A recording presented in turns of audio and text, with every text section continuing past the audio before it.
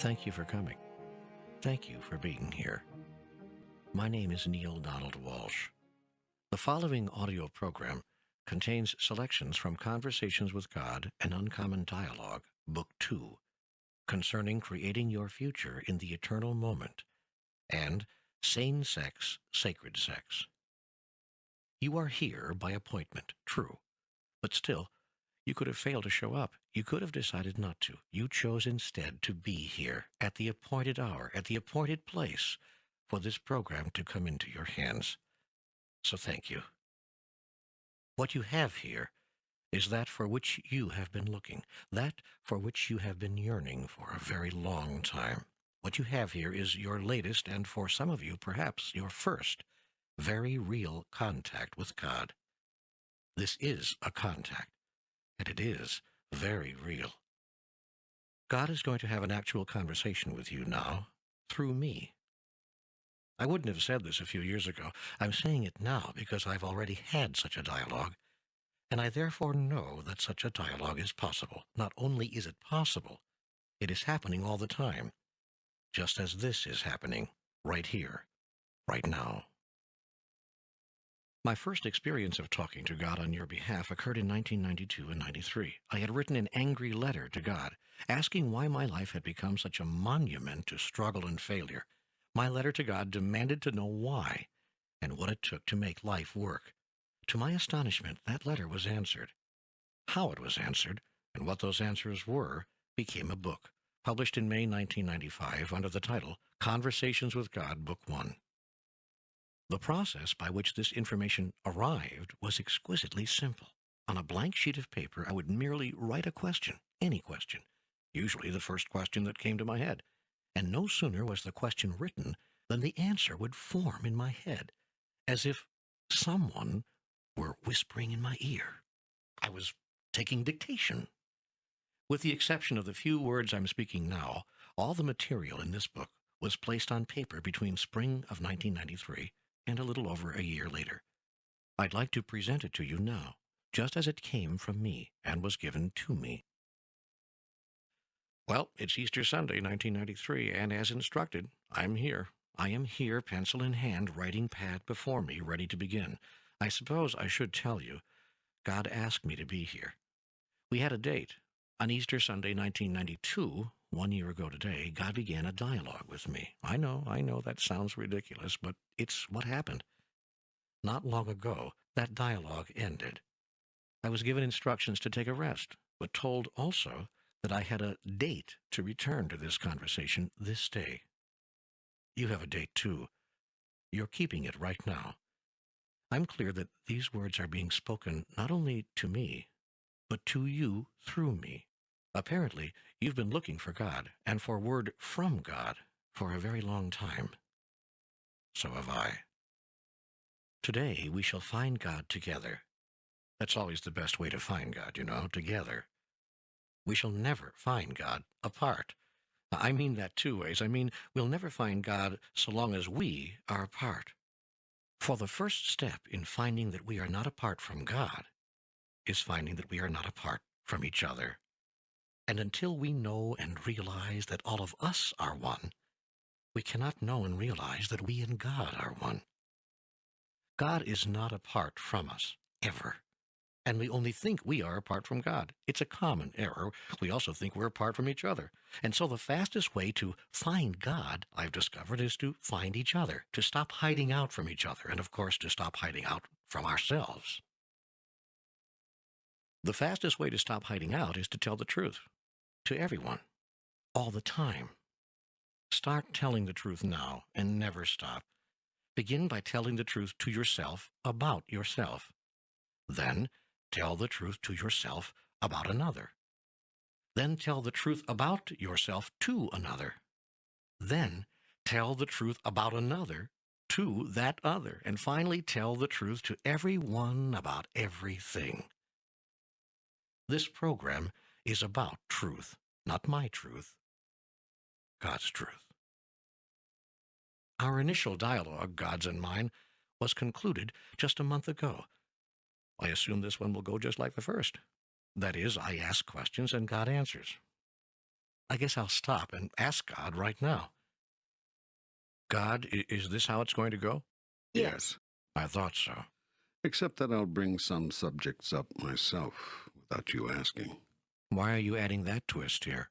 Because I asked you here. The first contact you started by yourself. This time you have no agenda, except to do my will. Yes, that's correct. That, Neale, is a very good place to be. I hope you and others will go to that place often. But I thought your will was my will. How could I not do your will if it's the same as mine? That is an intricate question, and not a bad place to start. Not a bad place at all for us to begin this dialogue. Let's go back a few paces. I've never said that my will was your will. Oh, yes, you have. You said to me very clearly, your will is my will. Indeed. But that is not the same thing. It's not. Could have fooled me. When I say your will is my will, that is not the same thing as saying my will is your will. If you did my will all the time, there would be nothing more for you to do to achieve enlightenment. The process would be over. You would be already there. One day of doing nothing but my will would bring you enlightenment. If you had been doing my will all the years you've been alive, you'd hardly need to be involved in this project right now. So it's clear you have not been doing my will. In fact, most of the time you don't even know my will. I don't. No, you don't. Well, then why don't you tell me what it is? I do. You just don't listen. And when you do listen, you don't really hear. And when you do hear, you don't believe what you're hearing. And when you do believe what you're hearing, you don't follow instructions anyway. So to say that my will is your will is demonstrably inaccurate. On the other hand, your will is my will. First, because I know it. Second, because I accept it. Third, because I praise it. Fourth, because I love it. Fifth, because I own it and call it my own. This means you have free will to do as you wish, and that I make your will mine through unconditional love. Now, for my will to be yours, you would have to do the same. First, you would have to know it. Second, you would have to accept it. Third, you would have to praise it. Fourth, you would have to love it. Finally, you would have to call it your own. In the whole history of your race, only a few of you have ever done this consistently.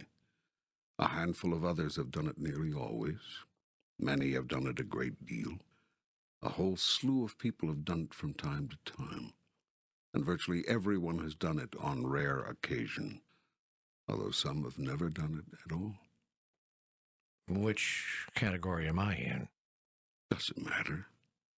Which category do you want to be in from now on? Isn't that the pertinent question? Yes. And your answer? Well, I'd like to be in the first category. I'd like to know and do your will all the time. That's laudable, commendable, and probably impossible. Why? Because you have far too much growing to do before you can claim that. Yet I tell you this, you could claim that. You could move to godhood this instant if you chose to. Your growth need not take so much time. Well, then why has it taken it so much time? Indeed, why hasn't? What are you waiting for?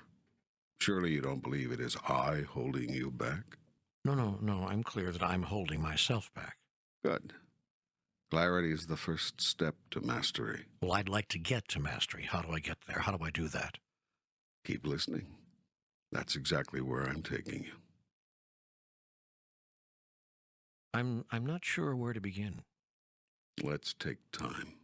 How much time do we need to take? It's already taken me 5 months to get here. I know that people listen to this and think it's all put down in one even, uninterrupted flow. They don't realize that 20 weeks separated the 32nd and 33rd paragraph of this program. They don't understand that sometimes the moments of inspiration are half a year apart. How much time do we have to take? That's not what I meant. I mean, let's take time. As our first subject, as a place to begin. Oh, well, okay. But while we're on the subject, why are you so long between visits? My dear and wonderful son, I am not long between visits. I am never not with you. You are simply not always aware. Why? Why am I not aware of you if you're always here?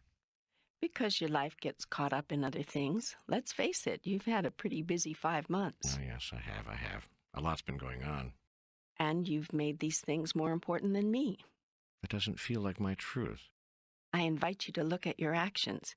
You've been deeply involved in your physical life. You've paid very little attention to your soul. Well, it's been a challenging period. Yes, all the more reason to have included your soul in the process.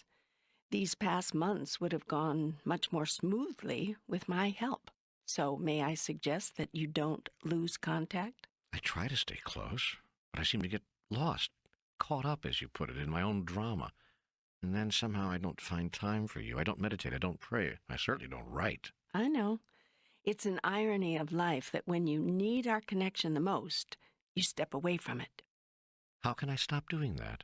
Stop doing that. That's just what I said, but how? You stop doing that by stopping doing that. Well, it's not that simple. It is that simple. I wish it were. Then it really will be, because what you wish is my command. Remember, my cherished one, your desires are my desires. Your will is my will. All right, okay. Then I wish for this conversation to be finished by March. It's October now, and I wish for no more 5-month gaps in the material coming. So will it be. Good. Unless it's not. Oh, man. Do we have to play these games? No, but so far that's how you've decided to live your life. You keep changing your mind. Remember, life is an ongoing process of creation. You are creating your reality every minute. The decision you make today is often not the choice you make tomorrow. Yet here is a secret of all masters. Keep choosing the same thing. Over and over again? Once is not enough? Over and over until your will is made manifest in your reality. For some, that could take years. For some, months. For others, weeks. For those approaching mastery, days, hours, or even minutes. For masters, creation is instantaneous. You can tell you are on your way to mastery when you see the gap closing between willing and experiencing. You said the decision you make today is often not the choice you make tomorrow. So what? Are you saying we should never indulge in a change of mind? Change your mind all you want. Yet remember that with each change of mind comes a change in the direction of the whole universe. When you make up your mind about something, you set the universe into motion. Forces beyond your ability to comprehend, far more subtle and complex than you can imagine, are engaged in a process, the intricate dynamics of which you are only just now beginning to understand. These forces and this process are all part of the extraordinary web of interactive energies which comprise the entirety of existence, which you call life itself. They are, in essence, me. So when I change my mind, I'm making it difficult for you, is that it? Nothing is difficult for me, but you might be making things very difficult for yourself. Therefore, be of one mind and of single purpose about a thing. And don't take your mind off it until you have produced it in reality. Keep focused. Stay centered. This is what is meant by being single-minded. If you choose something, choose it with all your might, with all your heart. Don't be faint-hearted. Keep going. Keep moving toward it. Be determined. Don't take no for an answer. Exactly. But what if no is the right answer? What if what we want is not for us, not for our own good, not in our best interests? Then you won't give it to us, right? Wrong. I will give you whatever you call forth, whether it's good for you or bad for you. Have you looked at your life lately? But I've been taught that we can't always have what we desire. I mean, that God won't give it to us if it's not for our highest good. That's something people tell you when they want you not to be disappointed with a particular outcome. First of all, let's move back to clarity about our relationship. I don't give you anything. You call it forth. Secondly, I don't make a judgment about what you call forth. I don't call a thing good or bad. You too would do well not to do so. You are a creative being, made in the image and likeness of God. You may have whatever you choose, but you may not have anything you want. In fact, you'll never get anything you want if you want it badly enough. I know. You've said that the act of wanting a thing pushes it away from us. Yes. And do you remember why?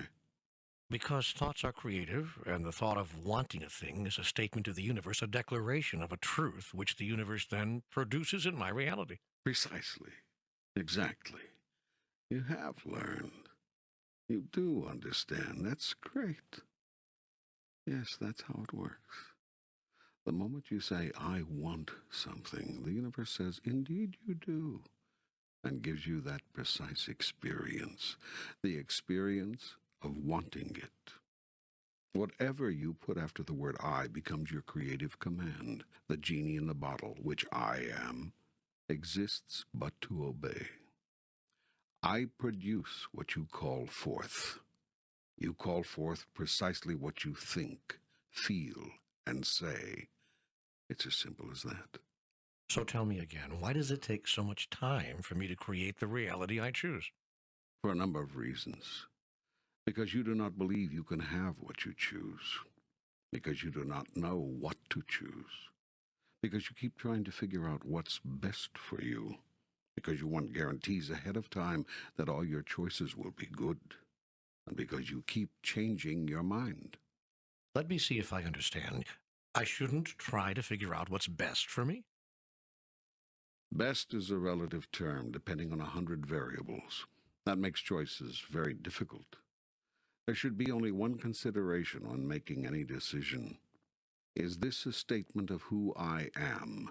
Is this an announcement of who I choose to be? All of life should be such an announcement. In fact, all of life is. You can allow that announcement to be made by chance or by choice.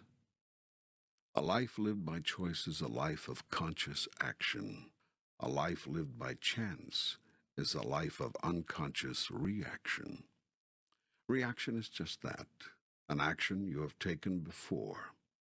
When you react, what you do is assess the incoming data, search your memory bank for the same or nearly the same experience, and act the way you did before. This is all the work of the mind, not of your soul.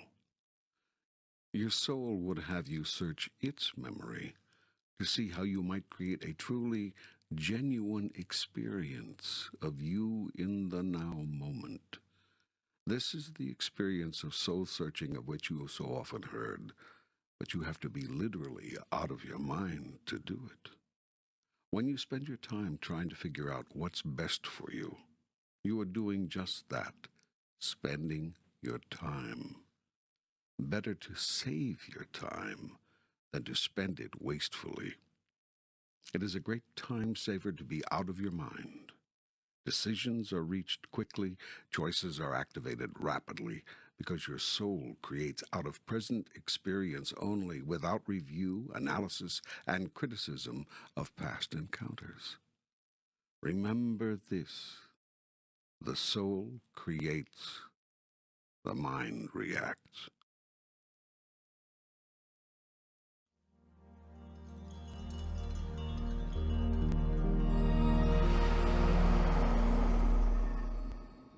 The soul knows in its wisdom that the experience you are having in this moment is an experience sent to you by God before you had any conscious awareness of it. This is what is meant by a present experience. It's already on the way to you even as you are seeking it.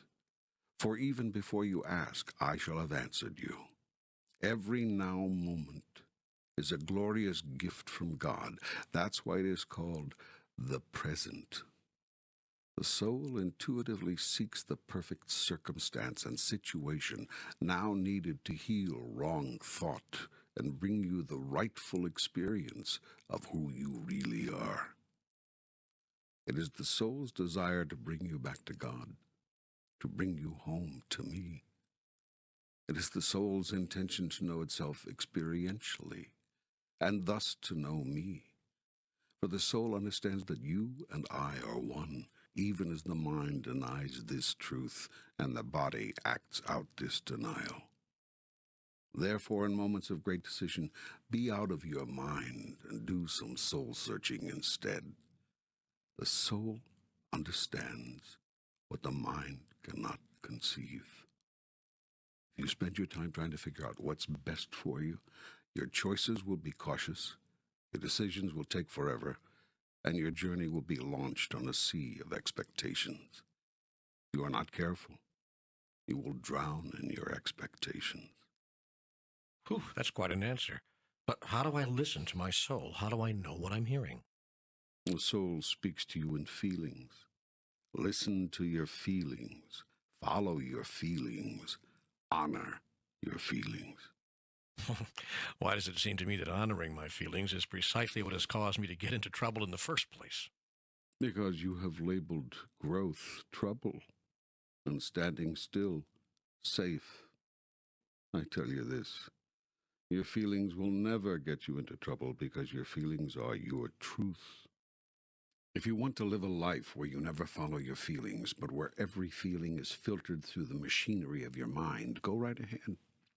Make your decisions based on your mind's analysis of the situation. But don't look for joy in such machinations, nor for celebration of who you truly are. Remember this, true celebration is mindless. If you listen to your soul, you will know what is best for you, because what is best for you is what is true for you. When you act only out of what is true for you, you speed your way down the path. When you create an experience based on your now truth, rather than react to an experience based on a past truth, you produce a new you. Why does it take so much time to create the reality you choose? This is why. Because you have not been living your truth. Know the truth, and the truth shall set you free. Yet once you come to know your truth, don't keep changing your mind about it. This is your mind trying to figure out what's best. Stop it. Get out of your mind. Get back to your senses. That is what is meant by getting back to your senses. It is a returning to how you feel, not how you think. Your thoughts are just that, thoughts, mental constructions, made-up creations of your mind. But your feelings, now they are real. Feelings are the language of the soul, and your soul is your truth. There. Now does that tie it all together for you? Does this mean we are to express any feelings, no matter how negative or destructive? Feelings are neither negative nor destructive. They are simply truths. How you express your truth is what matters. When you express your truth with love, negative and damaging results rarely occur. And when they do, it is usually because someone else has chosen to experience your truth in a negative or damaging way. In such a case, there's probably nothing you can do to avoid the outcome. Certainly, failing to express your truth would hardly be appropriate. Yet people do this all the time. So afraid are they to cause or to face possible unpleasantness that they hide their truth altogether. Remember this. It is not nearly so important how well a message is received as how well it is sent. You cannot take responsibility for how well another accepts your truth. You can only ensure how well it is communicated. And by how well, I don't mean merely how clearly. I mean how lovingly, how compassionately, how sensitively, how courageously, and how completely. This leaves no room for half-truths, the brutal truth, or even the plain truth. It does mean the truth, the whole truth, and nothing but the truth. So help you God. It's the so help you God part that brings in the godly qualities of love and compassion, I will help you communicate in this way always if you will ask me. So yes, express what you call your most negative feelings, but not destructively. Failure to express or push out negative feelings does not make them go away. It keeps them in. Negativity kept in harms the body and burdens the soul. But if another person hears every negative thought you have about that person, it would have to affect the relationship, no matter how lovingly those thoughts were delivered. I said to express, push out, get rid of your negative feelings. I did not say how or to whom. All negativity need not be shared with the person about whom it is felt. It is only necessary to communicate these feelings to the other when failure to do so would compromise your integrity or cause another to believe an untruth.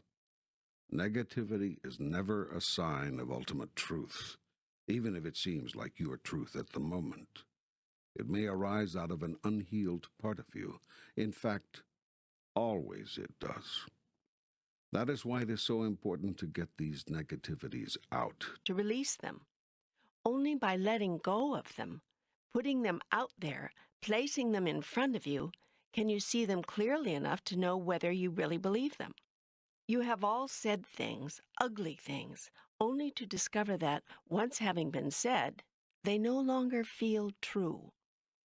You have all expressed feelings from fear to anger to rage, only to discover that, once having been expressed, they no longer reveal how you really feel. In this way, feelings can be tricky. Feelings are the language of the soul, but you must make sure you are listening to your true feelings and not some counterfeit model constructed in your mind. Oh, man. So now I can't even trust my feelings. Great. I thought that was the way to the truth. I thought that was what you were teaching me. It is. I am. But listen, because it is more complex than you now understand. Some feelings are true feelings. That is, feelings born in the soul. And some feelings are counterfeit feelings. These are constructed in your mind. In other words, they are not feelings at all. They are thoughts. Thoughts masquerading as feelings. These thoughts are based on your previous experience and on the observed experience of others. You see someone grimace when having a tooth pulled. You grimace when having your tooth pulled. It may not even hurt, but you grimace anyway. Your reaction has nothing to do with reality, only how you perceive reality, based on the experience of others or on something that's happened to you in the past. The greatest challenge as human beings is to be here now, to stop making things up. Stop creating thoughts about a pre-sent moment, a moment you sent yourself before you had a thought about it. Be in the moment. Remember, you sent yourself this moment as a gift. The moment contained the seed of a tremendous truth. It is a truth you wish to remember. Yet when the moment arrived, you immediately began constructing thoughts about it. Instead of being in the moment, you stood outside the moment and judged it. Then you reacted. That is, you acted as you did once before. Now listen to these two words: reactive, creative. Notice they are the same word, only the C has been moved. When you see things correctly, you become creative rather than reactive. That's very clever. Well, God is like that.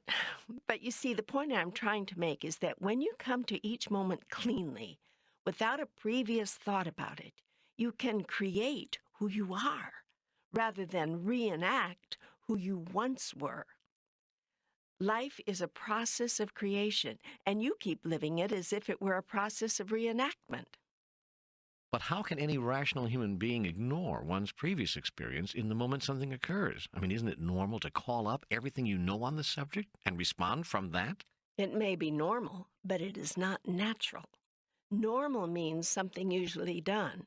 Natural is how you are when you're not trying to be normal. Natural and normal are not the same thing. In any given moment, you can do what you normally do, or you can do what comes naturally.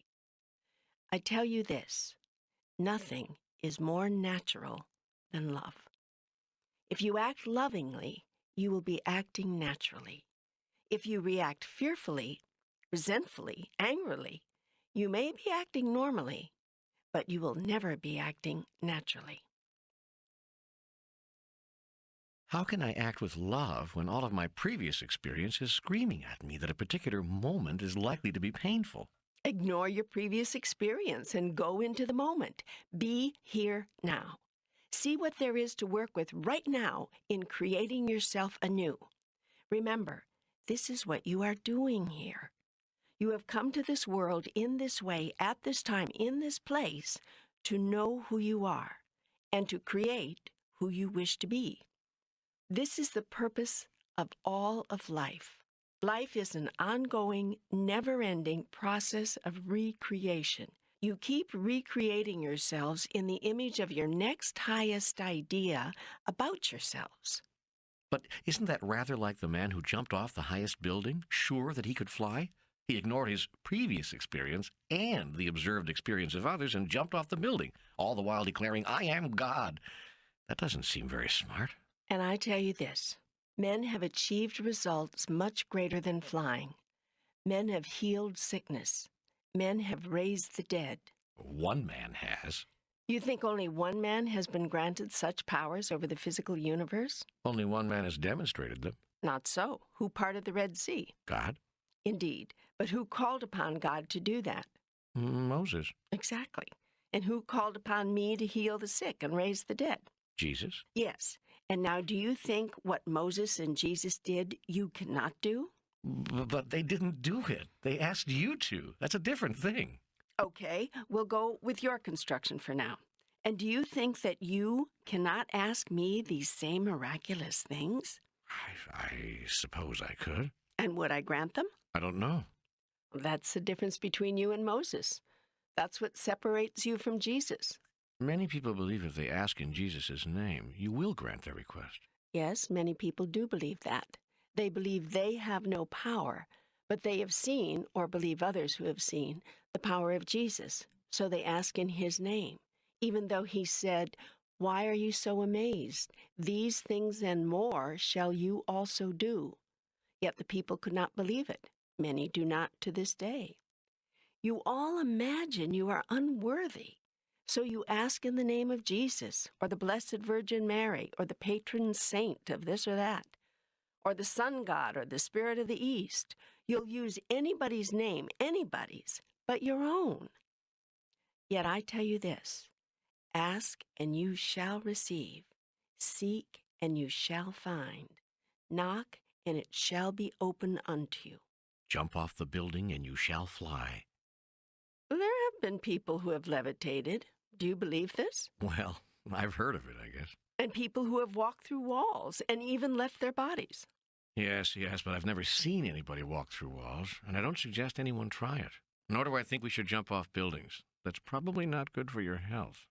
That man fell to his death not because he could not have flown if he were coming from the right state of being, but because he could never have demonstrated godliness by trying to show himself as separate from you.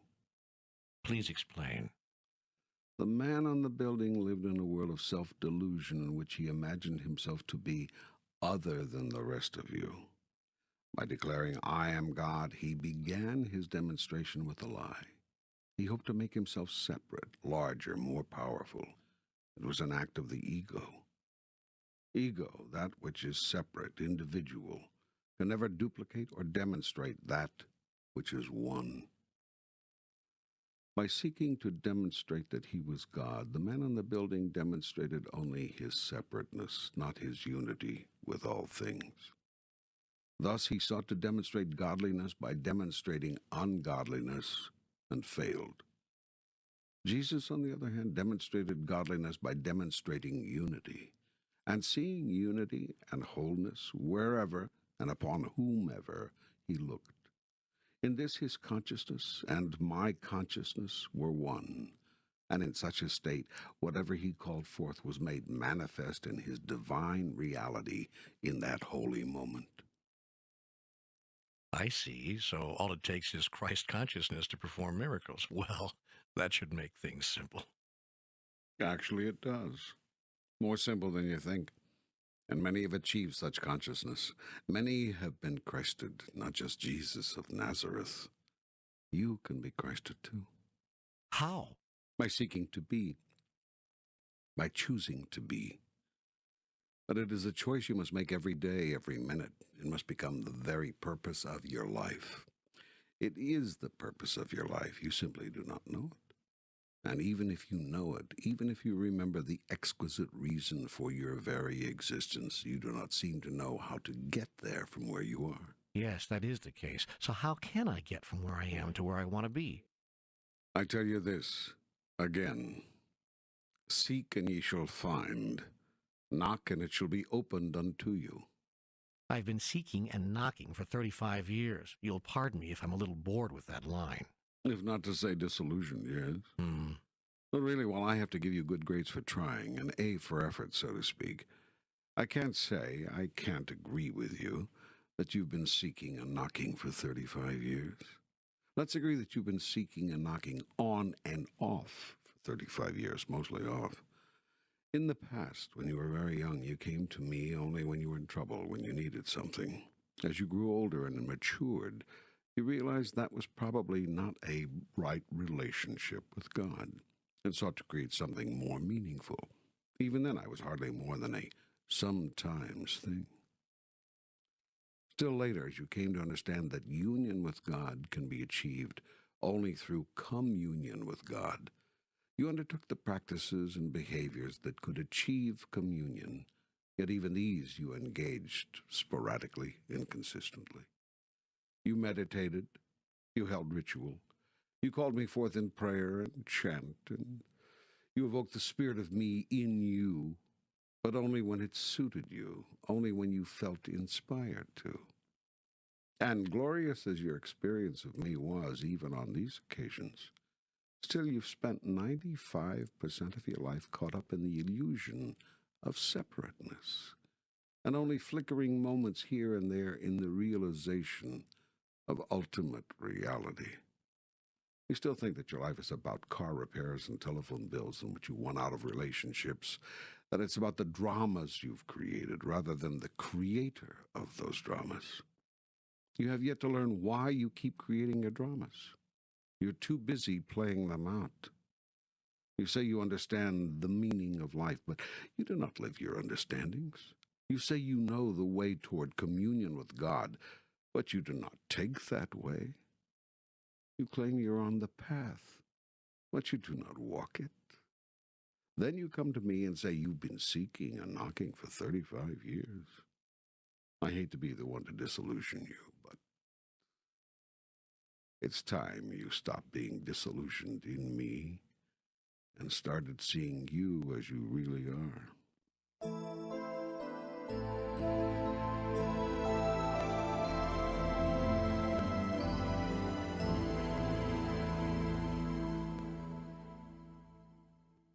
Now, I tell you this. You want to be Christed? Act like Christ. Every minute of every day. It's not that you don't know how. He has shown you the way. Be like Christ in every circumstance. It's not that you can't.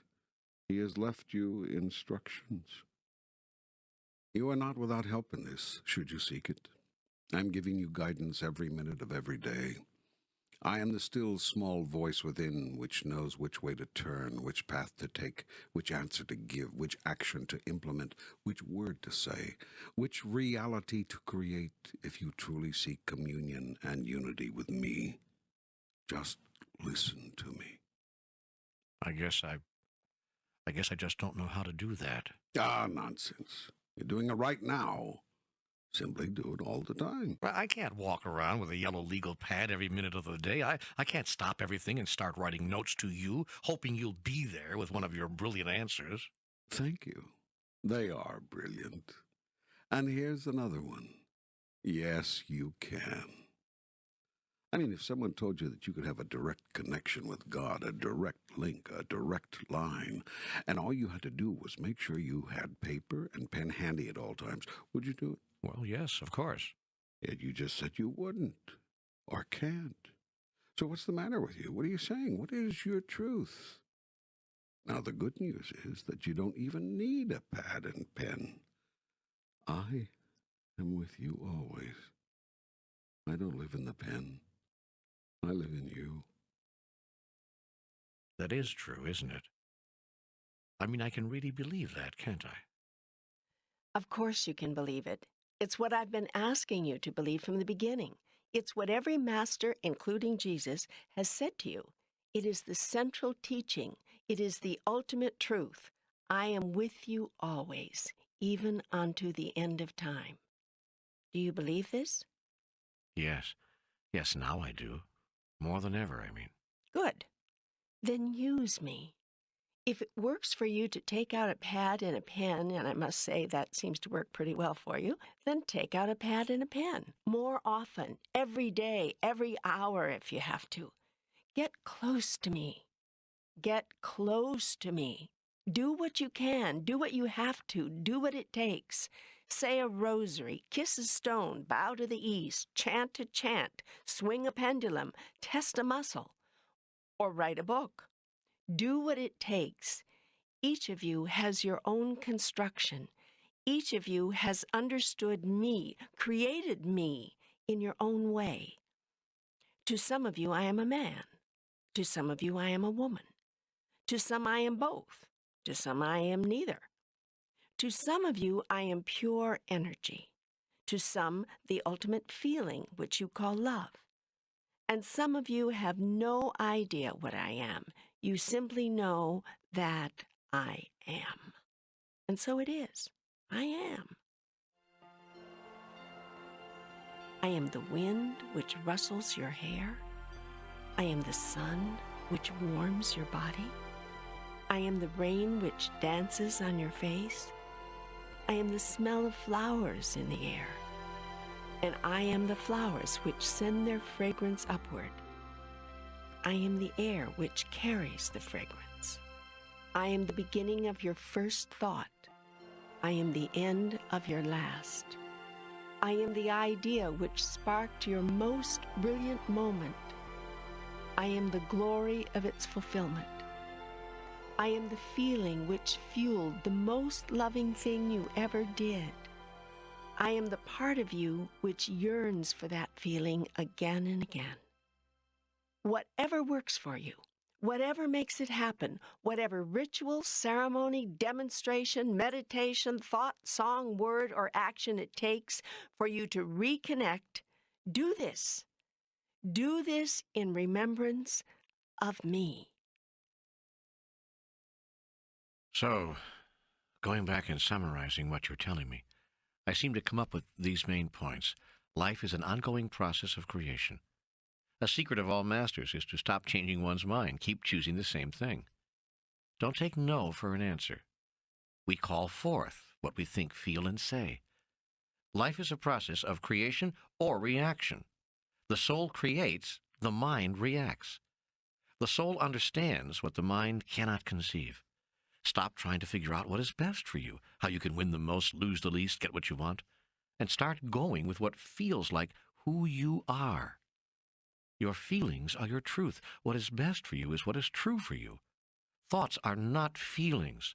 Rather, they are ideas of how you should feel. When thoughts and feelings get confused, truth becomes clouded, lost. To get back to your feelings, be out of your mind and get back to your senses. Once you know your truth, live it. Negative feelings are not true feelings at all.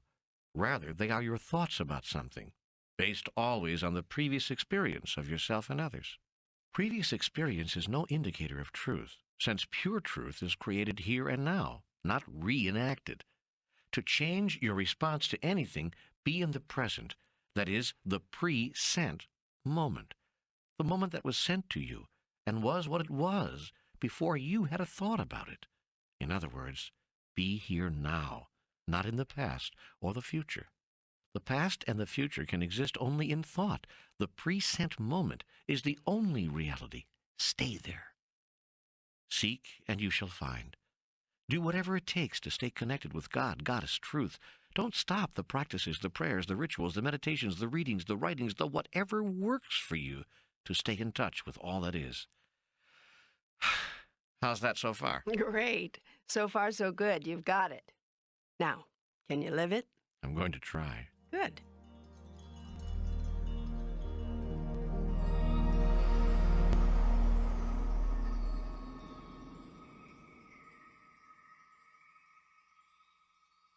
Now, can we go to where we left off? Tell me about time.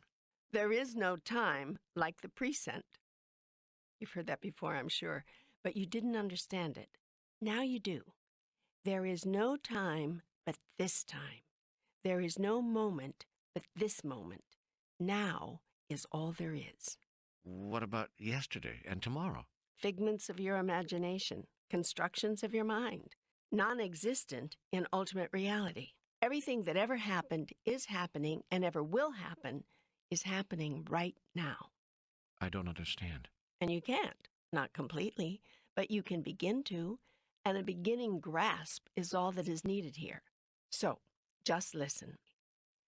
Time is not a continuum. It is an element of relativity that exists vertically, not horizontally. Don't think of it as a left-to-right thing, a so-called timeline that runs from birth to death for each individual and from some finite point to some finite point in the universe. Time is an up and down thing. Think of it as a spindle representing the eternal moment of now. Now picture leaves of paper on the spindle, one atop the other. These are the elements of time, each element separate and distinct, yet each existing simultaneously with the other. All the paper on the spindle at once, as much as there will ever be, as much as there ever was. There is only one moment, this moment, the eternal moment of now. It is right now that everything is happening, and I am glorified. There is no waiting for the glory of God. I made it this way because I just couldn't wait. I was so happy to be who I am that I just couldn't wait to make that manifest in my reality. So boom, here it is, right here, right now, all of it. There is no beginning to this, and there is no end. It, the all of everything, just is. Within the isness is where your experience and your greatest secret lies. You can move in consciousness within the isness to any time or place you choose. You mean we can time travel? Indeed, and many of you have. All of you have, in fact. And you do it routinely, usually in what you call your dream state. Most of you are not aware of it. You cannot retain the awareness.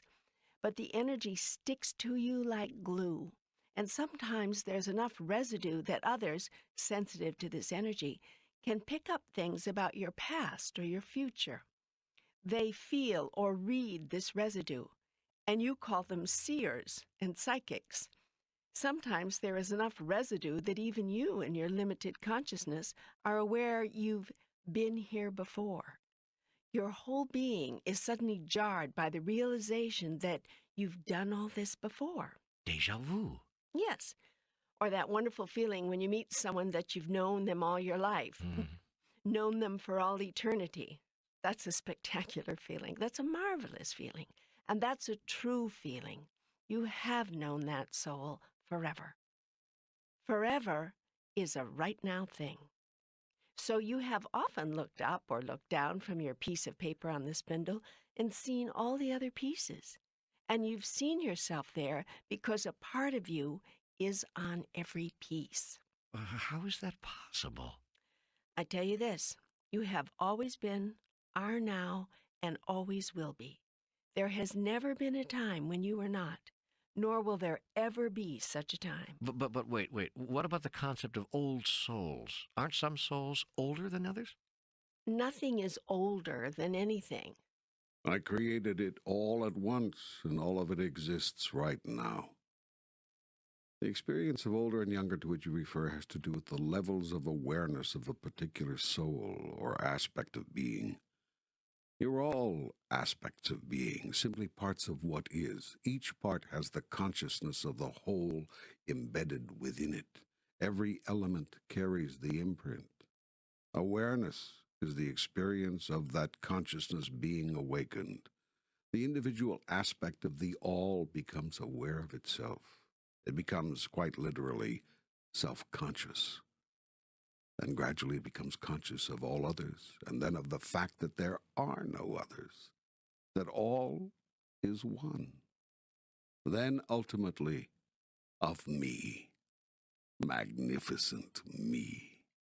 Boy, you really like you, don't you? Don't you? Well, yes, yes. I think you're great. I agree. I think you're great. That's the only place where you and I disagree. You don't think you're great. How can I see myself as great when I see all my foibles, all my mistakes, all my evil? I tell you this, there is no evil. I wish that could be true. You are perfect just as you are. I wish that could be true, too. It is true. A tree is no less perfect because it is a seedling. A tiny infant is no less perfect than a grown-up. It is perfection itself. Because it cannot do a thing, does not know a thing, that does not make it somehow less perfect. A child makes mistakes. She stands, she toddles, she falls. She stands again, a bit wobbly, hanging onto her mummy's leg. Does that make the child imperfect? I tell you, it is just the opposite. That child is perfection itself, wholly and completely adorable. So, too, are you. But the child hasn't done anything wrong. The child hasn't consciously disobeyed, hurt another, damaged herself. The child doesn't know right from wrong. Precisely. Neither do you. But I do. I know it's wrong to kill people, and that it's right to love them. I know it's wrong to hurt and right to heal, to make things better. I know it's wrong to take what's not mine, to use another, to be dishonest. I could show you instances where each of those wrongs would be right. You're playing with me now. Not at all. Merely being factual. If you're saying there are exceptions to every rule, then I agree. If there are exceptions to a rule, then it is not a rule. Are you telling me that it's not wrong to kill, to hurt, to take from another? That depends on what you are trying to do. Okay, I get it.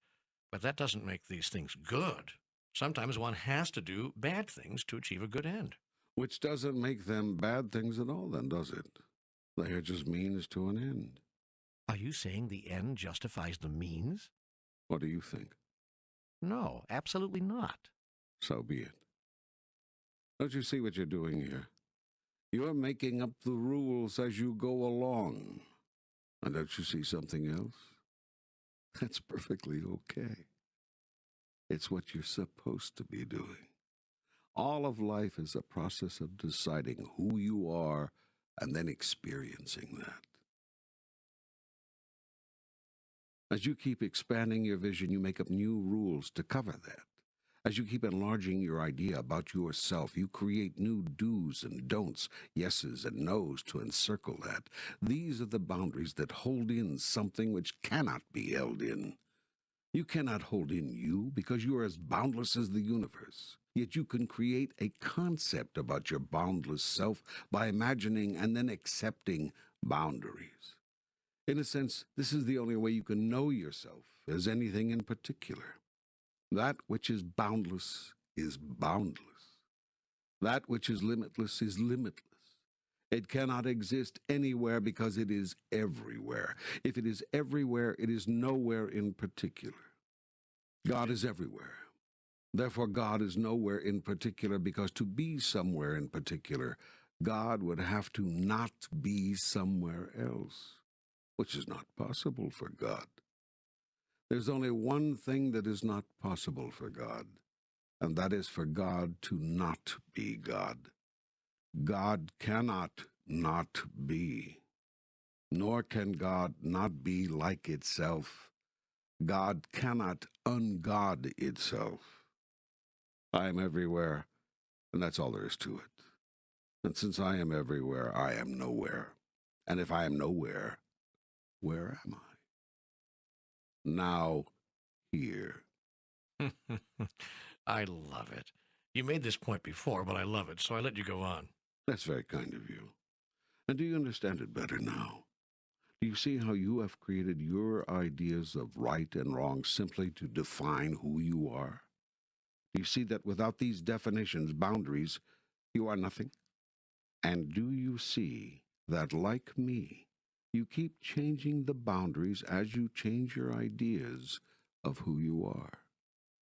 Well, I get what you're saying, but it doesn't seem that I've changed the boundaries, my own personal boundaries, very much. To me, it's always been wrong to kill. It's always been wrong to steal. It's always been wrong to hurt another. The largest concepts by which we govern ourselves have been in place since the beginning of time, and most human beings agree on them. Then why do you have war? Well, because there will always be some who break the rules. There's a rotten apple in every barrel. Mm. What I'm going to tell you now and in the passages which follow may be very difficult for some people to understand and accept. It is going to violate much of what is held as truth in your present thought system. Yet I cannot let you go on living with these constructions if this dialogue is to serve you. So we must now, in this second book, meet some of these concepts head on. But it's going to be bumpy going here for a while. Are you ready? I think so, yes. Thanks for the warning, but what is it that's so dramatic or difficult to understand or accept that you're going to tell me? I'm going to tell you this. There are no rotten apples. There are only people who disagree with your point of view on things. People who construct a different model of the world. I'm going to tell you this. No persons do anything inappropriate, given their model of the world. Well, then their model is all messed up. I know what's right and wrong, and because some other people don't, that doesn't make me crazy because I do. They're the ones who are crazy. I'm sorry to say, that's exactly the attitude which starts wars. I know. I was doing that on purpose. I was just repeating here what I've heard many other people say. But how can I answer like that? I mean, how can I answer people who talk that way? What could I say? You could tell them that people's ideas of right and wrong change and have changed over and over again from culture to culture, time period to time period, religion to religion, place to place, even from family to family and person to person. You could point out to them that what many people considered right at one time, burning people at the stake for what was considered witchcraft as an example, is considered wrong today. You could tell them that a definition of right and wrong is a definition established not only by time, but also by simple geography. You could allow them to notice that some activities on your planet, prostitution for instance, are illegal in one place and just a few miles down the road, legal in another. And so whether a person is judged as having done something wrong is not a matter of what that person has actually done, but of where he has done it. Now, I'm going to repeat something I said in Book 1, and I know that it was very, very difficult for some to grasp, to understand. Hitler went to heaven. I'm not sure people are ready for this. The purpose of this program, and of all the books in the trilogy we are creating, is to create readiness. Readiness for a new paradigm, a new understanding, a larger view, a grander idea. Well, I'm going to have to ask the questions here that I know so many people are thinking and wanting to ask. How could a man like Hitler have gone to heaven? Every religion in the world, I would think everyone, has declared him condemned and sent straight to hell. First, he could not have gone to hell because hell doesn't exist. Therefore, there is only one place left to which he could have gone. But that begs the question. The real issue is whether Hitler's actions were wrong. Yet I have said over and over again that there is no right or wrong in the universe. A thing is not intrinsically right or wrong. A thing simply is. Now, your thought that Hitler was a monster is based on the fact that he ordered the killing of millions of people, correct? Obviously, yes. Yet what if I told you that what you call death is the greatest thing that could happen to anyone? What then? I'd find that hard to accept. You think that life on earth is better than life in heaven? I tell you this, at the moment of your death, you will realize the greatest freedom, the greatest peace, the greatest joy, and the greatest love you have ever known. Shall we therefore punish Brer Fox for throwing Brer Rabbit into the briar patch? You're ignoring the fact that, however wonderful life after death may be, our lives here should not be ended against our will. We came here to achieve something, to experience something, to learn something, and it's not right that our lives be cut short by some maniacal hoodlum with insane ideas. First of all, you're not here to learn anything. Life is not a school, and your purpose here is not to learn. It is to remember. And on your larger point, life is often cut short by many things, a hurricane, an earthquake. That's different. You're talking about an act of God. Every event is an act of God. Do you imagine that an event could take place if I did not want it to? Do you think that you could so much as lift your little finger if I chose for you not to? You can do nothing if I'm against it. Yet let us continue to explore this idea of wrongful death together. Is it wrong for life to be cut short by disease? Wrong isn't a word that applies here. Those are natural causes. That's not the same as a human being, like Hitler, murdering people. What about an accident? A stupid accident? Same thing. It's unfortunate, tragic, but that's the will of God. We can't peer into God's mind and find out why these things happen. We ought not even try, because God's will is immutable and incomprehensible. To seek to unravel divine mystery is to lust for knowledge beyond our ken. It is sinful. How do you know? Because if God wanted us to understand all of this, we would. The fact that we can't, is evidence that it is God's will that we don't. I see. The fact that you don't understand it is evidence of God's will. The fact that it happens is not evidence of God's will. Well, I guess I'm not very good at explaining some of this, but I know what I believe. Do you believe in God's will, that God is all-powerful? Yes. Except where Hitler was concerned. What happened there was not God's will. No. How can that be? Well, Hitler violated the will of God. Now, how do you think he could do that if my will is all-powerful? You allowed him to. If I allowed him to, then it was my will that he should. It would seem that way. But what possible reason could you have? No. It was your will that he have free choice, and it was his will that he do what he did. You're so close on this. So close. You're right, of course. It was my will that Hitler, that all of you, have free choice.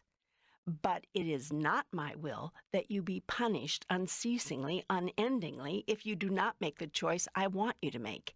If that were the case, how free have I made your choice? Are you really free to do what you want if you know you'll be made to suffer unspeakably if you do not do what I want? What kind of choice is that? It isn't a question of punishment. It's just natural law. It's simply a question of consequences. I see you've been schooled well in all the theological constructions that allow you to hold me as a vengeful God without making me responsible for it. But who made these natural laws? And if we can agree that I must have put them into place, why would I put into place such laws, then give you the power to overcome them? If I didn't want you affected by them, if it was my will that my wonderful beings never should suffer, why would I create the possibility that you could? And then, why would I continue to tempt you day and night to break the laws I've set down? You don't tempt us, the devil does. There you go again, making me not responsible. Don't you see that the only way you can rationalize your theology is to render me powerless?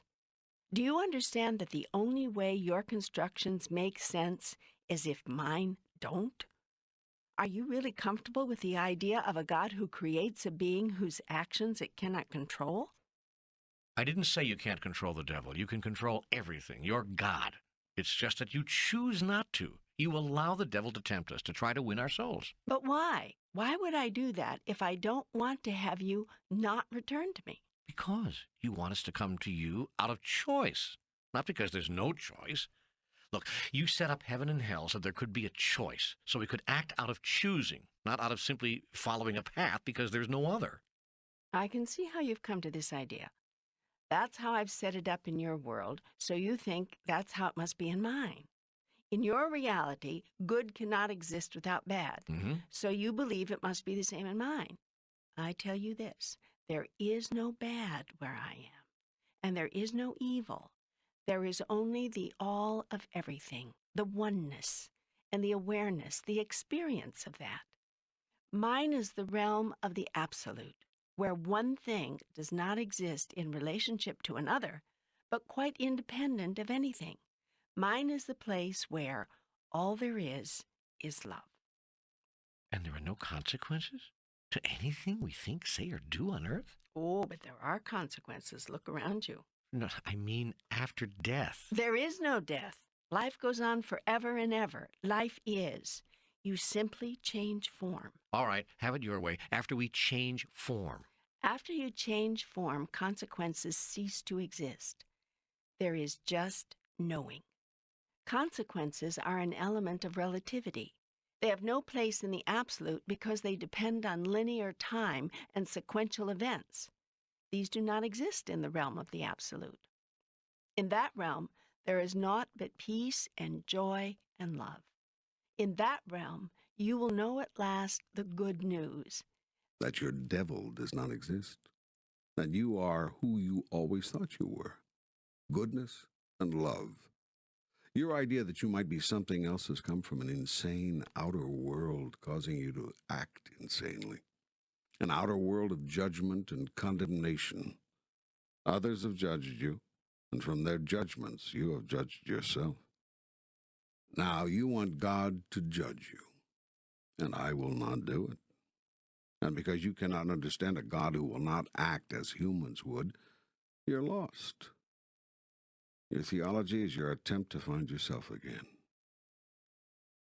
You call our theologies insane, but how can any theology work without a system of reward and punishment? Everything depends on what you perceive to be the purpose of life, and therefore the basis of the theology. If you believe life exists as a test, a trial, a period of putting you through your paces to see if you are worthy, your theologies begin to make sense. If you believe that life exists as an opportunity, a process through which you discover, remember, that you are worthy and have always been, then your theologies seem insane. If you believe God is an ego-filled God who requires attention, adoration, appreciation, and affection, and will kill to get it, your theologies start to hold together. If you believe that God is without ego or need, but the source of all things and the seat of all wisdom and love, then your theologies fall apart. If you believe that God is a vengeful God, jealous in his love and wrathful in his anger, then your theologies are perfect. If you believe God is a peaceful God, joyous in her love and passionate in her ecstasy, then your theologies are useless. I tell you this, the purpose of life is not to please God. The purpose of life is to know and to recreate who you are. In so doing, you do please God and glorify her as well. Why do you keep saying her? Are you a she? I'm neither a he nor a she. Occasionally, I use the feminine pronoun to jar you out of your parochial thinking. If you think God is one thing, then you will think God is not another, and that would be a large mistake. Hitler went to heaven for these reasons. There is no hell, so there is no place else for him to go. His actions were what you would call mistakes, the actions of an unevolved being, and mistakes are not punishable by condemnation, but dealt with by providing the chance for correction, for evolution. Those souls were released from their earthly bondage like butterflies emerging from a cocoon. The people who were left behind mourn those deaths only because they do not know of the joy into which those souls entered. No one who has experienced death ever mourns the death of anyone.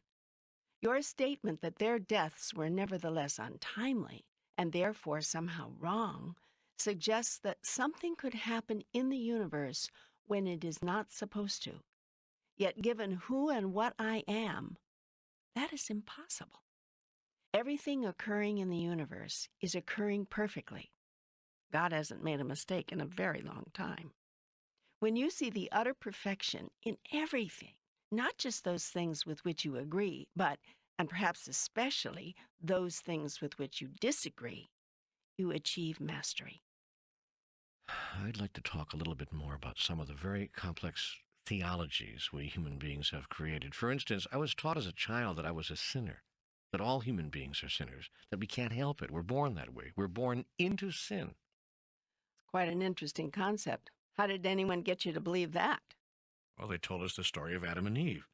They told us in 4th, 5th, 6th grade catechism that, well, that we may not have sinned, and certainly babies haven't, but Adam and Eve did.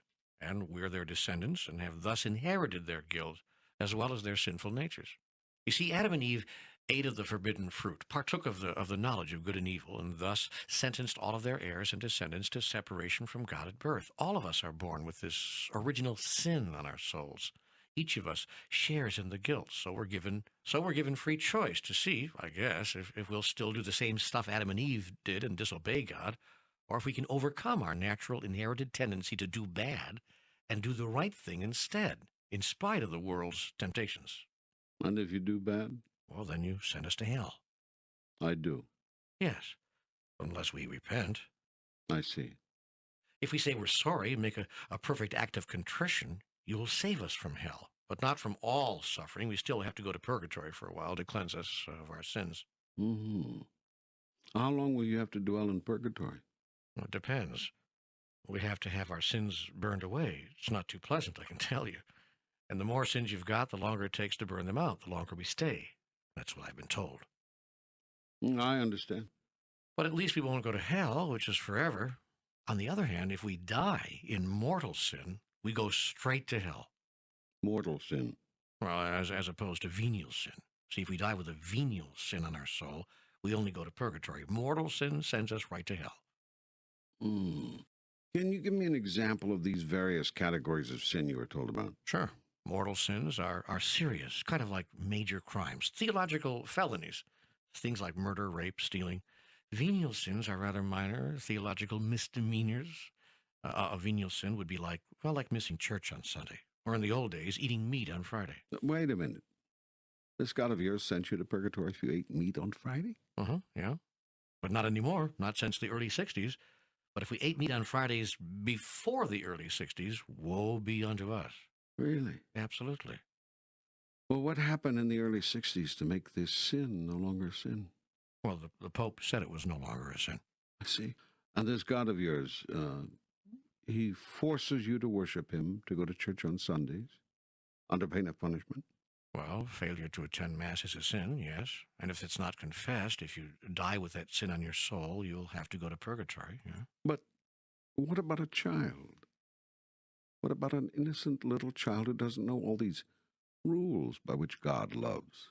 Well, if a child dies before it's baptized into the faith, that child goes to limbo.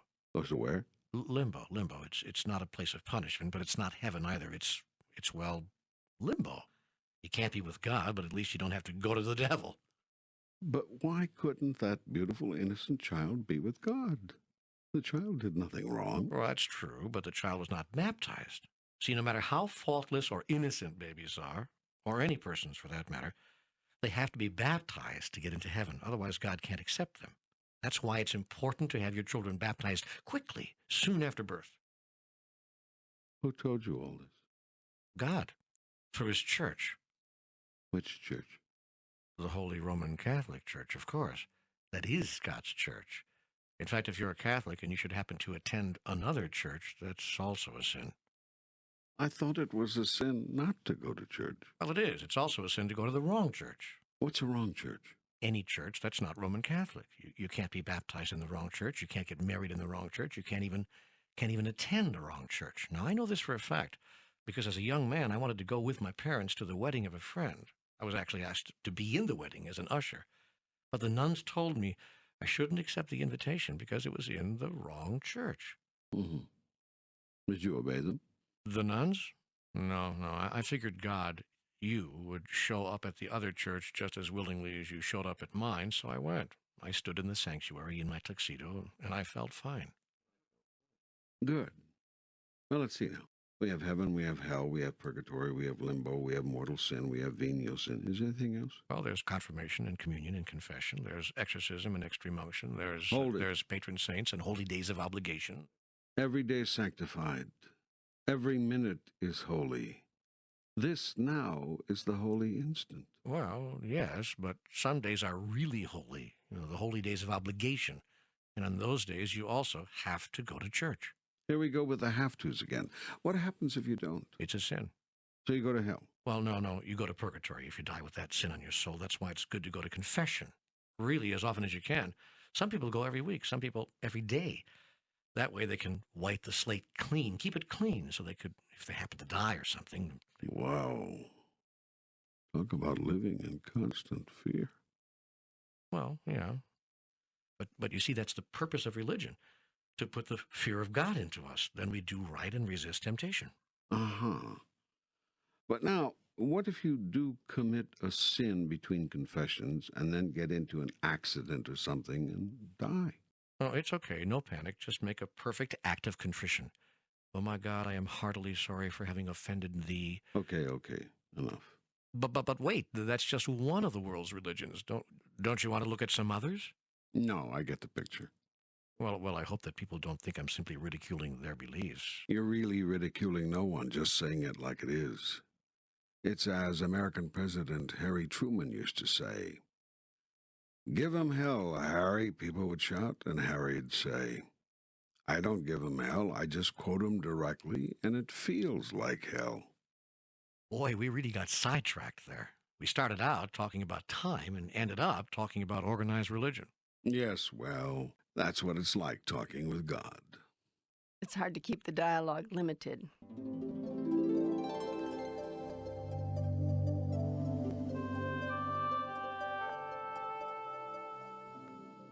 Well, let me see if I can summarize the points you're making.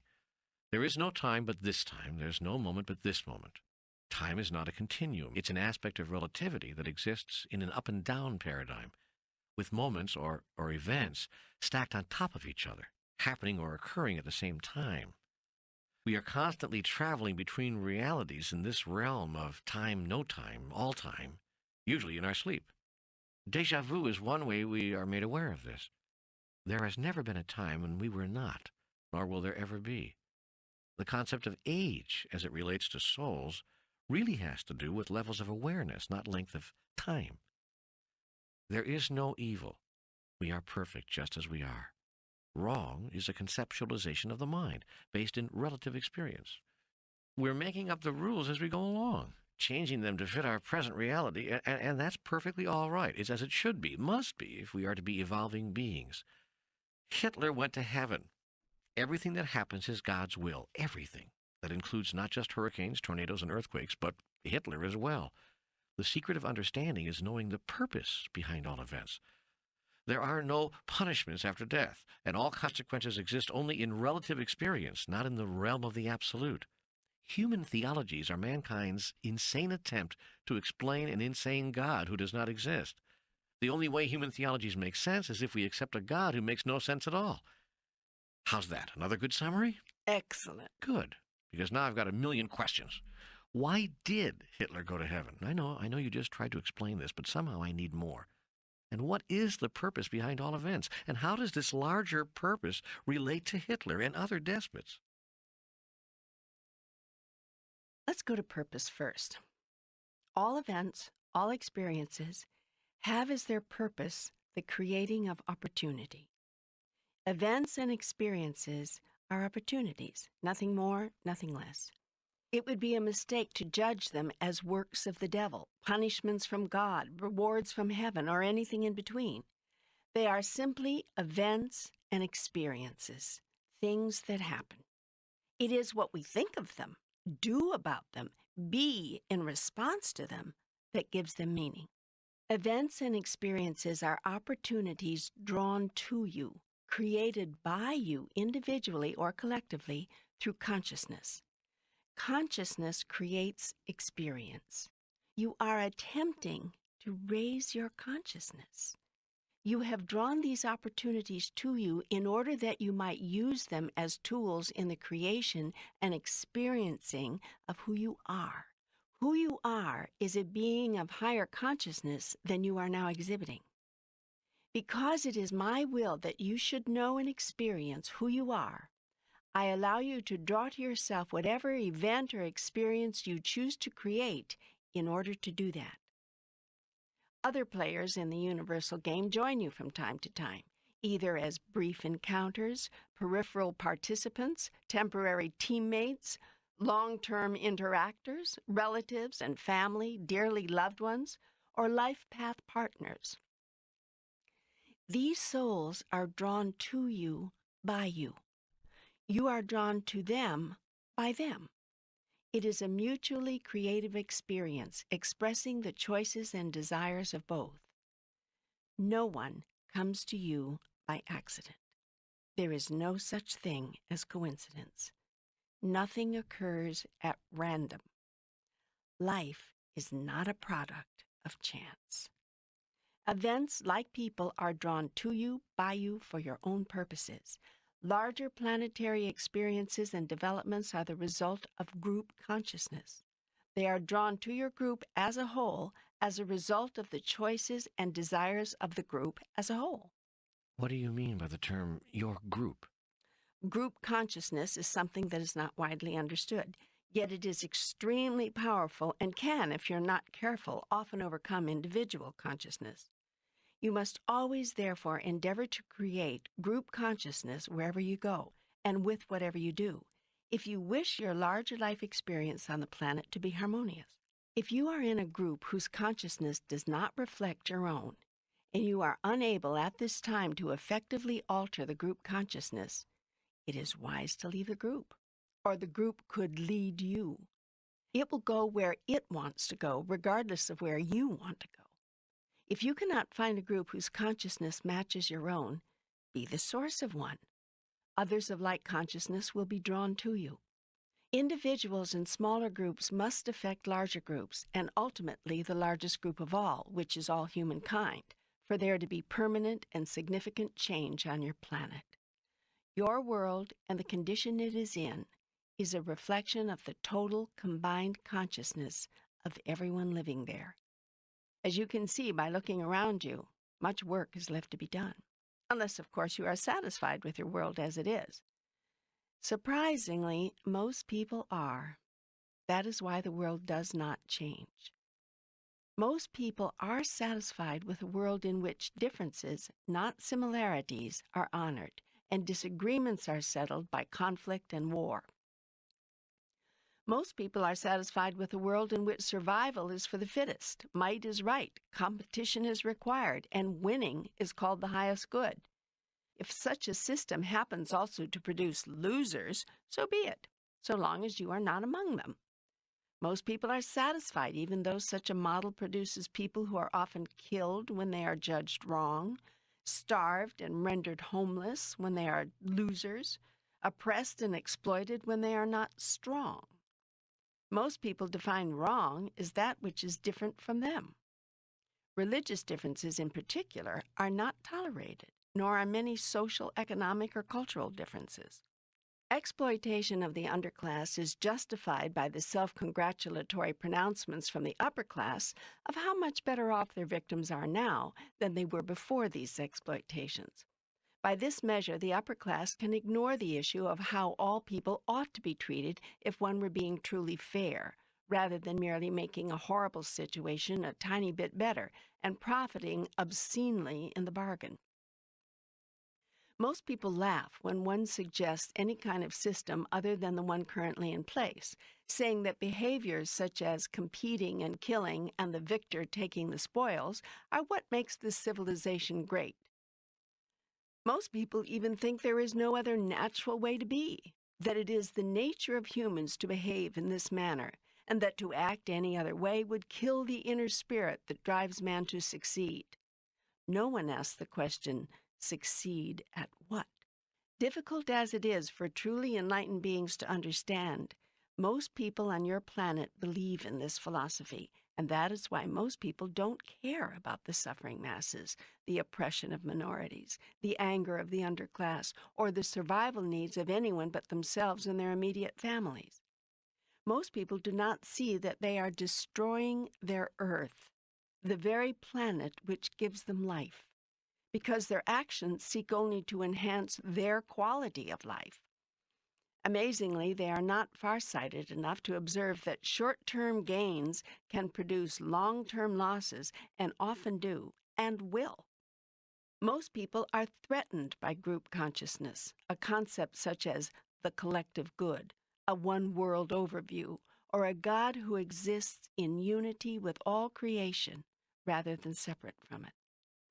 This fear of anything leading to unification and your planet's glorification of all that separates produce division, disharmony, discord. Yet you do not seem to have the ability even to learn from your own experience, and so you continue your behaviors with the same results. The inability to experience the suffering of another as one's own is what allows such suffering to continue. Separation breeds indifference, false superiority. Unity produces compassion, genuine equality. The events which occur on your planet, which have occurred regularly for 3,000 years, are, as I've said, a reflection of the collective consciousness of your group, the whole group on your planet. That level of consciousness could best be described as primitive. Yes. But we seem to have digressed here from the original question. Not really. You asked about Hitler. The Hitler experience was made possible as a result of group consciousness. Many people want to say that Hitler manipulated a group, in this case his countrymen, through the cunning and the mastery of his rhetoric.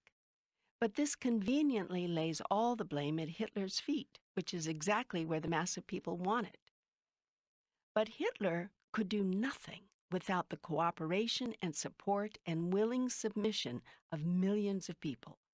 The subgroup, which called itself Germans, must assume an enormous burden of responsibility for the Holocaust, as must, to some degree, the larger group called humans, which, if it did nothing else, allowed itself to remain indifferent and apathetic to the suffering in Germany until it reached so massive a scale that even the most cold-hearted isolationists could no longer ignore it.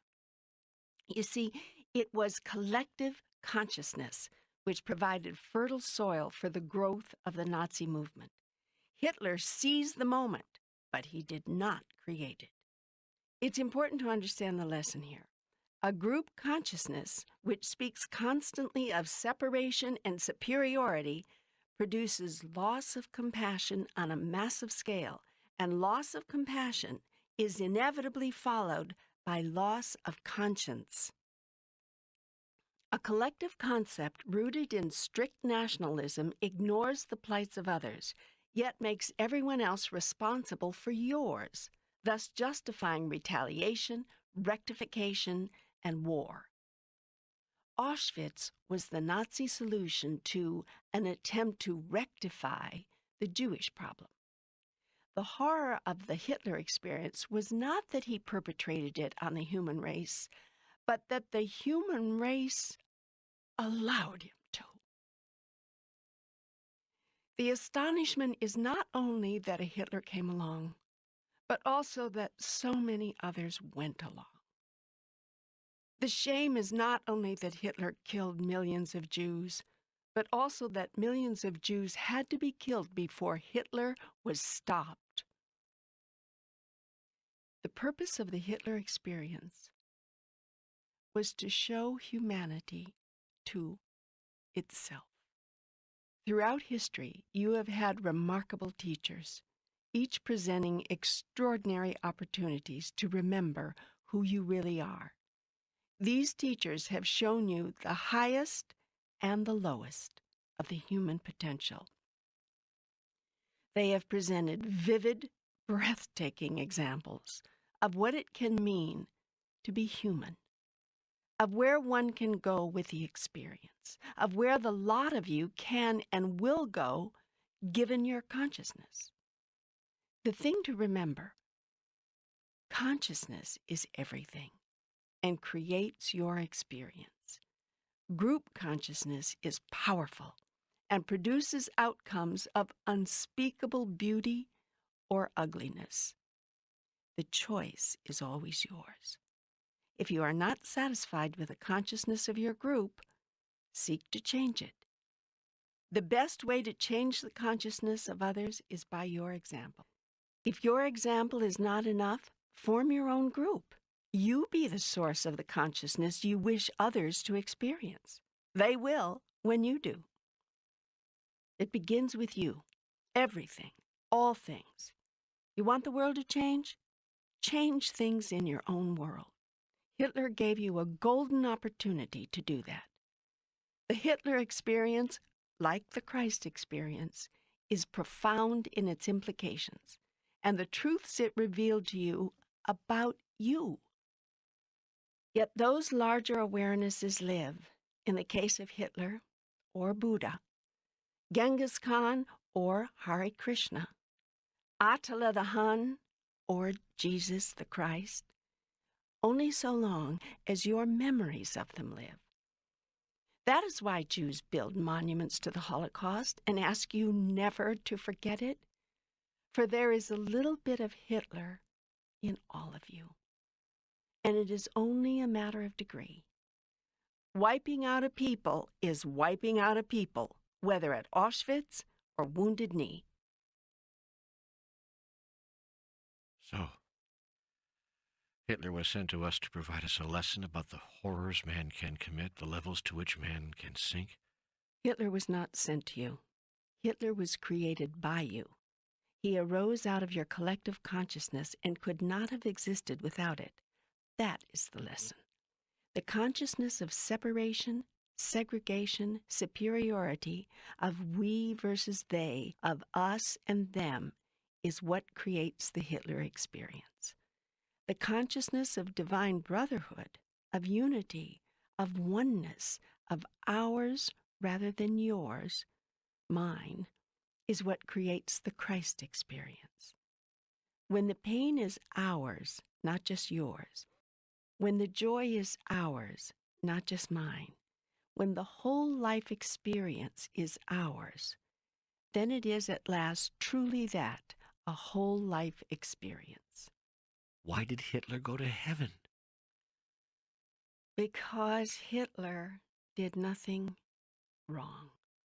Hitler simply did what he did. I remind you again that for many years, millions thought he was right. How then could he help but think so?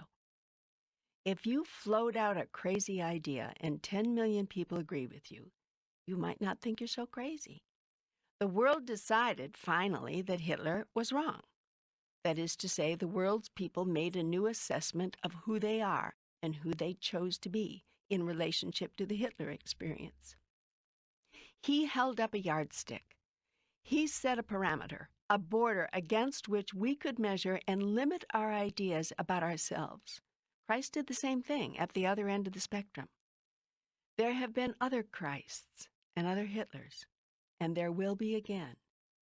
Be ever vigilant then, for people of both high and low consciousness walk among you, even as you walk among others. Which consciousness do you take with you? I still don't understand how Hitler could have gone to heaven. How could he have been rewarded for what he did? First, understand that death is not an end, but a beginning. Not a horror, but a joy. It's not a closing down, but an opening up. The happiest moment of your life will be the moment it ends. That's because it doesn't end, but only goes on in ways so magnificent, so full of peace and wisdom and joy as to make it difficult to describe and impossible for you to comprehend. It was the Buddha who said, "Life is suffering." The Buddha was right. But even if I accept that, Hitler didn't know he was actually doing good. He thought he was doing bad. No, he didn't think he was doing something bad. He actually thought he was helping his people. And that's what you don't understand. No one does anything that is wrong, given their model of the world. If you think Hitler acted insanely and all the while knew that he was insane, then you understand nothing of the complexity of human experience. Hitler thought he was doing good for his people, and his people thought so too. That was the insanity of it. The largest part of the nation agreed with him. You have declared that Hitler was wrong. Good. By this measure, you have come to define yourself. Know more about yourself. Good. But don't condemn Hitler for showing you that. Someone had to. You cannot know cold unless there is hot, up unless there is down, left unless there is right. Don't condemn the one and bless the other. To do so is to fail to understand. For centuries, people have been condemning Adam and Eve. They are said to have committed original sin. I tell you this, it was the original blessing. For without this event, the partaking of the knowledge of good and evil, you would not even know the two possibilities existed. Indeed, before the so-called fall of Adam, these two possibilities did not exist. There was no evil. Everyone and everything existed in a state of constant perfection. It was literally paradise. Yet you didn't know it was paradise, could not experience it as perfection, because you knew nothing else. Shall you then condemn Adam and Eve, or thank them? And what say you shall I do with Hitler? I tell you this, God's love and God's compassion, God's wisdom and God's forgiveness, God's intention and God's purpose are large enough to include the most heinous crime and the most heinous criminal. You may not agree with this, but it doesn't matter. You have just learned what you came here to discover.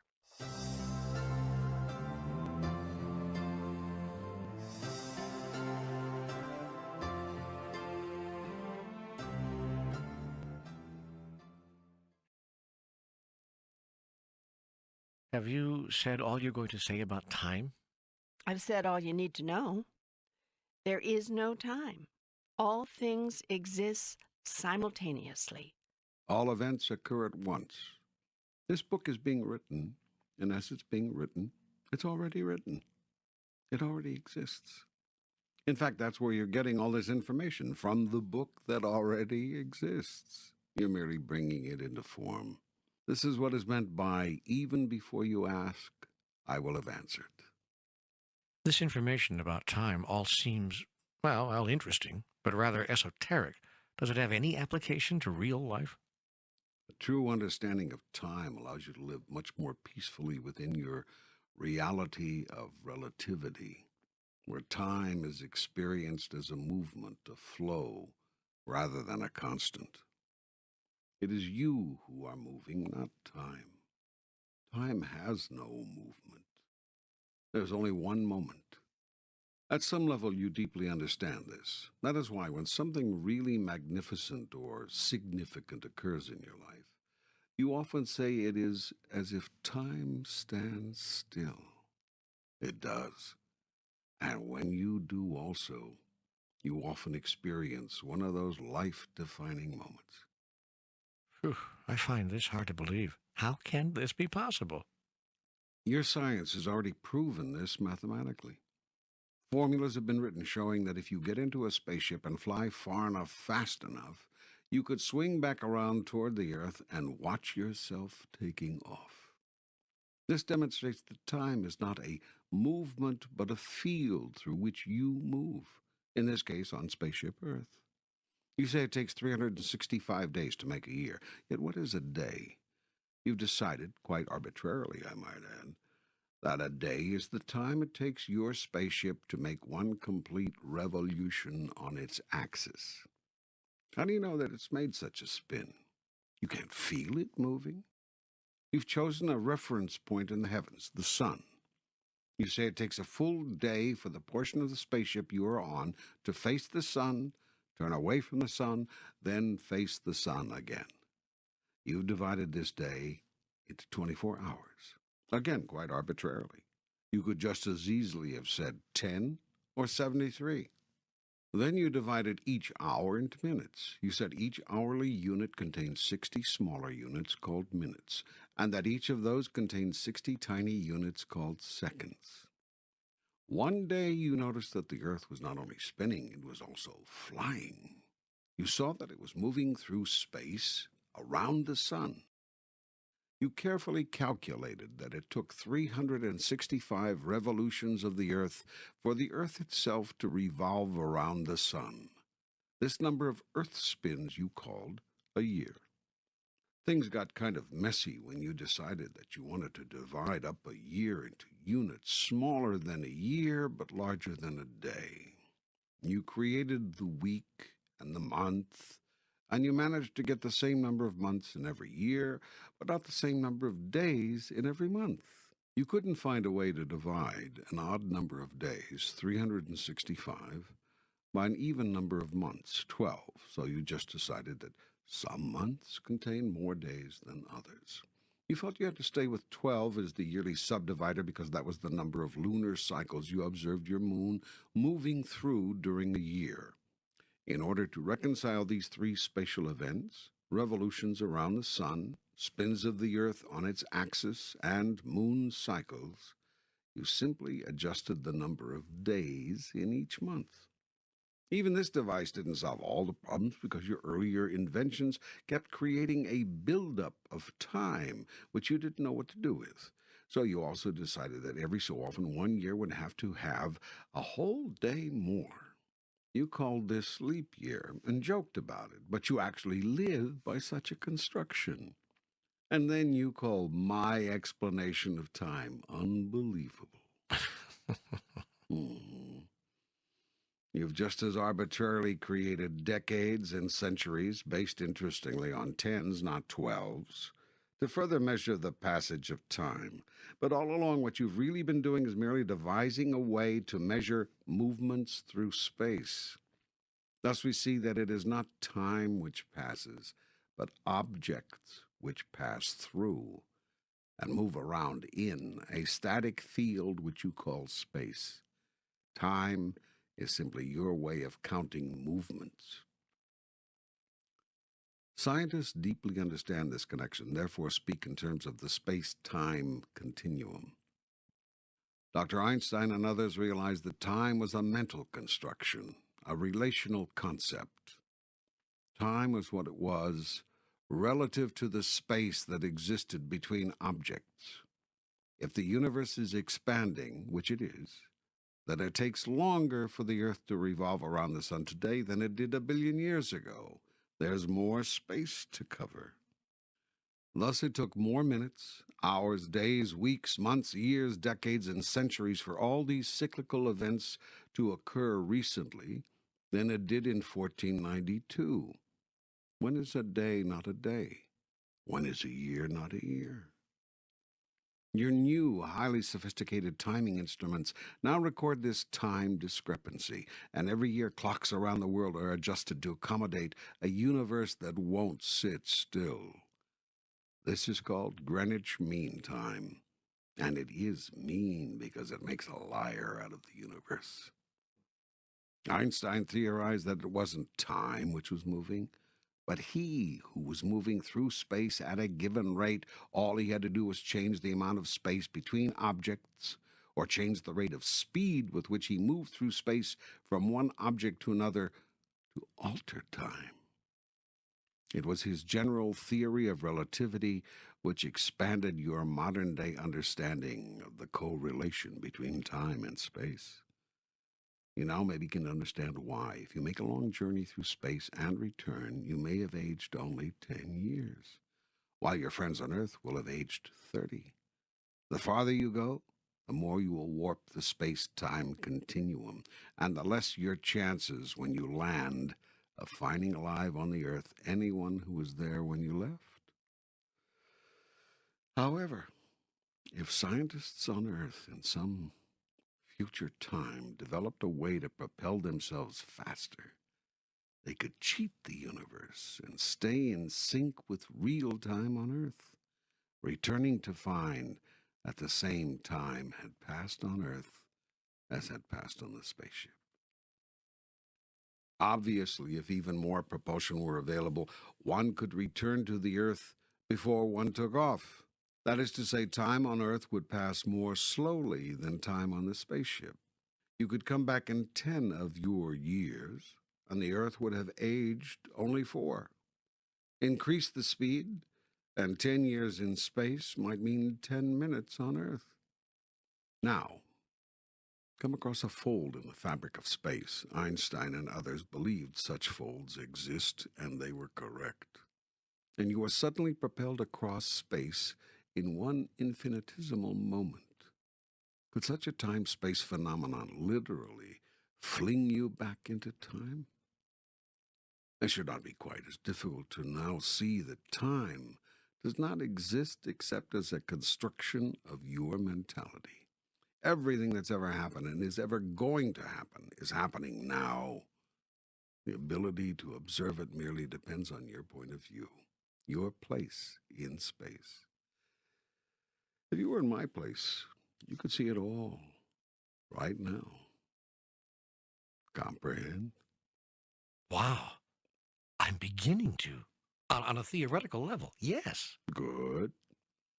I've explained it to you here very simply so that a child could understand it. It may not make good science, but it produces good comprehension.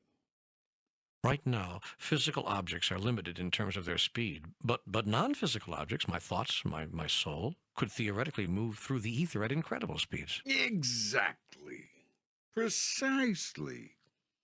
That is what happens often in dreams and other out-of-body and psychic experiences. You now understand déjà vu. You probably have been there before. But if everything has already happened, then it follows that I'm powerless to change my future. Is this predestination? No, don't buy into that. That is not true. In fact, this setup should serve you, not disserve you. You are always at a place of free will and total choice. Being able to see into the future or get others to do it for you should enhance your ability to live the life you want, not limit it. How? I need help here. If you see a future event or experience you do not like, don't choose it.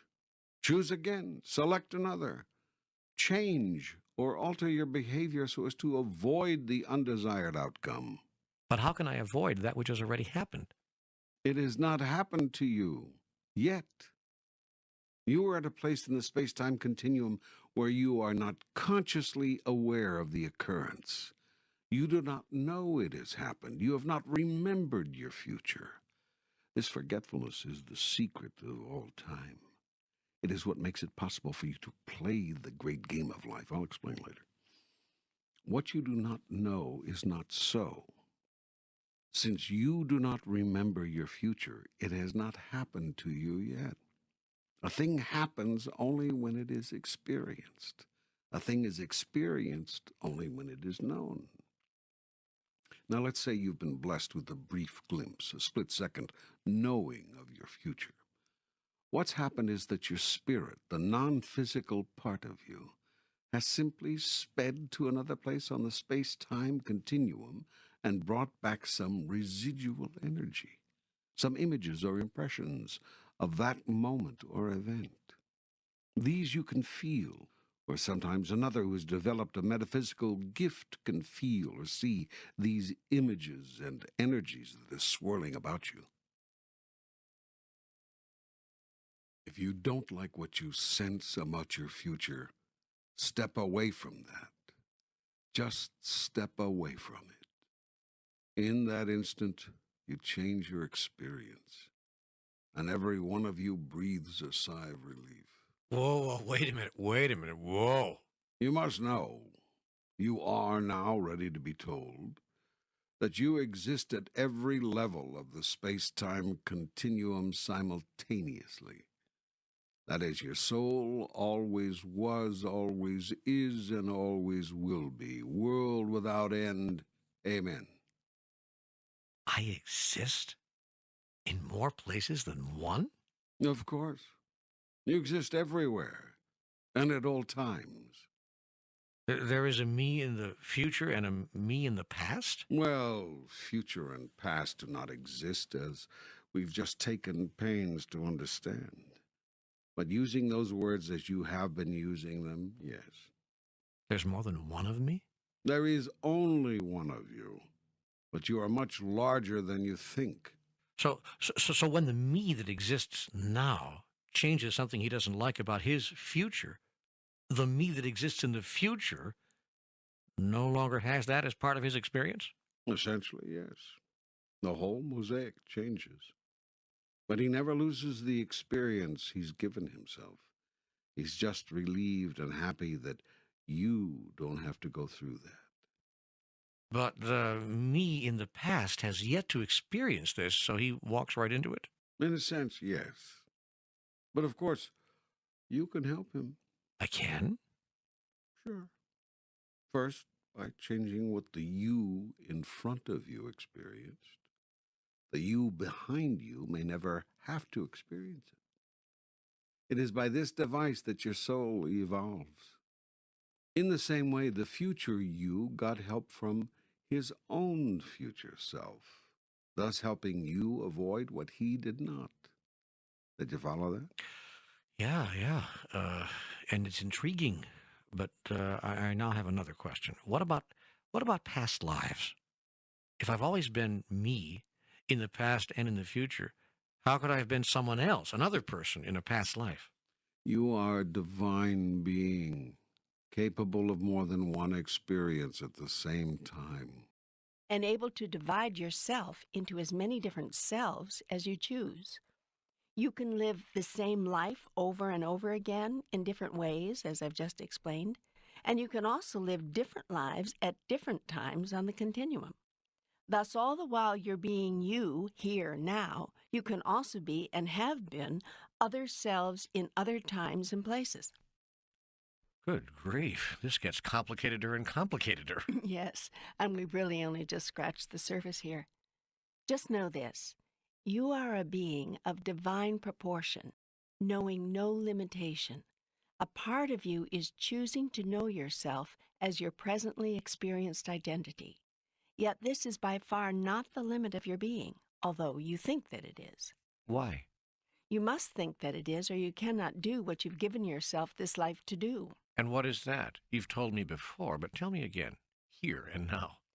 You are using all of life, all of many lives, to be and decide who you really are, to choose and to create who you really are, to experience and to fulfill your current idea about yourself. You are in an eternal moment of self-creation and self-fulfillment through the process of self-expression. You have drawn the people, events, and circumstances of your life to you as tools with which to fashion the grandest version of the greatest vision you ever had about yourself. This process of creation and recreation is ongoing, never-ending, and multi-layered. It is all happening right now and on many levels. In your linear reality, you see the experience as one of past, present, and future. You imagine yourself to have one life, or perhaps many, but surely only one at a time. But what if there were no time? Then you'd be having all your lives at once. You are. You are living this life, your presently realized life, in your past, your present, your future, all at once. Have you ever had a strange foreboding about some future event so powerful that it made you turn away from it? In your language, you call that premonition. From my viewpoint, it is simply an awareness you suddenly have of something you've just experienced in your future. Your future you is saying, hey, this was no fun. Don't do this. You are also living other lives, what you call past lives, right now as well, although you experience them as having been in your past, if you experience them at all. And that is just as well. It would be very difficult for you to play this wonderful game of life if you had full awareness of what is going on. Even this description offered here cannot give you that. If it did, the game would be over. The process depends on the process being complete, as it is, including your lack of total awareness at this stage.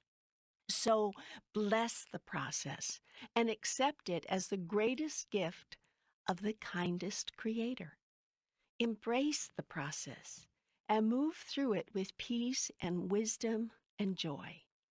Use the process and transform it from something you endure to something you engage as a tool in the creation of the most magnificent experience of all time, the fulfillment of your divine self. How? How can I best do that? Do not waste the precious moments of this, your present reality, seeking to unveil all of life's secrets. Those secrets are secrets for a reason. Grant your God the benefit of the doubt.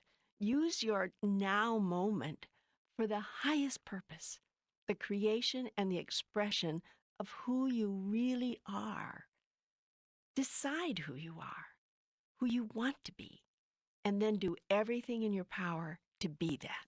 Use what I have told you about time as a framework within your limited understanding upon which to place the constructions of your grandest idea. If an impression comes to you about the future, honor it. If an idea comes to you about a past life, see if it has any use for you. Don't simply ignore it. Most of all, if a way is made known to you to create, display, express, and experience your divine self in ever more glory right here, right now, follow that way. And a way will be made known to you because you have asked. Producing this book is a sign of your asking, for you could not be producing it right now before your very eyes without an open mind, an open heart, and a soul which is ready to know. The same is true of those who are now listening to it, for they have created it too. How else could they now be experiencing it? Everyone is creating everything now being experienced, which is another way of saying that I am creating everything now being experienced, for I am everyone.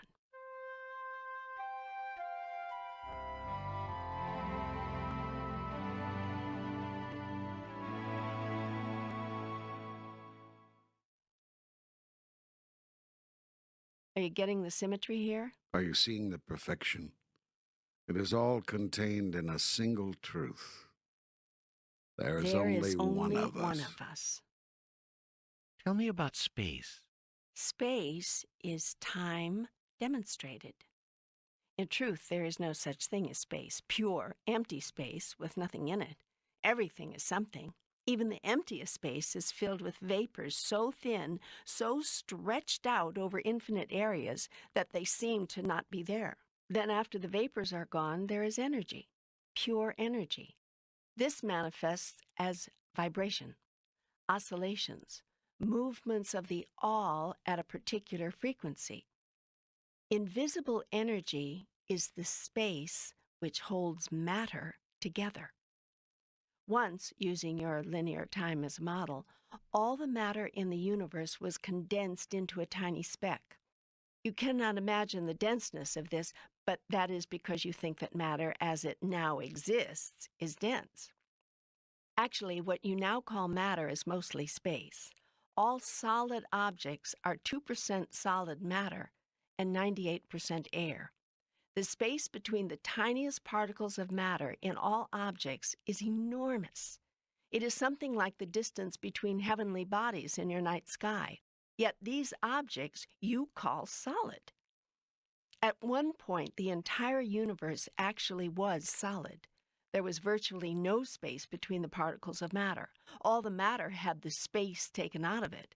And with the enormous space gone, that matter filled an area smaller than the head of a pin. There was actually a time before that time when there was no matter at all, just the purest form of highest vibration energy, which you would call antimatter. This was the time, before the physical universe as you know it existed. Nothing existed as matter.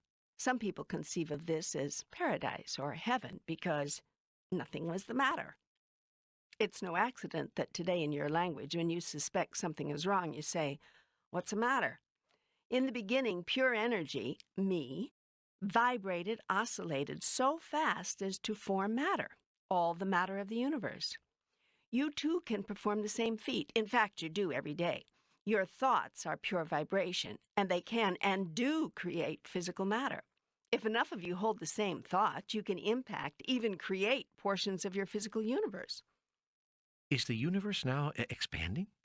At a rate of speed you can't imagine. Will it expand forever? No, there'll come a time when the energies driving the expansion will dissipate and the energies holding things together will take over, pulling everything back together again. You mean the universe will contract? Yes, everything will quite literally fall into place, and you'll have paradise again. No matter, pure energy. In other words, me. In the end, it'll all come back to me. That is the origin of your phrase, "It all comes down to this." But that means that we will no longer exist. Not in physical form, but you will always exist. You cannot not exist. You are that which is. What will happen after the universe collapses? The whole process will start all over again. There will be another so-called Big Bang, and another universe will be born. It will expand and contract, and then it will do the same thing all over again and again and again, forever and ever, world without end. This is the breathing in and breathing out of God.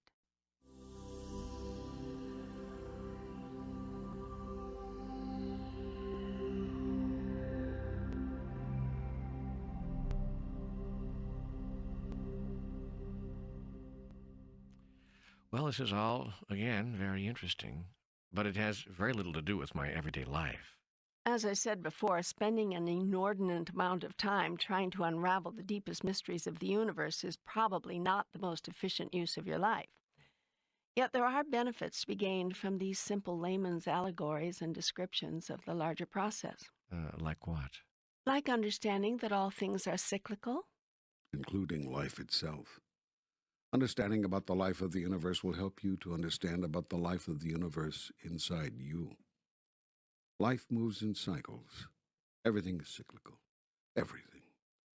When you understand this, you become more able to enjoy the process, not merely endure it. All things move cyclically. There's a natural rhythm to life, and everything moves to that rhythm. Everything goes with that flow. Thus it is written, for everything there is a season and a time for every purpose under heaven. Wise is the one who understands this. Clever is the one who uses it. Few people understand the rhythms of life more than women. Women live their whole lives by rhythm. They are in rhythm with life itself. Women are more able to go with the flow than men. Men want to push, pull, resist, direct the flow.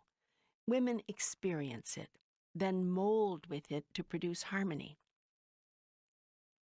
A woman hears the melody of flowers in the wind. She sees the beauty of the unseen. She feels the tugs and pulls and urges of life.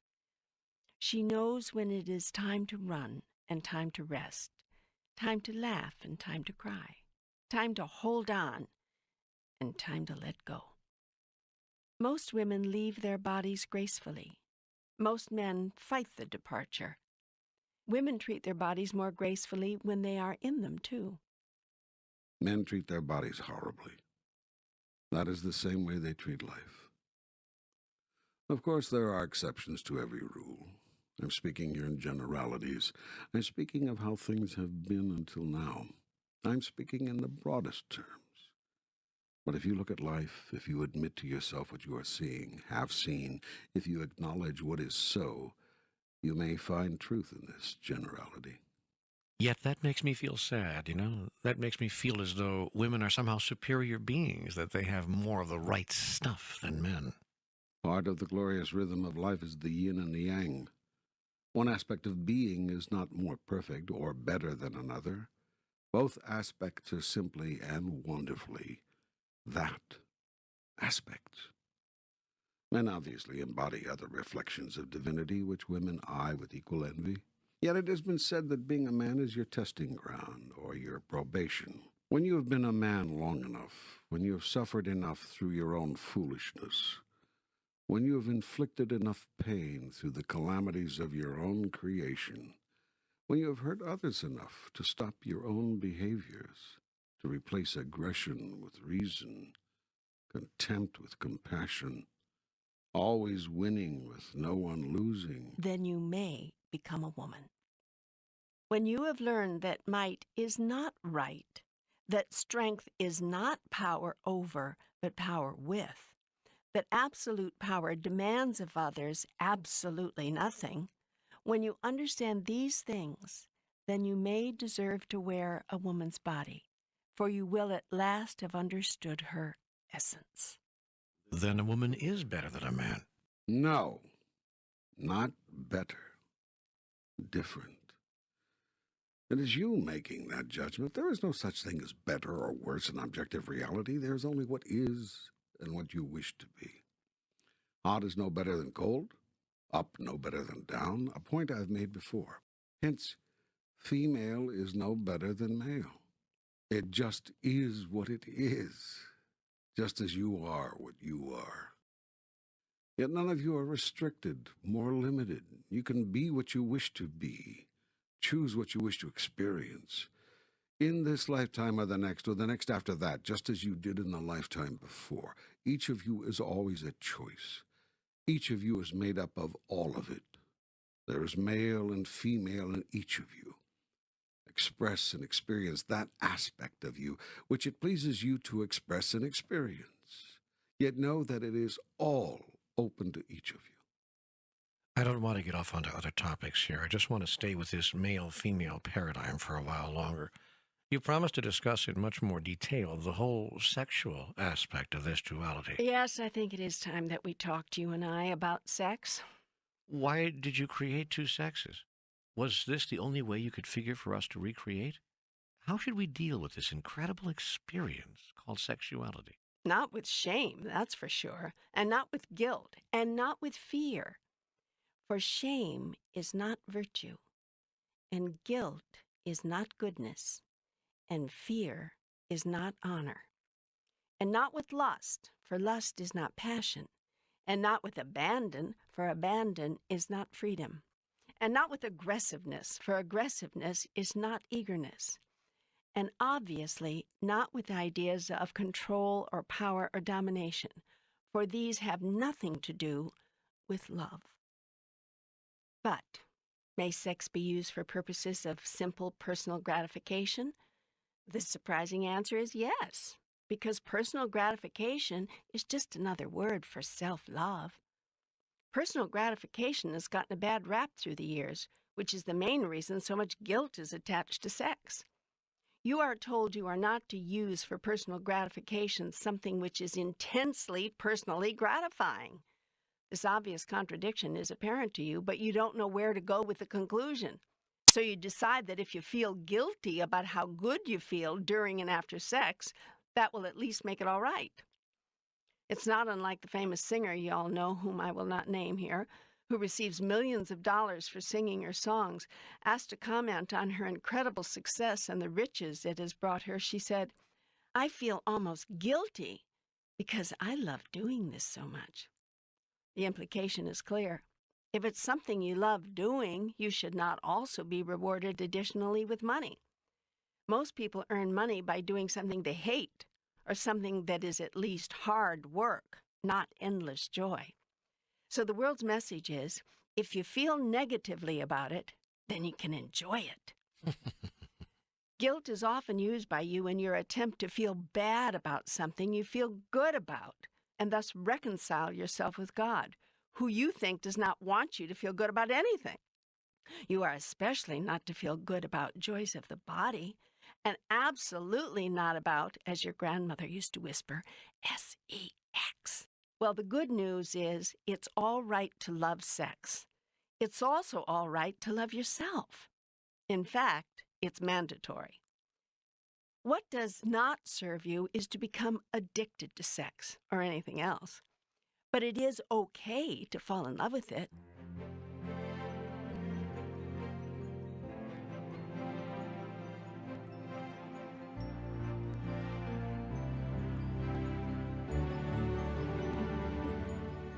Practice saying this 10 times each day.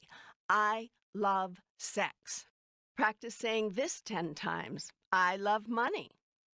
Now, you want a really tough one? Try saying this 10 times. I love me.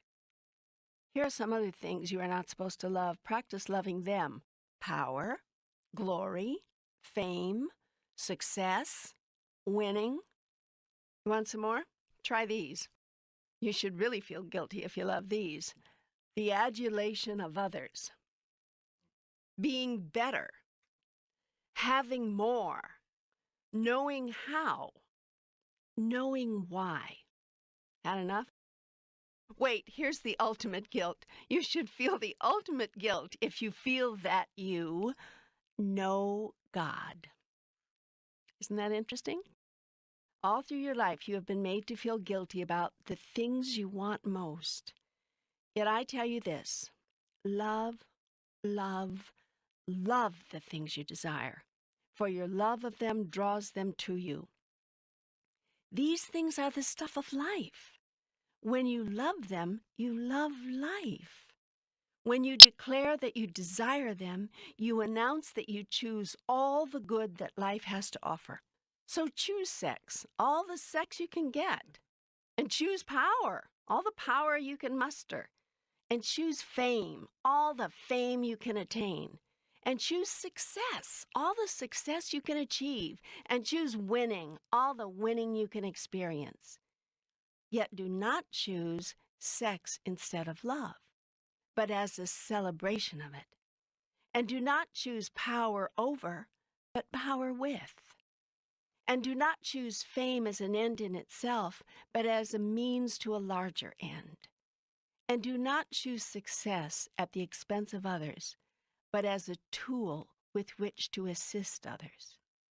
And do not choose winning at any cost, but winning that costs others nothing, and even brings them gain as well. Go ahead and choose the adulation of others, but see all others as beings upon which you can shower adulation, and do it. Go ahead and choose being better, but not better than others, rather better than you were before. Go ahead and choose having more, but only so that you have more to give. And yes, choose knowing how and knowing why, so that you can share all knowledge with others. And by all means, choose to know God. In fact, choose this first, and all else will follow. All of your life you have been taught that it is better to give than to receive, yet you cannot give what you do not have. That is why self-gratification is so important, and why it is so unfortunate that it has come to sound so ugly. Obviously, self-gratification at the expense of others is not what we're talking about here. This is not about ignoring the needs of others.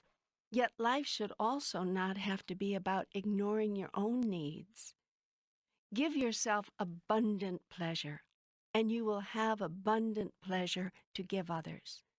The masters of tantric sex know this. That's why they encourage masturbation, which some of you actually call a sin. Masturbation? Oh boy, you've really stretched the limit here. How can you bring up something like that? How can you even say it in a message that's supposed to be coming from God? I see. You have a judgment about masturbation. Well, I don't, but a lot of people might. And I thought you said we were producing this program for others to hear. We are. Then why are you deliberately offending them? I'm not deliberately offending anyone. People are free to be offended or not as they choose. Yet, do you really think it's going to be possible for us to candidly and openly talk about human sexuality without someone choosing to be offended? No, but there's such a thing as going too far. I don't think most people are ready to hear God talk about masturbation. If this program is to be limited to what most people are ready to hear God talk about, it's going to be a very short program. Most people are never ready to hear what God talks about when God is talking about it. They usually wait 2,000 years. All right, go ahead. We've all gotten over our initial shock. Good. I was merely using this life experience in which you've all engaged, by the way, but of which no one wants to speak, to illustrate a larger point. The larger point, restated, give yourself abundant pleasure, and you will have abundant pleasure to give to others.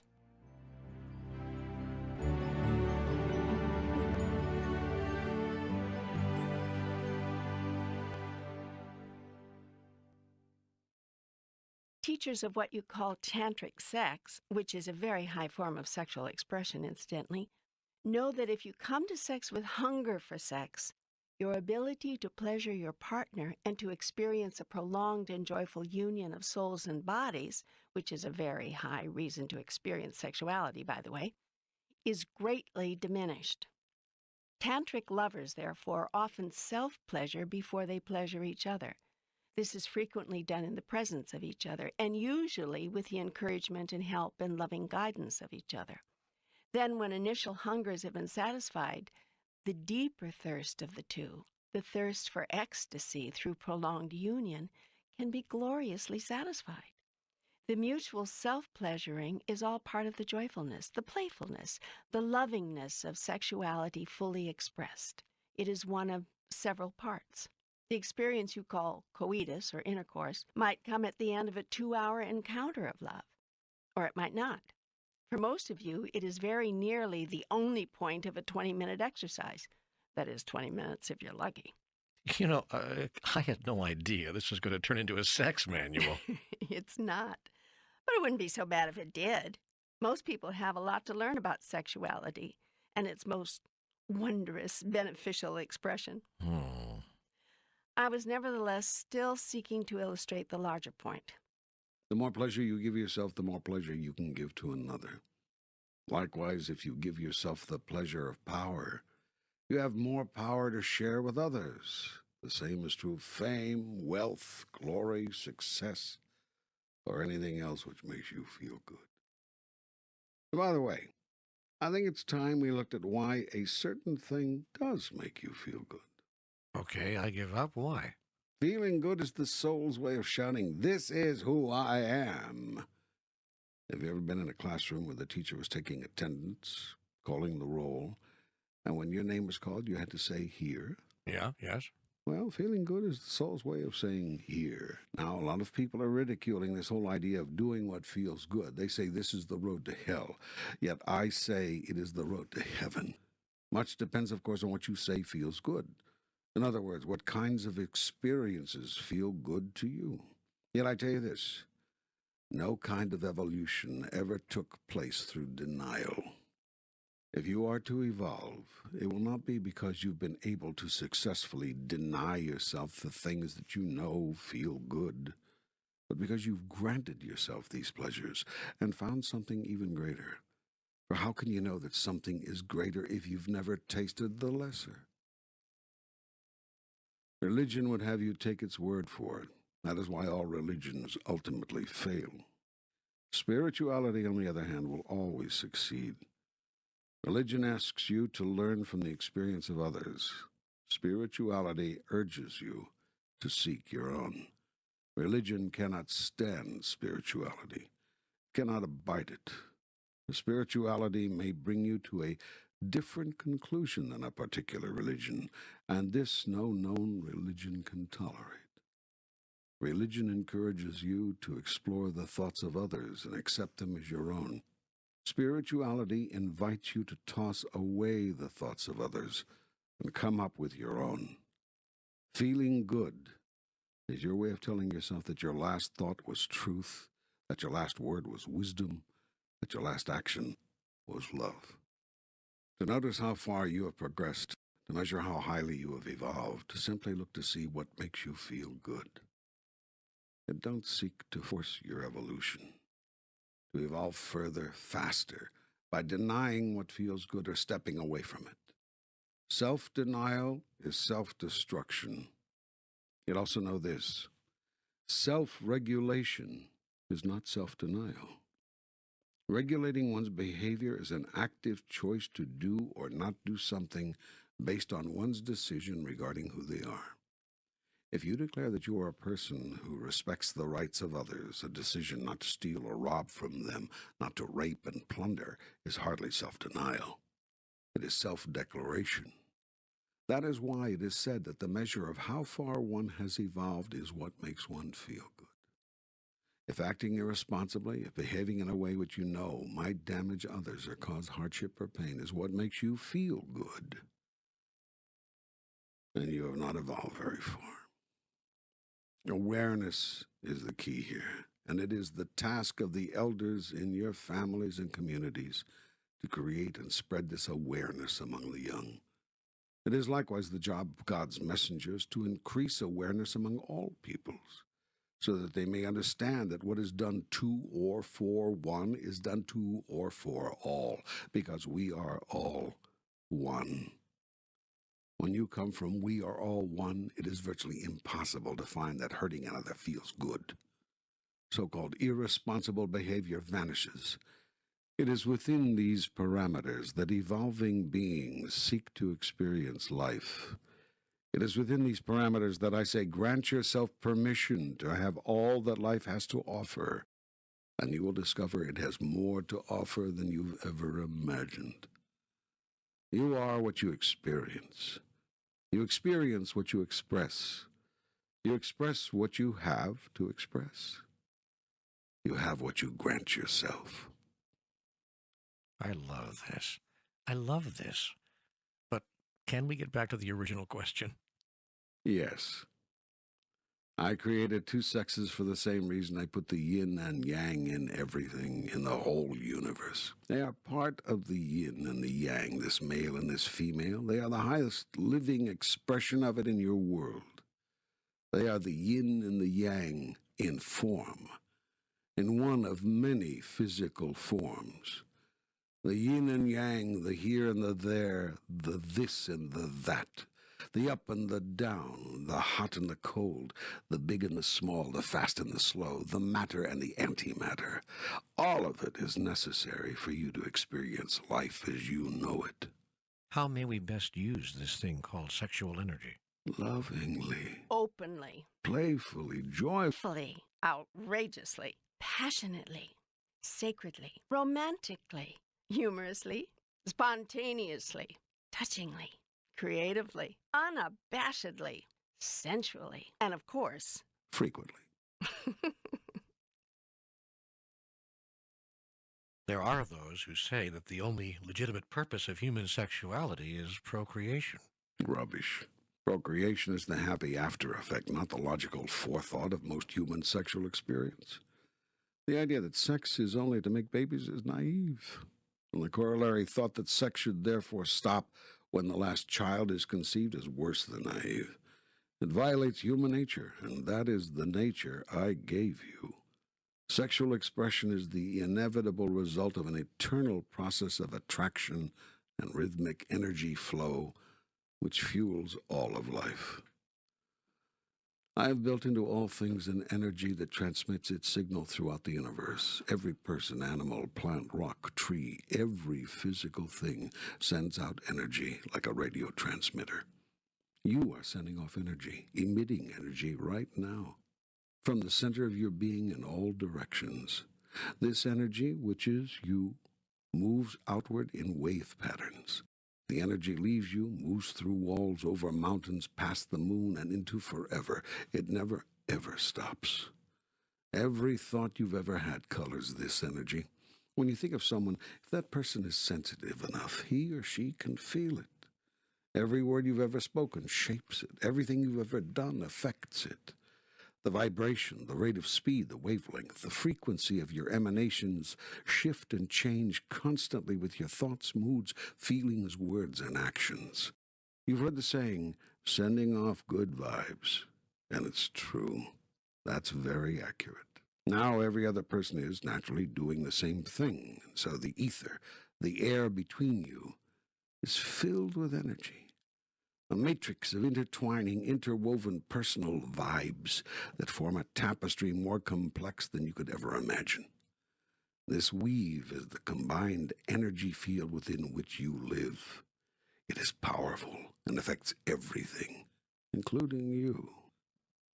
You then send out newly created vibes, impacted as you are by the incoming vibes to which you are being subjected, and these in turn add to and shift the matrix, which in turn affects the energy field of everybody else, which impacts the vibes they send off, which impacts the matrix, which impacts you, and so forth.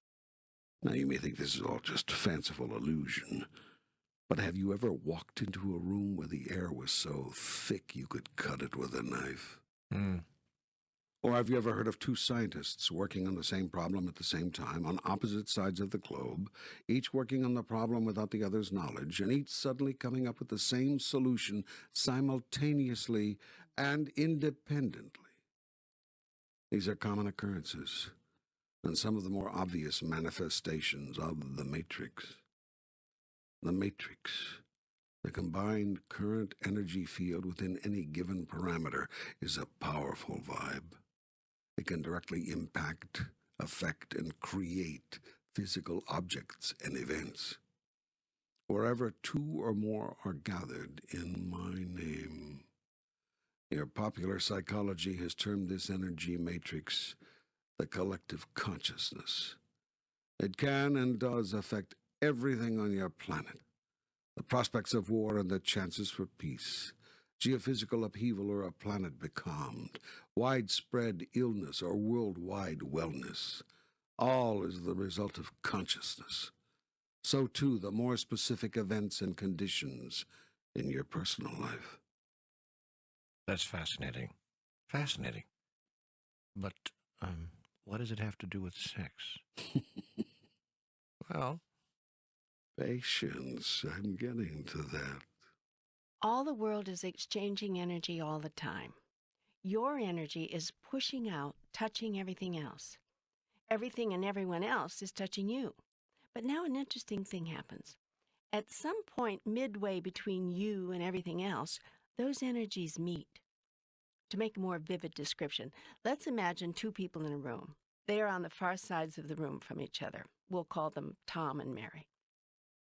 Now, Tom's personal energy is transmitting signals about Tom in a 360-degree circle out in the universe.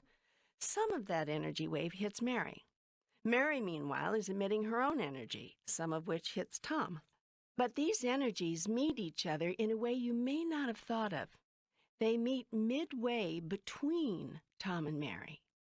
Here the energies unite. Remember now, these energies are physical phenomena.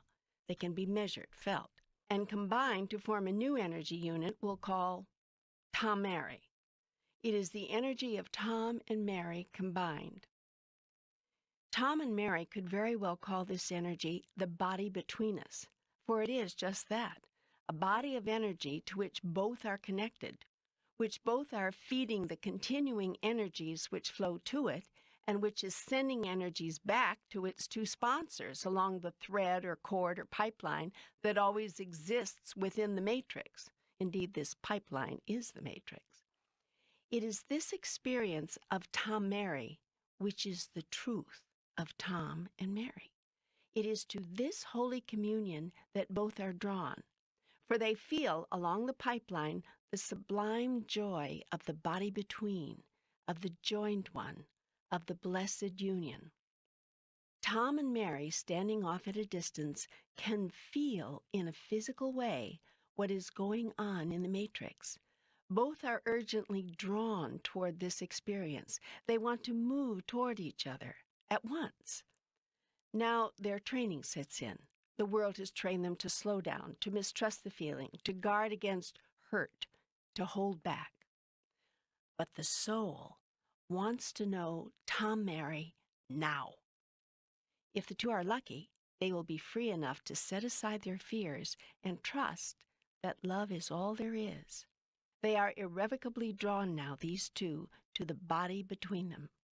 Tom-Mary is already being experienced metaphysically, and Tom and Mary will want to experience it physically.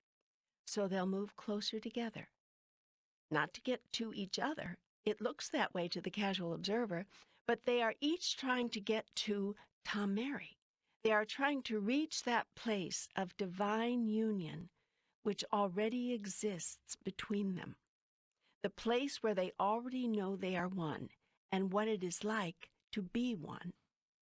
So they move toward this feeling they are experiencing, and as they close the gap between them, as they shorten the cord, the energy they are both sending to Tom Mary travels a shorter distance and is thus more intense. They move closer still.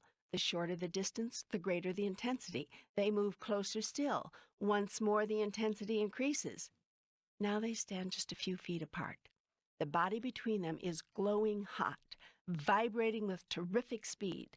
The connection to and from Tom Mary is thicker, wider, brighter, burning with the transfer of incredible energy. The two are said to be burning with desire. They are. They move closer still. Now they touch. The sensation is almost unbearable, exquisite.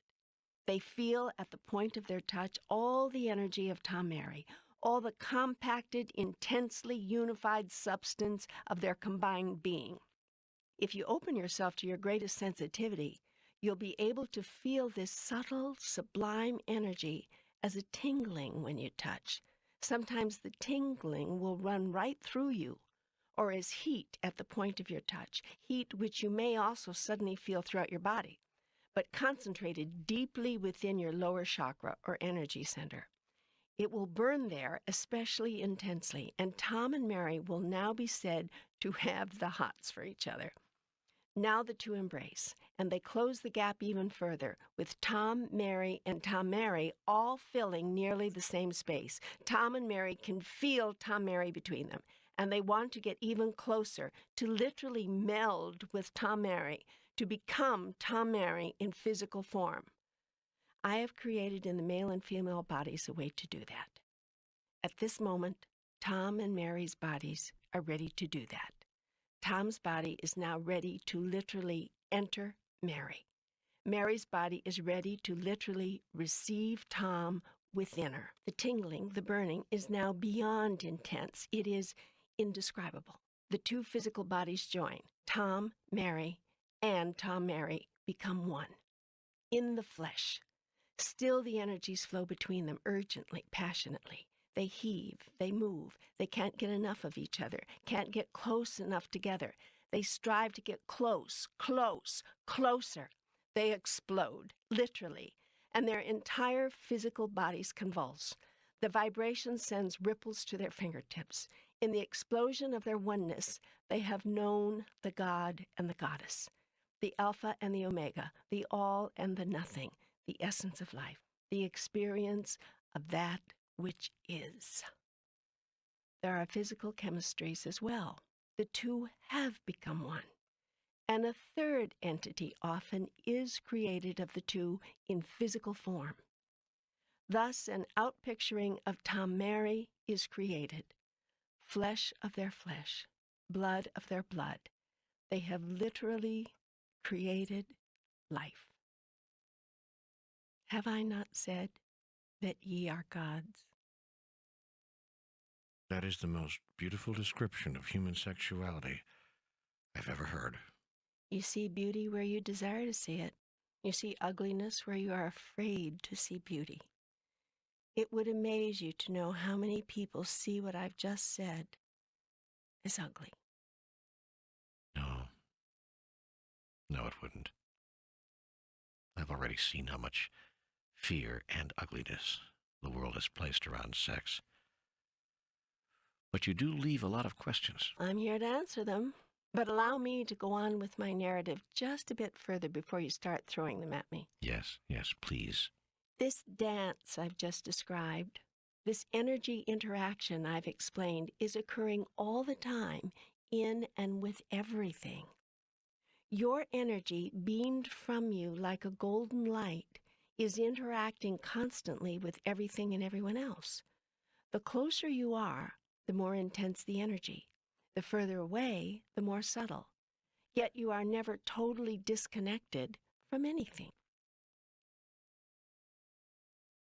There is a point between you and every other person, place, or thing which exists. It is here that two energies meet, forming a third, much less dense, but no less real energy unit. Everyone and everything on the planet and in the universe is emitting energy in every direction. This energy mixes with all other energies, crisscrossing in patterns of complexity beyond the ability of your most powerful computers to analyze. The crisscrossing, intermingling, intertwining energies racing between everything that you call physical is what holds physicality together. This is the matrix of which I have spoken. It is along this matrix that you send signals to each other, messages, meanings, healings, and other physical effects, created sometimes by individuals, but mostly by mass consciousness. These innumerable energies are, as I have explained, attracted to each other. This is called the law of attraction. In this law, like attracts like. Like thoughts attract like thoughts along the matrix.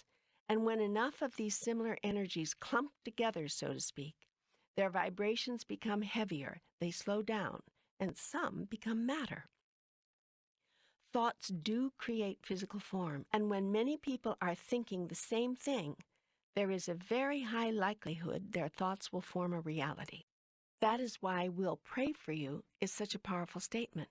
There are enough testimonies to the effectiveness of unified prayer to fill a book. It is also true that unprayer-like thoughts can create effects. A worldwide consciousness of fear, for instance, or anger, or lack or insufficiency can create that experience across the globe or within a given locale where those collective ideas are strongest. The Earth nation you call the United States, for example, has long thought itself to be a nation under God, indivisible, with liberty and justice for all. It is not a coincidence that this nation rose to become the most prosperous on earth. It is also not surprising that this nation is gradually losing all that it has worked so hard to create. But this nation seems to have lost its vision. The terms under God, indivisible meant just that. They expressed the universal truth of unity, oneness, a matrix very difficult to destroy. But the matrix has been weakened. Religious freedom has become religious righteousness, bordering on religious intolerance. Individual freedom has all but vanished as individual responsibility has disappeared. The notion of individual responsibility has been distorted to mean every man for himself. This is the new philosophy that imagines itself to be hearkening back to the early American tradition of rugged individualism. But the original sense of individual responsibility upon which the American vision and the American dream was based found its deepest meaning and its highest expression in the concept of brotherly love. What made America great was not that every man struggled for his own survival, but that every man accepted individual responsibility for the survival of all. America was a nation that would not turn its back on the hungry, would never say no to the needy, would open its arms to the weary and the homeless, and would share its abundance with the world. Yet as America became great, Americans became greedy. Not all, but many. And as time went on, more and more. As Americans saw how good it was possible to have it, they sought to have it even better. Yet there was only one way to have more and more and more. Someone else had to have less and less and less.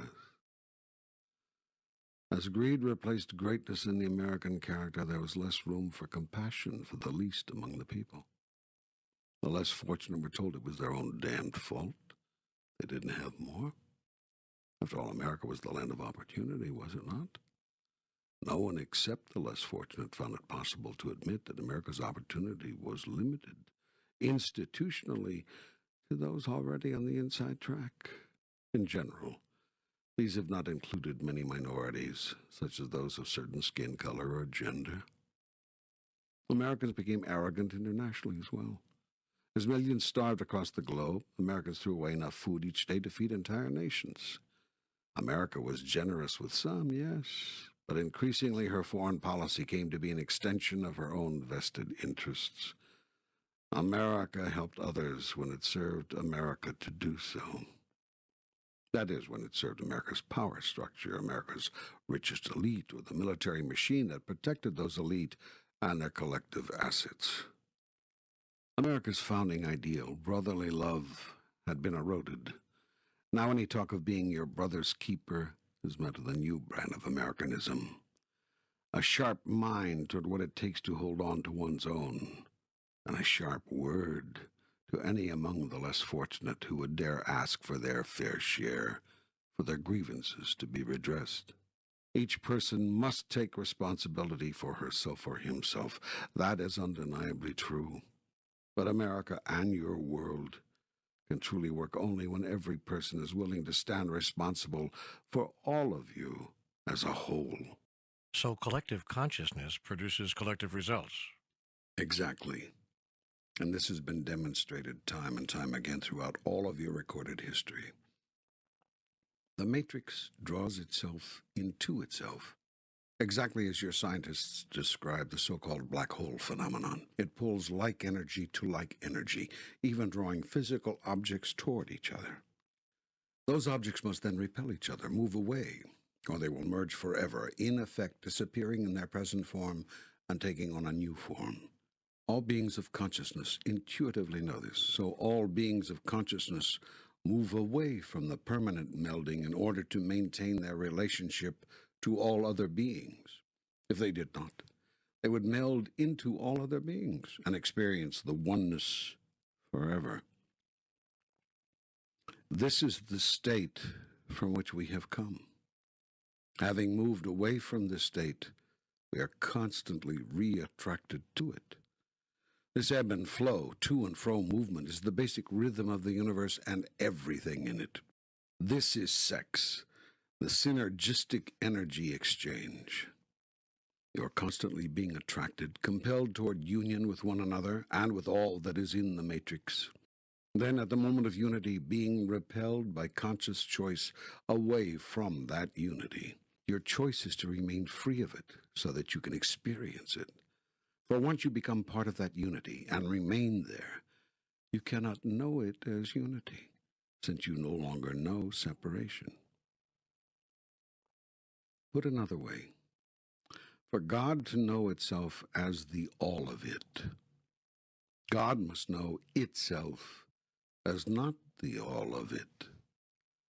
In you and in every other energy unit of the universe, God knows itself as the parts of all, and thus gives itself the possibility of knowing itself as the all in its own experience. I can only experience what I am by experiencing what I am not. Yet I am what I am not. And so you see the divine dichotomy. Hence the statement, I am that I am. Now, as I said, this natural ebb and flow, this natural rhythm of the universe, typifies all of life, including the very movements that create life in your reality. Toward each other you are compelled, as if by some urgent force, only to pull away and separate, only to urgently push toward each other again, once more to separate, and again to hungrily, passionately, urgently seek total union. Together, apart, together, apart, together, apart, your bodies dance in a movement so basic, so instinctual, that you have very little conscious awareness of deliberate action. At some point, you shift into automatic. No one needs to tell your bodies what to do. They simply do it with the urgency of all of life. This is life itself, expressing itself as life itself. And this is life itself producing new life in the bosom of its own experience. All of life works on such a rhythm. All of life is the rhythm. And so, all of life is imbued with the gentle rhythm of God, what you call the cycles of life. Food grows in such cycles. Seasons come and go. Planets spin and circle. Suns explode and implode and explode again. Universes breathe in and breathe out.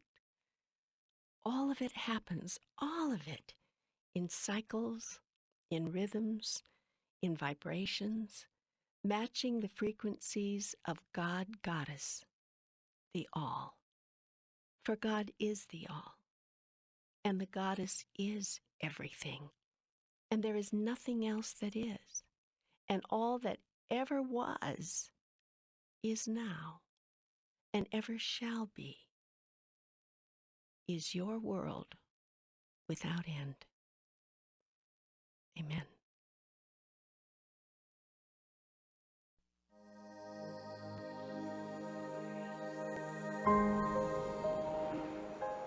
Hello, this is Michael Toms of New Dimensions Radio. We're glad you joined us, and I'm here with Marianne Williamson, author of Return to Love, Raymond Moody, author of Life After Life and Reunions, and Neale Donald Walsch, author of Conversations with God. I thought the best place to begin would be to ask Marianne and Raymond, what are your impressions of Conversations with God, which has become a publishing phenomenon? Marianne, what are your thoughts? What's most important, it would seem to me, at this time, is not so much that new material is arriving from within us, but that we are presenting the material in a way that is obviously touching people at a deeper and deeper level. I think the issue at this point is less new information and more a critical mass of people who understand the information. And that is what is most impressive about these books.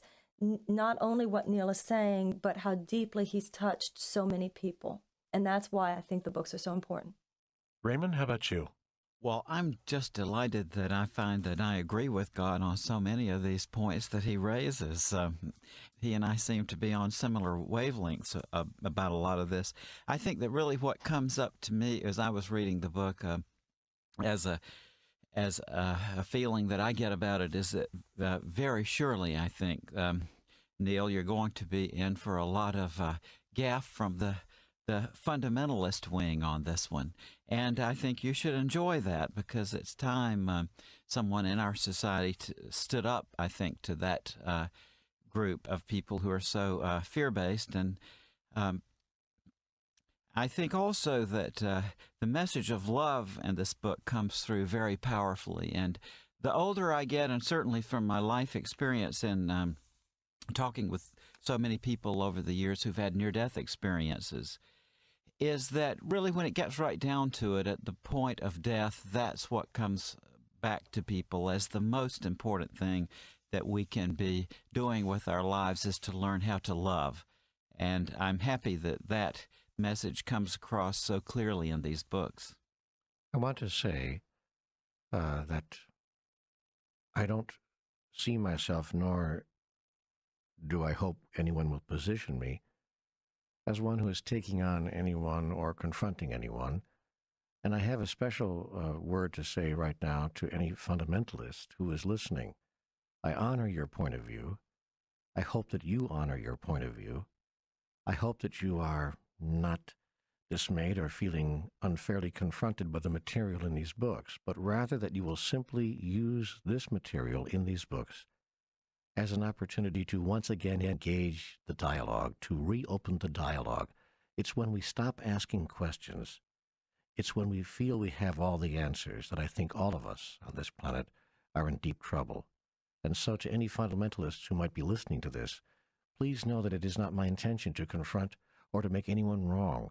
I honor your point of view. I honor all people who hold points of view with great passion. But I also hope that we can continue talking and continue the dialogue. That's why this conversation with God is so extraordinarily important. Neale, now that Book 1 has been out there for a while and Book 2 has been published and Book 3 is on the way, I know that you travel quite a bit. I'm wondering about the level and quality of response you're getting from people to the book. Well, it's the most extraordinary thing, Michael. They're showing up 800, 1,000, 1,500 in the halls, in the lecture halls and so forth, and the churches where I am asked to appear.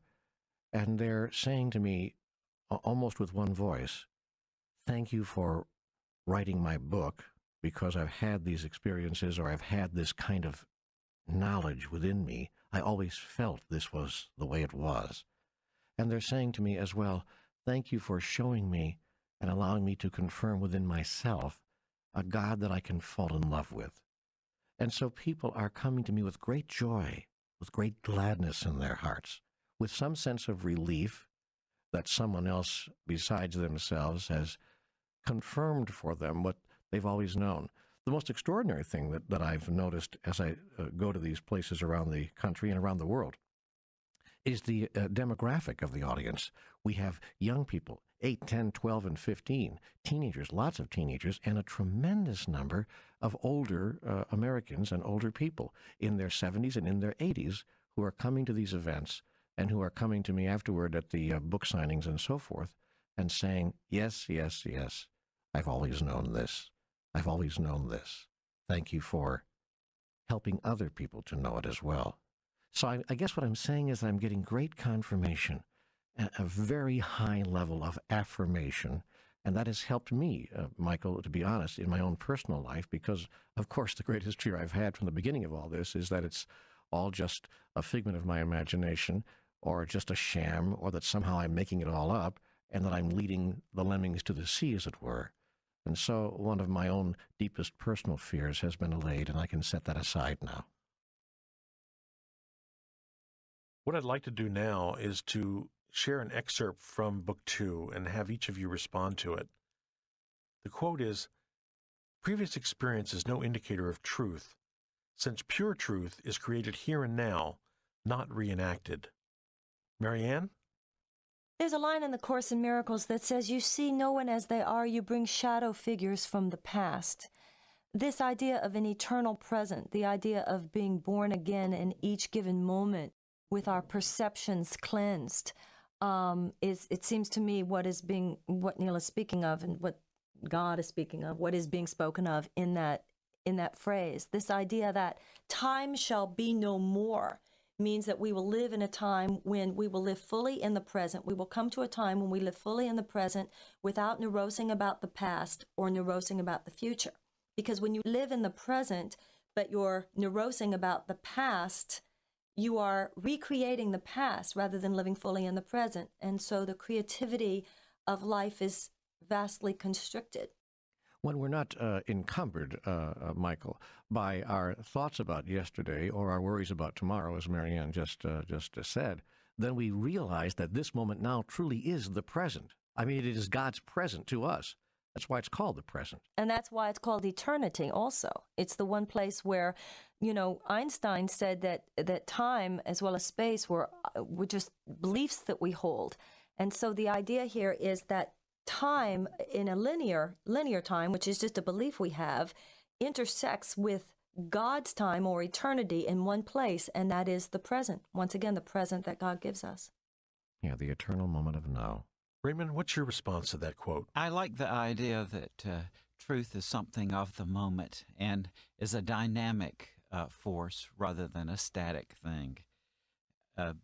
I hate to see this kind of idea promulgated that there was a cutoff date on miracles, and the God that I see in Neale's books really is a dynamic, changing entity capable of development, which is very exciting. You see, the implication here, of course, the impactful part of that quote from the book, it has to do with people's thought that they are their yesterdays. We can sit around here, Marianne and Raymond and I and Michael, and throw these philosophical ideas around back and forth for the rest of the day. But what's meaningful to people, to the person on the street, is, oh, I get it. I don't have to be, and I never was the product of my yesterdays. And nor am I needing to be formed by my fears or thoughts or apprehensions about tomorrow. I truly can recreate myself. In fact, I am doing it whether I want to or not. The truth is that I am recreating myself in every single moment of now. You can't imagine what a gift that is to people when they realize they can shed their yester moments and notice that they are, in fact, not what they once were. It's a great freedom-giving device and a wonderful gift from God. And that's the practical implication of all of this philosophical talk here. One of the threads that runs through Conversations with God is the theme that we need to be in the here and now and live in the moment. I'm wondering what insights you have, considering that we live in a very fast-paced society, as to how people can do that.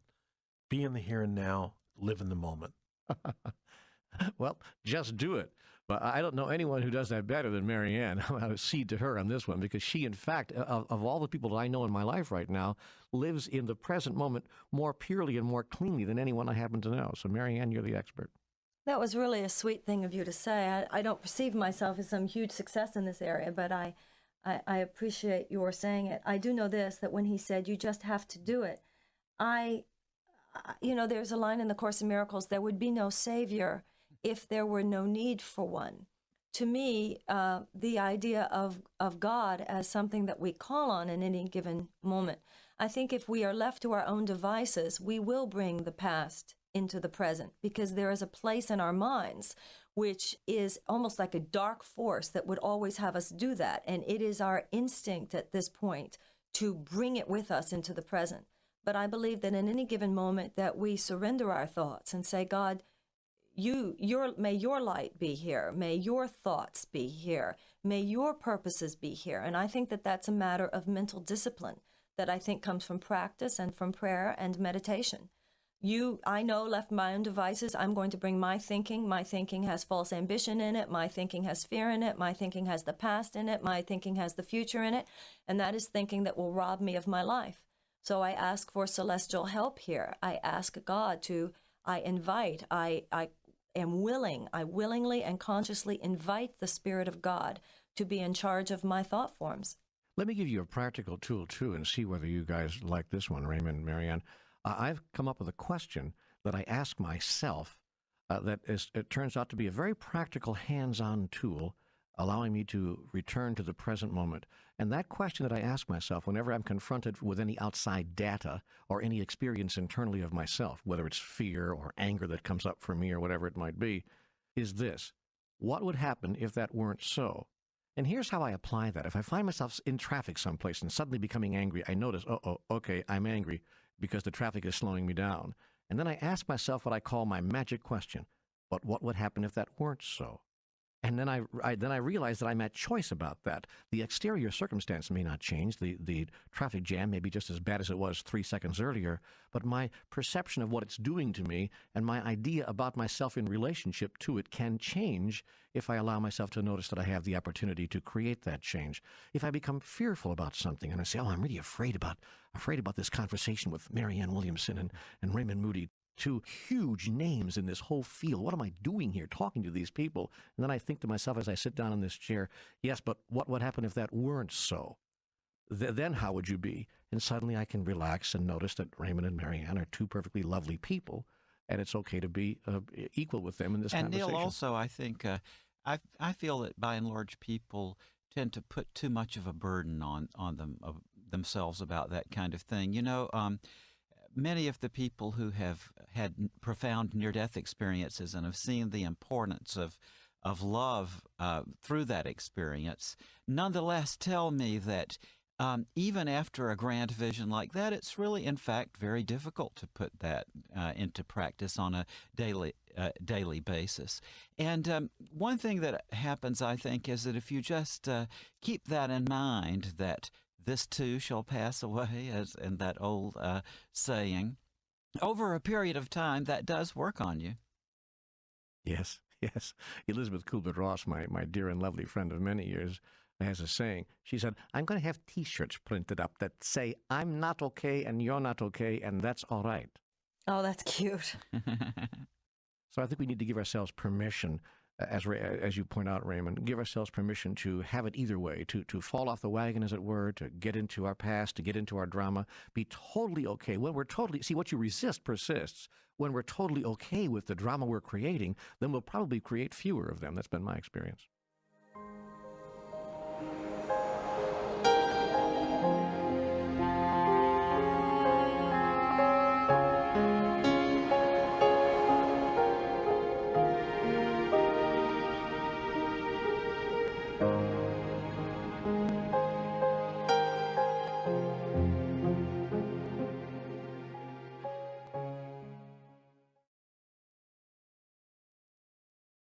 The interesting thing about talking with you is that you always leave me with more questions than answers. Now I have questions about politics as well as sex. Some say they're the same thing, that in politics all you ever do is get... Wait a minute. You're not going to use an obscenity, are you? Well, yes. I thought I would shock you a little. Hey, cut it out. God isn't supposed to talk like that. Then why do you? Well, most of us don't. The hell you don't. Well, those people who are God-fearing don't. Oh, I see. You have to fear God in order not to offend him. And who says I am offended anyway by a simple word? Finally, don't you find it interesting that a word some of you use in the height of passion to describe great sex you also use as your highest insult? Does that tell you anything about the way you feel about sexuality? I think you've gotten confused. I don't think people use that term to describe a glorious, truly romantic sexual moment. Oh, really? Have you been in any bedrooms lately? No, have you? I am in all of them, all of the time. Well, that should make us all feel comfortable. What? Are you saying that you do things in your bedroom that you wouldn't do in front of God? Most people aren't comfortable with anyone watching, much less God. Yet in some cultures, Aboriginal, some Polynesian, lovemaking is done quite openly. Yes, well, most people haven't progressed to that level of freedom. In fact, they would consider such behavior regression to a primitive pagan state. These people you call pagans have an enormous respect for life. They know nothing of rape, and there are virtually no killings in their societies. Your society puts sex, a very natural, normal human function, under cover, then turns around and kills people right out in the open. That is the obscenity. You've made sex so dirty, shameful, taboo, that you're embarrassed to do it. Nonsense. Most people simply have a different, they might even say a higher, sense of propriety about sex. They consider it a private interacting, for some, a sacred part of their relationship. Lack of privacy does not equal lack of sanctity. Most of humanity's most sacred rites are performed in public. Do not confuse privacy with sanctity. Most of your worst actions are done in private, and you save only your best behavior for public display. This is not an argument for public sex. It is merely a noting that privacy does not necessarily equal sanctity, nor does publicity rob you of it.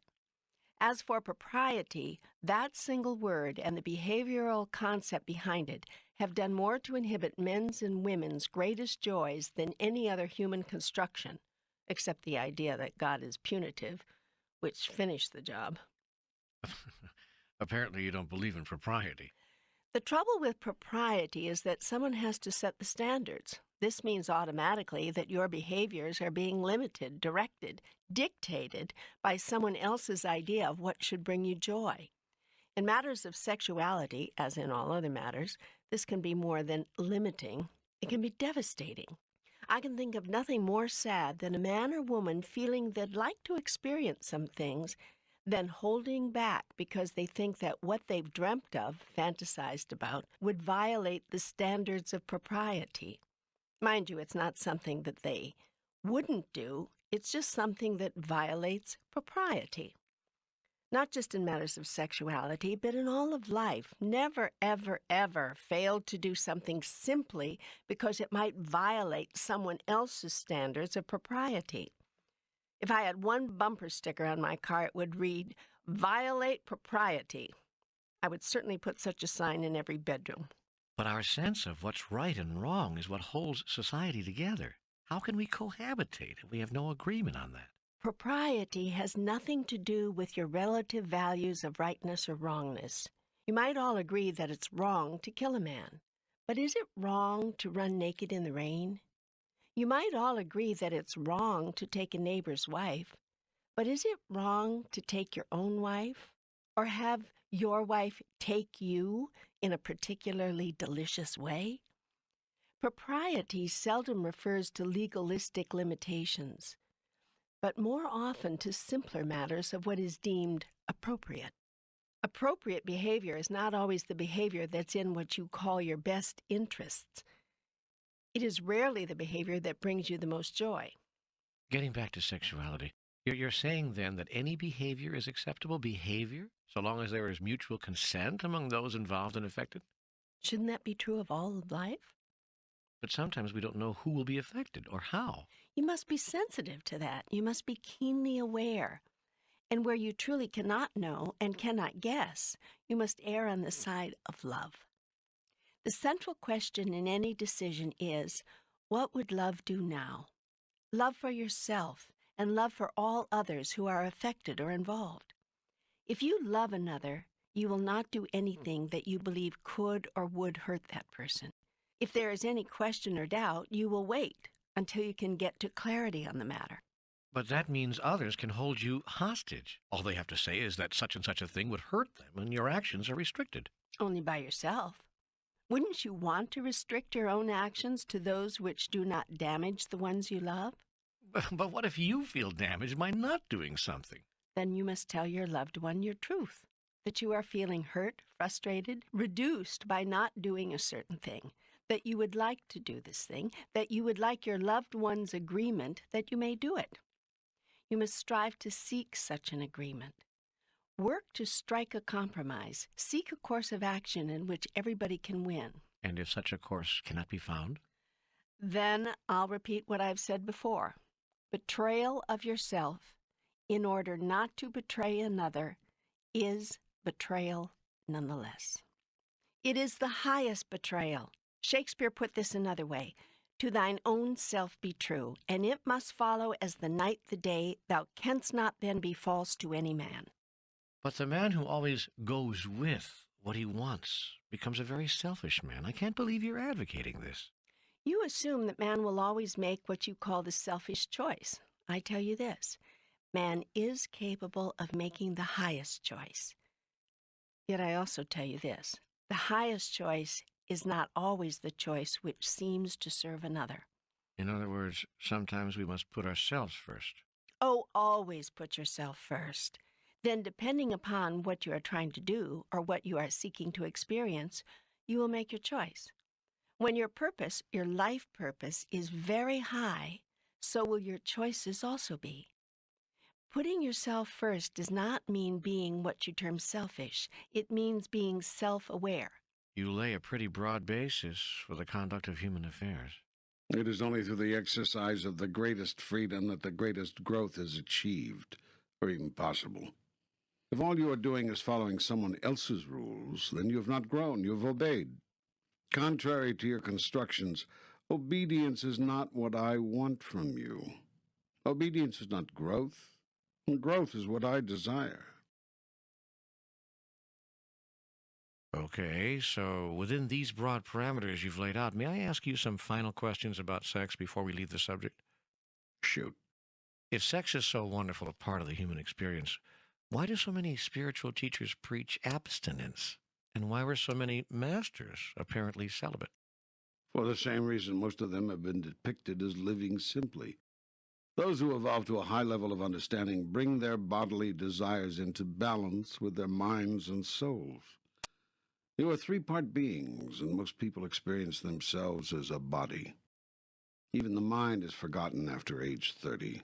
No one reads anymore, no one writes, no one teaches, no one learns. The mind is forgotten. It is not nourished. It is not expanded. No new input, the minimum output required. The mind is not fed. It is not awakened. It is lulled, dulled. You do everything you can to disengage it. Television, movies, pulp paperbacks. Whatever you do, don't think, don't think, don't think. So most people live life on a body level. Feed the body, clothe the body, give the body stuff. Most people haven't read a good book. I mean a book from which they can learn something. In years. But they can tell you the entire television schedule for the week. There's something extraordinarily sad in that.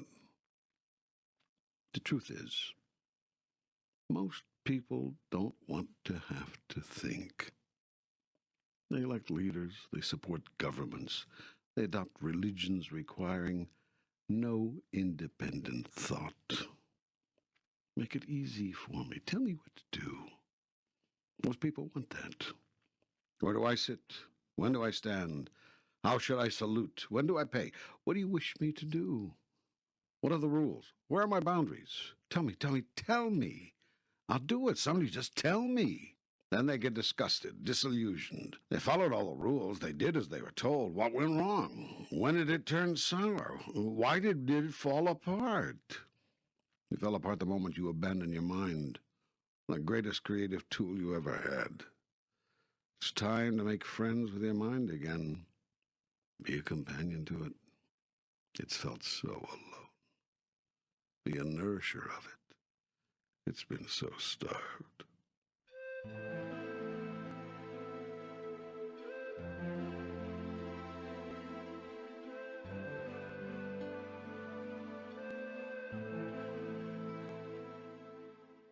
Some of you, a small minority, have understood that you have a body and a mind.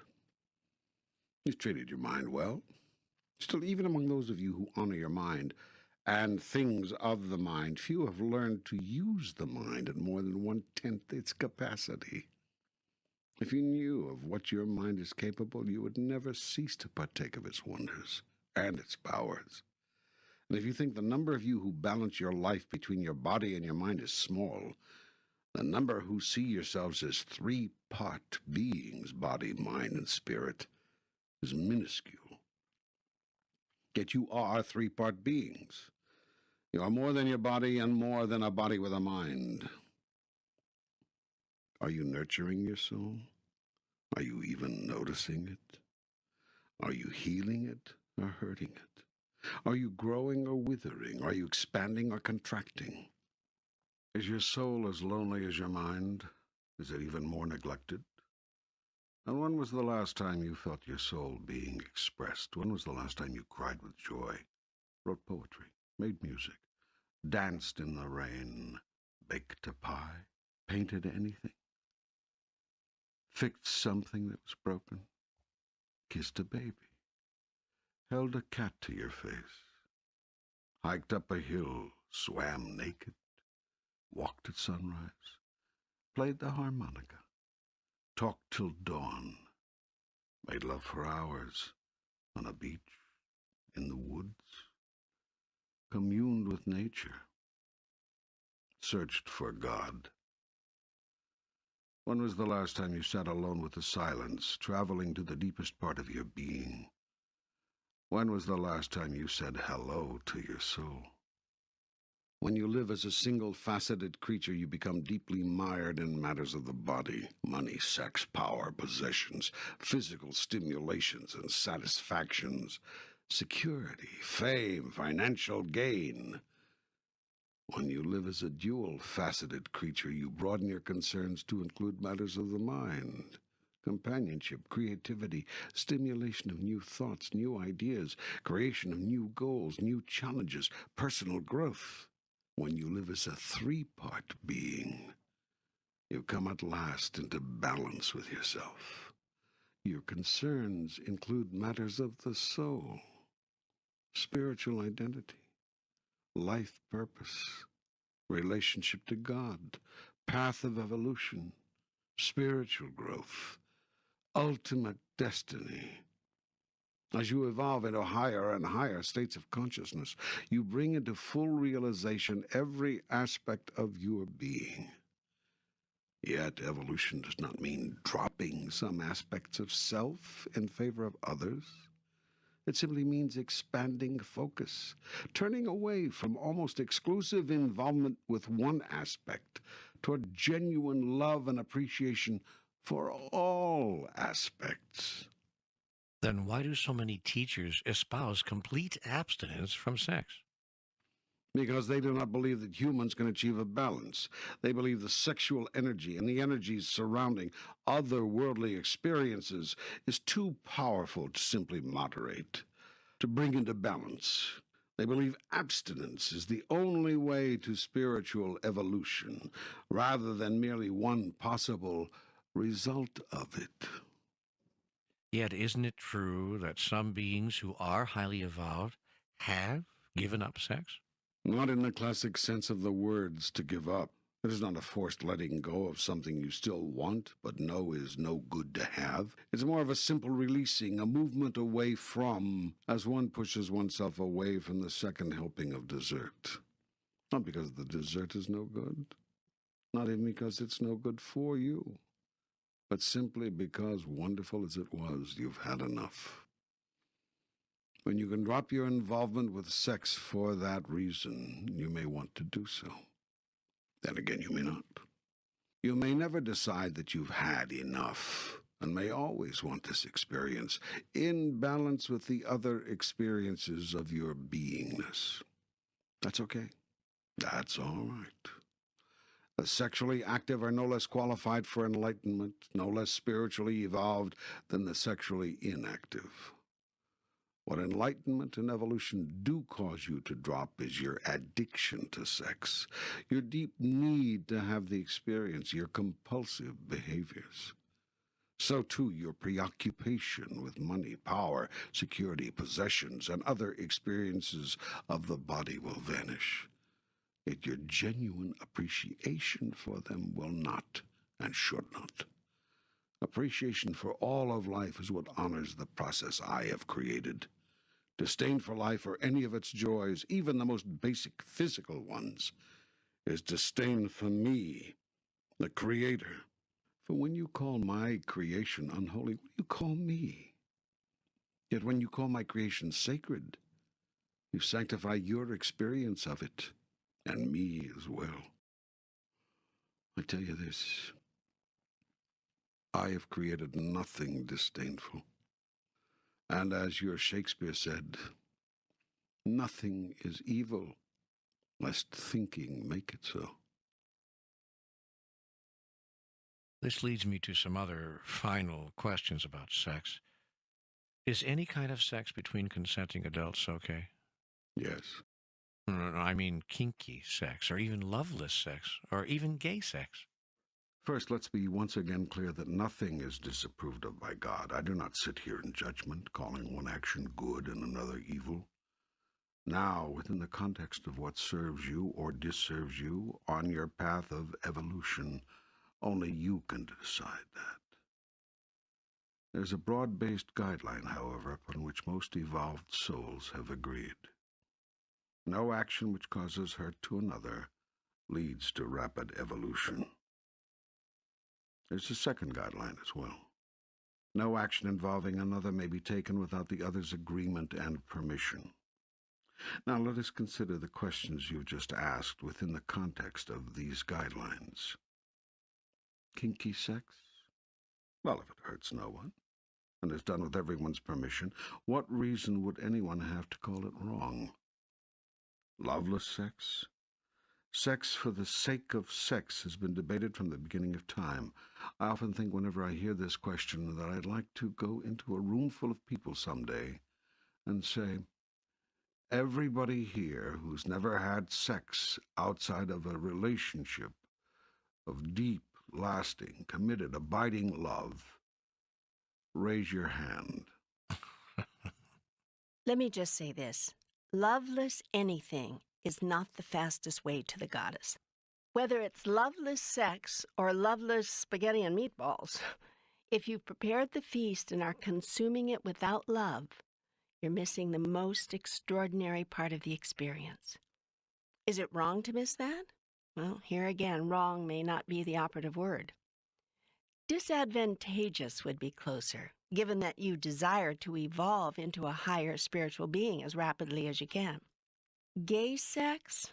So many people want to say that I am against gay sexuality or the acting out of it, yet I make no judgment on this or any other choice you make.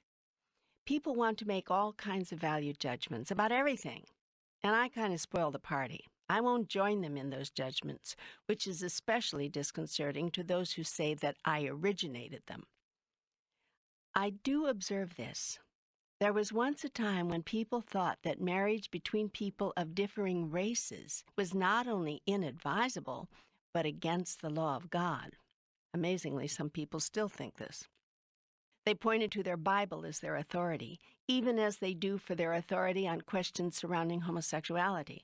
You mean it is okay for people of differing races to join together in marriage? The question is absurd, but not nearly as absurd as some people's certainty that the answer is no. Are the questions on homosexuality equally absurd? You decide. I have no judgment about that or anything. I know you wish that I did. That would make your lives a lot easier. No decisions to make, no tough calls, everything decided for you, nothing to do but obey. Not much of a life, at least in terms of creativity or self-empowerment. But what the heck? No stress either. Let me ask you some questions about sex and children. At what age is it appropriate to allow children to become aware of sexuality as a life experience? Children are aware of themselves as sexual beings, which is to say as human beings, from the outset of their lives. What many parents on your planet now do is try to discourage them from noticing that. If a baby's hand goes to the wrong place, you move it away. If a tiny child begins to find moments of self-pleasure in its innocent delight with its own body, you react in horror and pass that sense of horror on to your child. The child wonders, what did I do? What did I do? Mommy's mad. What did I do?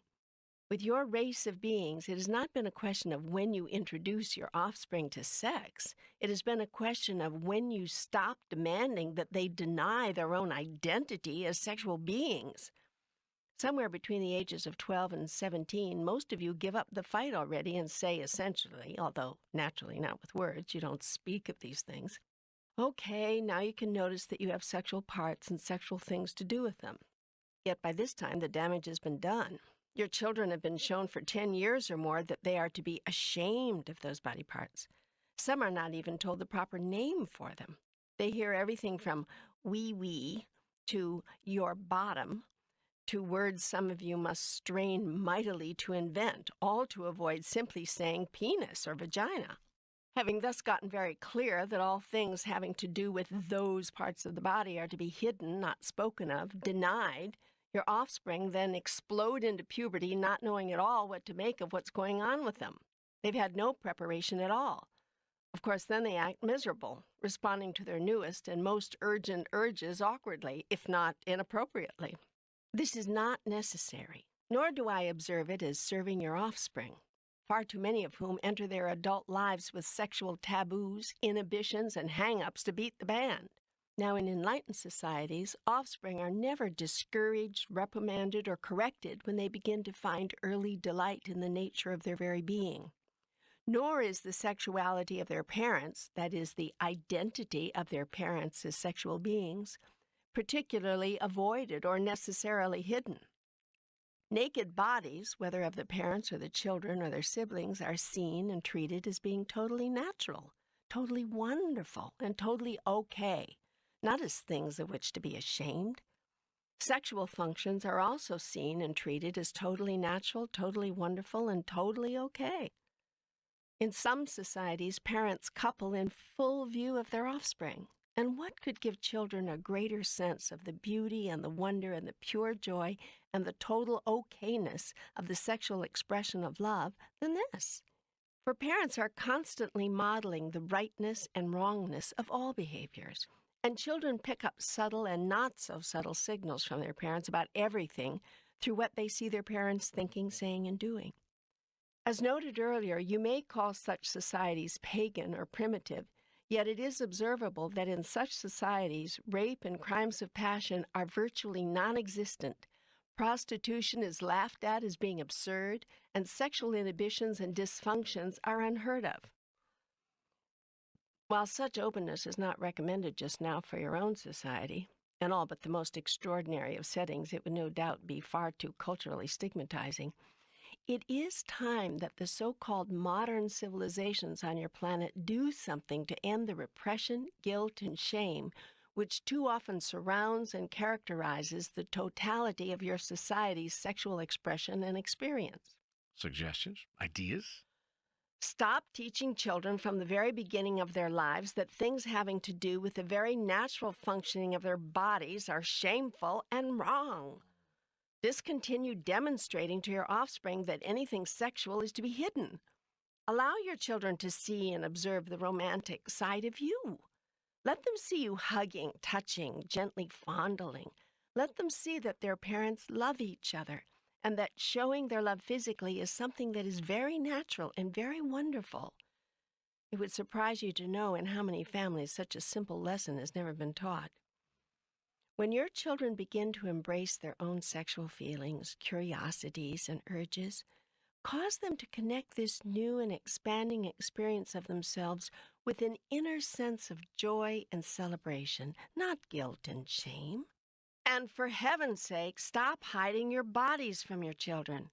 It's okay if they see you swimming in the nude in a country water hole on a camping trip or in the backyard pool. Don't go into apoplexy should they catch a glimpse of you moving from the bedroom to the bathroom without a robe. End this frantic need to cover up, close off, shut down any opportunity, however innocent, for your child to be introduced to you as a being with your own sexual identity. Children think their parents are asexual because their parents have portrayed themselves that way. They then imagine that they must be this way because all children emulate their parents. Therapists will tell you that some grown-up offspring have, to this very day, the most difficult time imagining their parents actually doing it, which, of course, fills these offspring, now patients in the therapist's office, with rage or guilt or shame because they naturally desire to do it, and they can't figure out what's wrong with them. So talk about sex with your children. Laugh about sex with your children. Teach them and allow them and remind them and show them how to celebrate their sexuality. That is what you can do for your children.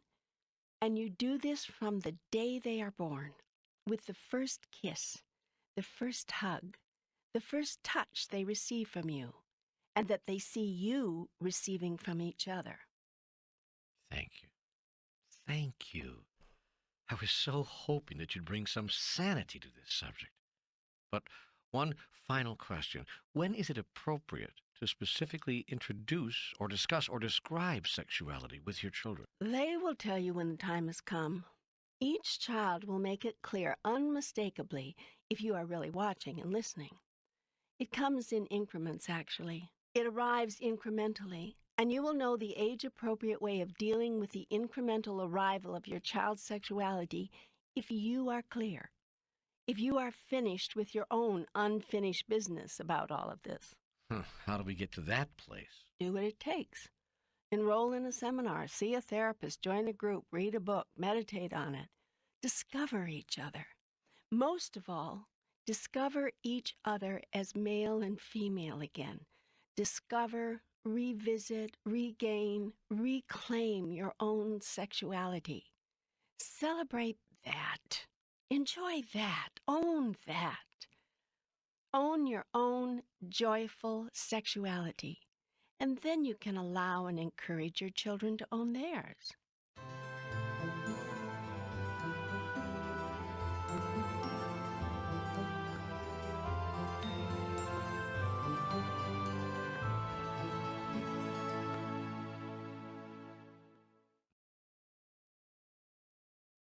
Now, getting away from the consideration of children and moving back to the larger subject of human sexuality, I have to ask you one more question.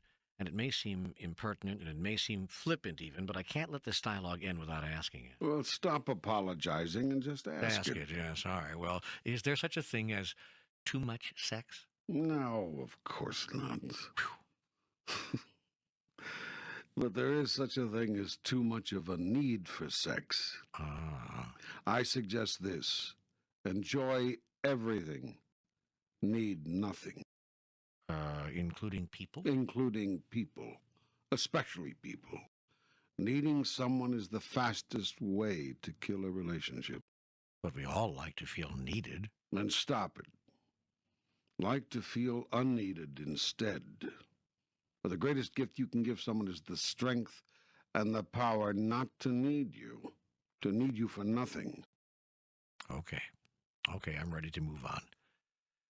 You promised to talk about some of the larger aspects of life on Earth. And ever since your comments about life in the United States, I've wanted to talk more about all of this. Yes, good. I want to address some of the larger issues facing your planet, and there is no larger issue than the education of your offspring. We're not doing that well, are we? I can tell by the way you brought that up. Well, of course, everything is relative. Relative to what you say you are trying to do, no, you're not doing it well. I thought so. Everything I say here, everything I've included in this discussion so far and have caused to be placed in this document must be put into that context. I'm not making judgments of rightness or wrongness, goodness or badness. I simply make observations of your effectiveness relative to what you say you are trying to do. I understand that. I know that you say you do, but the time may come, even before this dialogue is finished, when you will accuse me of being judgmental. I would never accuse you of that. I know better. Knowing better has not stopped the human race from calling me a judgmental god in the past. Well, it will stop me. We shall see. You wanted to talk about education. Indeed. I observe that most of you have misunderstood the meaning, the purpose, and the function of education, to say nothing of the process by which it is best undertaken. That's a huge statement, and I need some help with it. Most of the human race has decided that the meaning and the purpose and the function of education is to pass on knowledge, that to educate someone is to give them knowledge. Generally, the accumulated knowledge of one's particular family, clan, tribe, society, nation, and world. Yet education has very little to do with knowledge. Oh, you could have fooled me. Clearly. Well, what does it have to do with, then? Wisdom. Wisdom? Yes. Okay, I give up. What's the difference? Wisdom is knowledge applied. So, we aren't supposed to try to give our offspring knowledge. We're supposed to try to give them wisdom. First of all, don't try to do anything. Do it. Secondly, don't ignore knowledge in favor of wisdom. That would be fatal. On the other hand, don't ignore wisdom in favor of knowledge. That would also be fatal. It would kill education. On your planet, it is killing it. We are ignoring wisdom in favor of knowledge. In most cases, yes. How are we doing this? You're teaching your children what to think instead of how to think. Explain, please. Certainly. When you give your children knowledge, you are telling them what to think. That is, you are telling them what they are supposed to know, what you want them to understand is true. When you give your children wisdom, you do not tell them what to know or what is true, but rather how to get to their own truth. But without knowledge, there can be no wisdom. Agreed. That is why I have said you cannot ignore knowledge in favor of wisdom. A certain amount of knowledge must be passed on from one generation to the next, obviously. But as little knowledge as possible, the smaller amount the better. Let the child discover for itself. Know this, knowledge is lost, wisdom is never forgotten. So our schools should teach as little as possible? Your school should turn their emphasis around. Right now they are focused highly on knowledge and paying precious little attention to wisdom.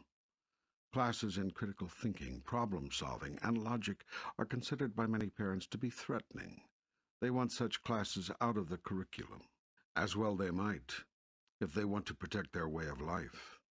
Because children who are allowed to develop their own critical thinking processes are very much likely to abandon their parents' morals, standards, and entire way of life. In order to protect your way of life, you have built an education system based upon the development in the child of memories, not abilities. Children are taught to remember facts and fictions, the fictions each society has set up about itself, rather than give the ability to discover and create their own truths. Programs calling for children to develop abilities and skills rather than memories are soundly ridiculed by those who imagine that they know what a child needs to learn. Yet what you have been teaching your children has led your world toward ignorance, not away from it. Our schools don't teach fictions, they teach facts. Now you are lying to yourself, just as you lie to your children. We lie to our children? Of course you do. Pick up any history book and see. Your histories are written by people who want their children to see the world from a particular point of view. Any attempt to expand historical accounts with a larger view of the facts is sneered at and called revisionist. You will not tell the truth about your past to your children, lest they see you for what you really are. Most history is written from the point of view of that segment of your society you would call white Anglo-Saxon Protestant males. When females or blacks or others in the minority say, "Hey, wait a minute, This isn't how it happened. You've left out a huge part here. You cringe and holler and demand that the revisionists stop trying to change your textbooks. You don't want your children to know how it really happened. You want them to know how you justified what happened from your point of view. Shall I give you an example of this? Please. In the United States, you do not teach your children everything there's to know about your country's decision to drop atom bombs on 2 Japanese cities, killing or maiming hundreds of thousands of people. Rather, you give them the facts as you see them and as you want them to see them. When an attempt is made to balance this point of view with the point of view of another, in this case the Japanese, you scream and rage and rant and rave and jump up and down and demand that schools don't dare even think about presenting such data in their historical review of this important event. Thus, you have not taught history at all, but politics. History is supposed to be an accurate and full account of what actually happened. Politics is never about what actually happened. Politics is always one's point of view about what happened. History reveals, politics justifies. History uncovers, tells all. Politics covers, tells only one side. Politicians hate history truly written, and history truly written speaks not so well of politicians either. And you are wearing the emperor's new clothes, for your children ultimately see right through you. Children taught to critically think, look at your history and say, my, how my parents and elders have deluded themselves. This you cannot tolerate, so you drum it out of them. You do not want your children to have the most basic facts. You want them to have your take on the facts. Well, I think you're exaggerating here. I think you've taken this argument a little far. Really? Most people in your society don't even want their children to know the most basic facts of life. People went bananas when schools simply started teaching children how the human body functions. Now you're not supposed to tell children how AIDS is transmitted, or how to stop it from being transmitted, unless, of course, you tell them from a particular point of view how to avoid AIDS. Then it is all right. But simply give them the facts and let them decide for themselves? Not on your life. Children are not ready to decide these things for themselves. They have to be properly guided.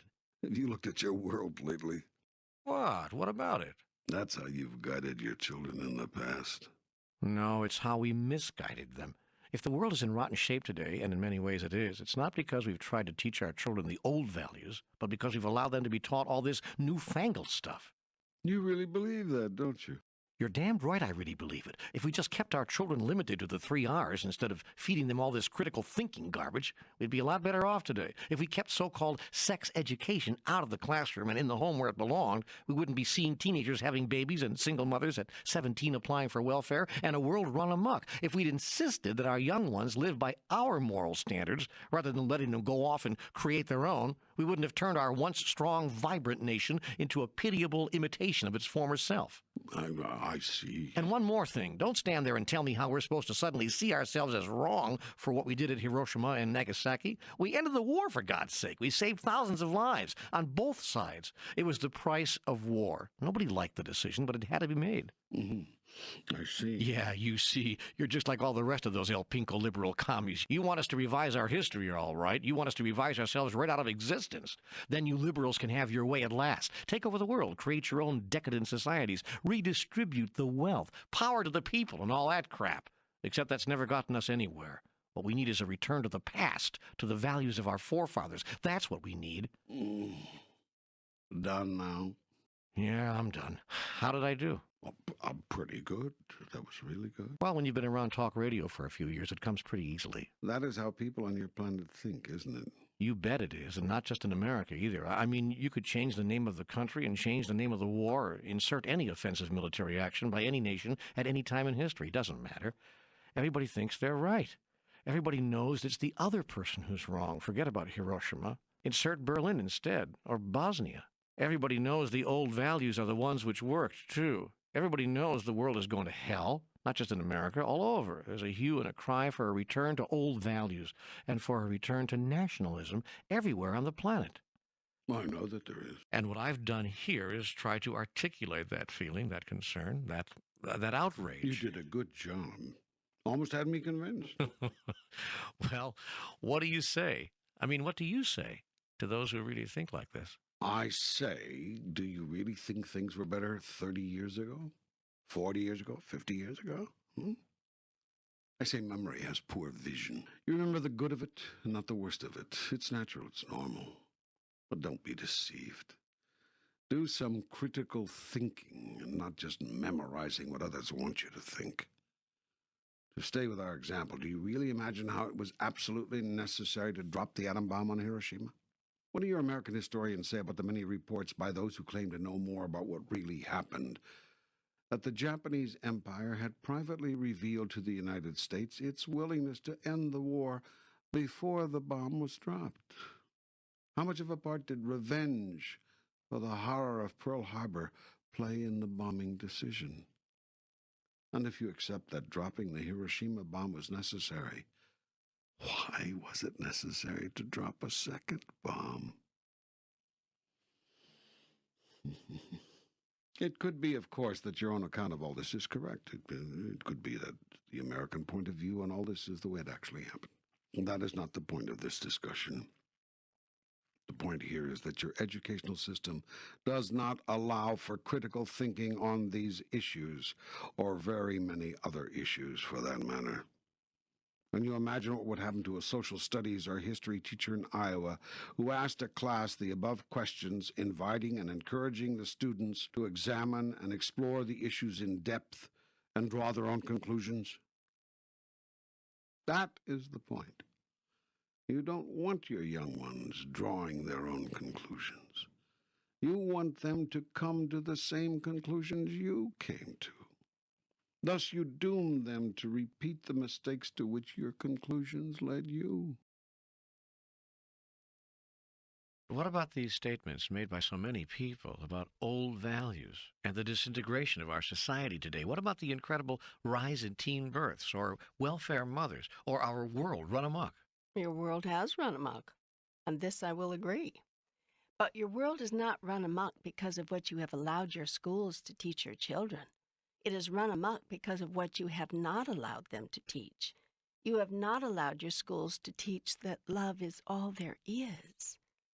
You have not allowed your schools to speak of a love which is unconditional. Hell, we won't even allow our religions to speak of that. That's right. And you will not allow your offspring to be taught to celebrate themselves and their bodies, their humanness, and their wondrous sexual selves.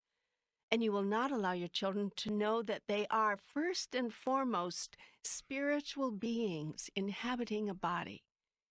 Nor do you treat your children as spirits coming into bodies. In societies where sexuality is openly spoken of, freely discussed, joyously explained and experienced, there is virtually no sexual crime, only a tiny number of births which occur when they are not expected, and no illegitimate or unwanted births. In highly evolved societies, all births are blessings, and all mothers and all children have their welfare looked after. Indeed, the society would have it no other way. In societies where history is not bent to the views of the strongest and most powerful, the mistakes of the past are openly acknowledged and never repeated, and once is enough for behaviors which are clearly self-destructive. In societies where critical thinking and problem-solving and skills for living are taught, rather than facts simply memorized, even so-called justifiable actions of the past are held up to intense scrutiny. Nothing is accepted on face value. How would that work? Let's use our example from World War II. How would a school system teaching life skills rather than merely facts approach the historical episode at Hiroshima? Your teachers would describe to their class exactly what happened there. They would include all the facts which led up to that event. They would seek the views of historians from both sides of the encounter, realizing that there is more than one point of view on everything. They would then not ask the class to memorize the facts of the matter. Instead, they would challenge the class. They would say, now you've heard all about this event. You know all that came before and all that happened after. We've given you as much of the knowledge of this event as we could get our hands on. Now, from this knowledge, what wisdom comes to you. If you were chosen to solve the problems which were being faced in those days and which were solved by the dropping of the bomb, how would you solve them? Can you think of a better way? Oh, sure, that's easy. Anybody can come up with answers that way. With the benefit of hindsight, anybody can look over their shoulder and say, I would have done it differently. Then why don't you? I beg your pardon? I said, then why don't you? Why have you not looked over your shoulder, learned from your past, and done it differently? I'll tell you why.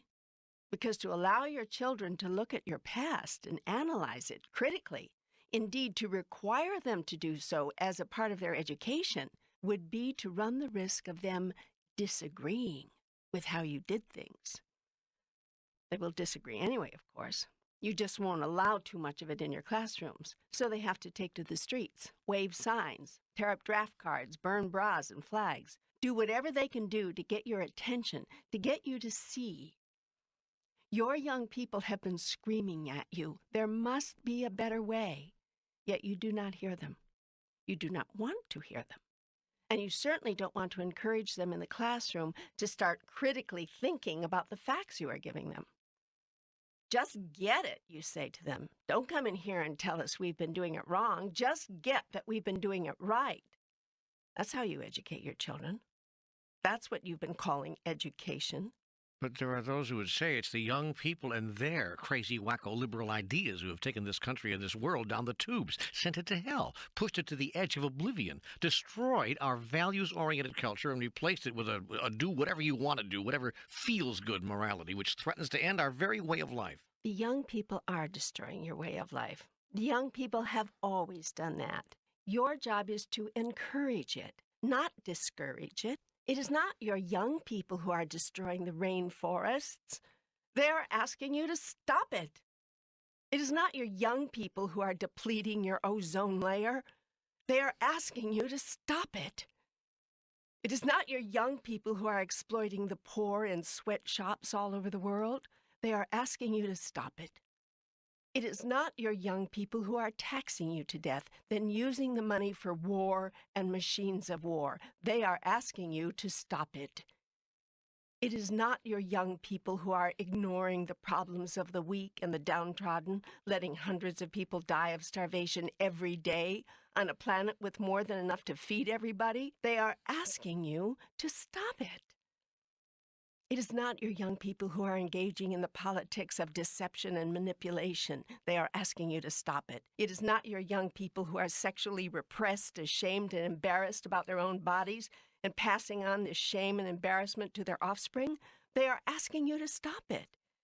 It is not your young people who have set up a value system which says that might is right and a world which solves problems with violence.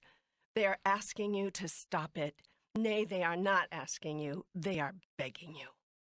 Yet it is young people who are violent, young people who join gangs and kill each other, young people who thumb their nose at law and order and any kind of order, young people who are driving us crazy. When the cries and pleas of young people to change the world are not heard and never heeded, when they see that their cause is lost, that you will have it your way no matter what, young people who are not stupid will do the next best thing. If they can't beat you, they will join you. Your young people have joined you in your behaviors. If they are violent, it is because you are violent. If they are materialistic, it is because you are materialistic. If they are acting crazy, it is because you are acting crazy. And if they are using sex manipulatively, irresponsibly, shamefully, it is because they see you doing the same. The only difference between young people and older people is that young people do what they do out in the open. Older people hide their behaviors. Older people think that young people cannot see. Yet young people see everything. Nothing is hidden from them. They see the hypocrisy of their elders, and they try desperately to change it. Yet having tried and failed, they see no choice but to imitate it. In this they are wrong. Yet they have never been taught differently. They have not been allowed to critically analyze what their elders have been doing. They have only been allowed to memorize it. What you memorize, you memorialize.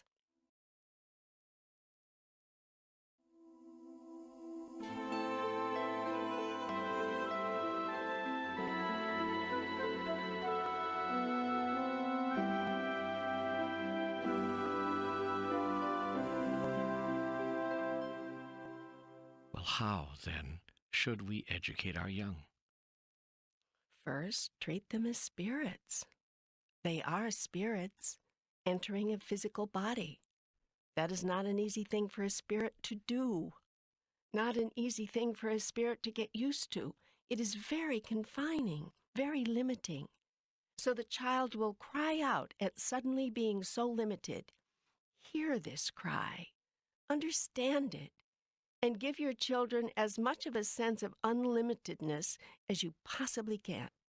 Next, introduce them to the world you have created with gentleness and care. Be full of care. That is to say, be careful of what you put into their memory storage units. Children remember everything they see, everything they experience. Why do you spank your children the moment they exit the womb? Do you really imagine this is the only way to get their engines going? Why do you take your babies away from their mothers minutes after they have been separated from the only life form they have known in all of their present existence? Will not the measuring and the weighing and the prodding and the poking wait for just a moment while the newly born experience the safety and the comfort of that which has given it life? Why do you allow some of the earliest images to which your child is exposed to be images of violence? Who told you this was good for your children? And why do you hide images of love? Why do you teach your children to be ashamed and embarrassed of their own bodies and their functions by shielding your own body from them and telling them not to ever touch themselves in ways which pleasure them? What message do you send them about pleasure? And what lessons about the body? Why do you place your children in schools where competition is allowed and encouraged, where being the best and learning the most is rewarded, where performance is graded and moving at one's own pace is barely tolerated? What does your child understand from this? Why do you not teach your children of movement and music and the joy of art and the mystery of fairy tales and the wonder of life? Why do you not bring out what is naturally found in the child rather than seek to put in what is unnatural to the child? And why do you not allow your young ones to learn logic and critical thinking and problem solving and creation, using the tools of their own intuition and their deepest inner knowing, rather than the rules and the memorized systems and conclusions of a society which has already proven itself to be wholly unable to evolve by these methods, yet continues to use them? Finally, teach concepts, not subjects.